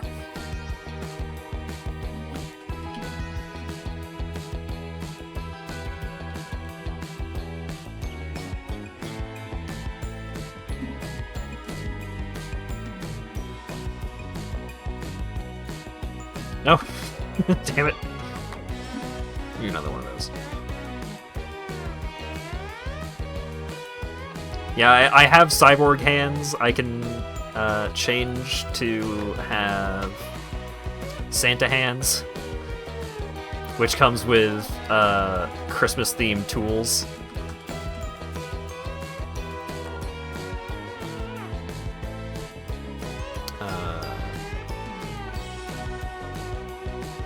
There you go.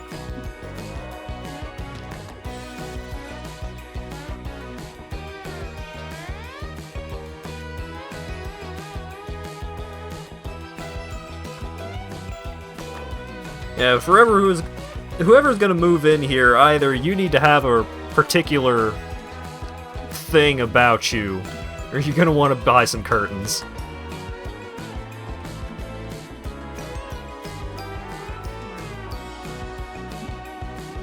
You better not be up to any duplicitous activities, because they will find you.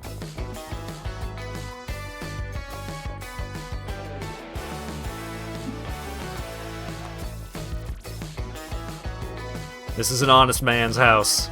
Or woman, or person of other gender identity. If you want to live here, you need to be living the kind of life that that you're gonna have to let your neighbors see. see into this house from the other side of the street on a dim day. Yeah. Oh, neat.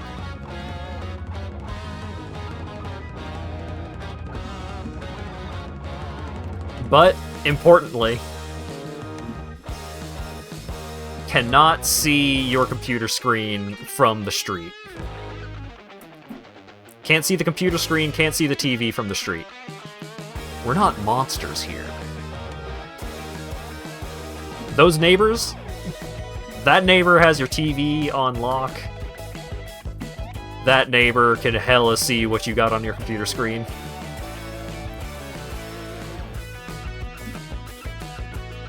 Oh yeah, they can see you in front of the screen. Not super well, but, you know.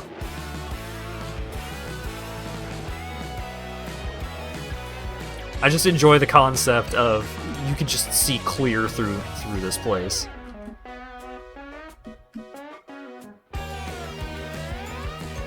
Like, you talk about a breeze, brother. Brother, if you are looking for airflow, you ain't gonna need to look at another place around here. I'll tell you. Hello, Dura. You're here just in time for us to start wrapping up, I think.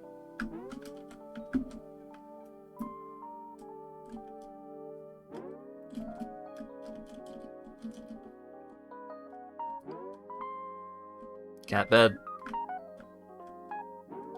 Gamer station. And this is a nice little house. I definitely, if I were paying a little more attention to the game, I probably could have done a lot more decorating, but I think the fundamentals are here. The impeller on the ceiling of the bedroom.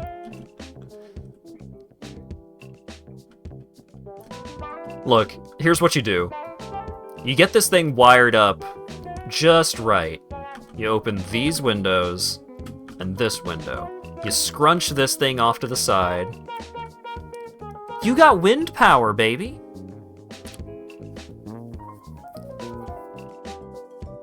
You get a good breeze coming through here. You're not going to have to pay your electric bill this month.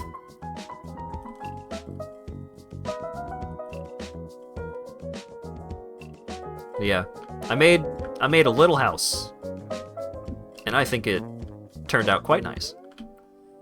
There's still a lot more I can do with it, and maybe I'll come back to it and tinker around with it some more the next time I need a podcast game. Maybe I'll repaint this room. I'm not loving the brown as much. But I didn't want to go full beige. Park your electric car in the driveway. Well, about that. Ain't got a driveway yet, but maybe next time. Cyan. Cyan is such an intense color for housing. May need an extension cord. Yeah, like, you're gonna have to be a street parker, and, I mean, it's not unheard of in this neighborhood, apparently, but you got a good extension cord, and you're all good.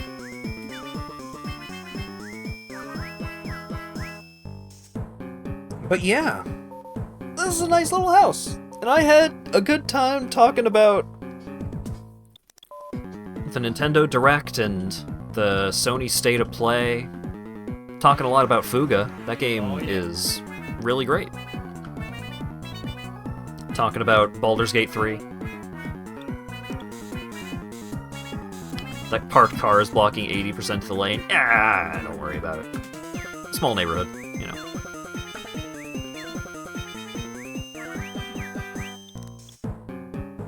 Alright.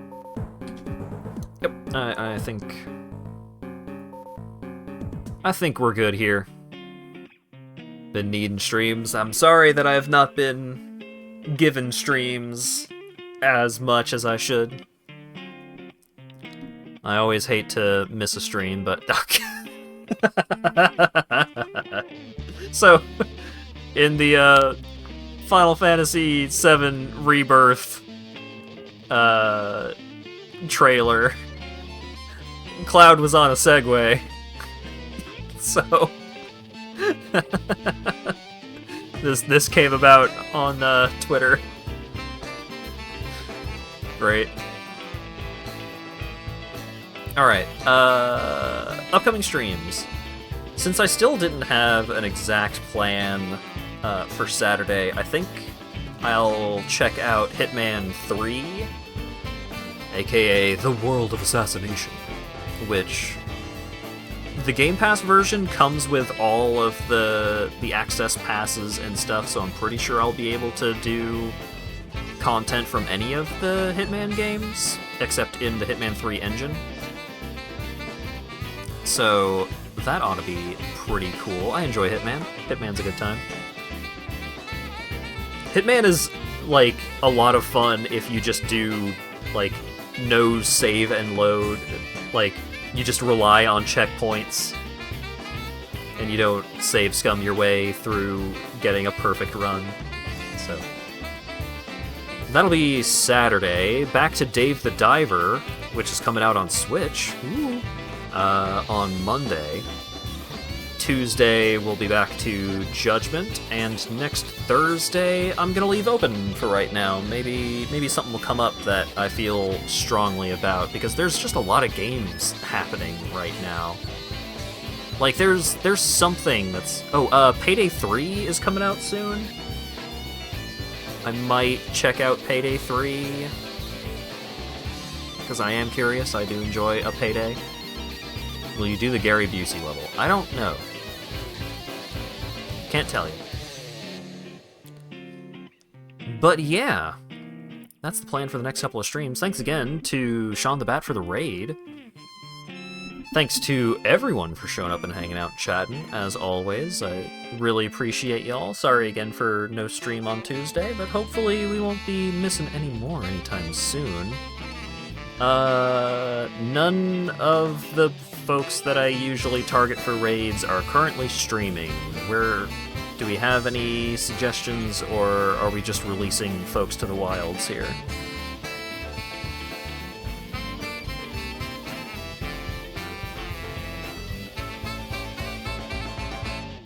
Durican suggests someone who up?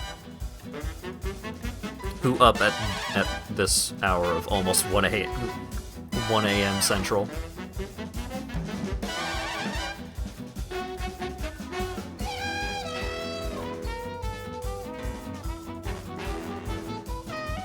Mako Kenova. Ah, VTuber person playing Gravity Circuit, which I am not immediately familiar with, but I'll send you their way so that this force of folks is not just simply dispersed. I do need to go get food though. So, anyways, thanks again, and hopefully I'll see you all again on Saturday for Hitman. Have a good one.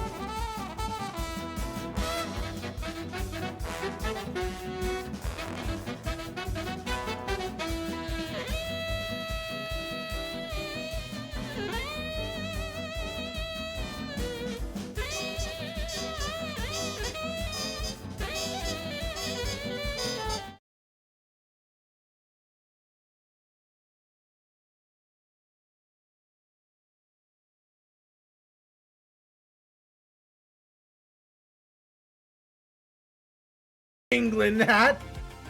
Flip my house, but I like my house. Unless you were playing House Flipper. Pegasine, thank you so much for the follow and becoming the latest fan. You get a whole mwah. Welcome AQ Reader and Dan Zapman. The Zapman. Dan Zapman. Dan Zapman. I'm good. And Soul Streak. Oh my goodness. And a gift sub to Giga.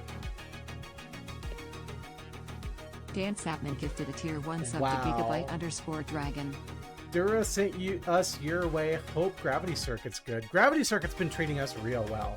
We're almost done with the first 8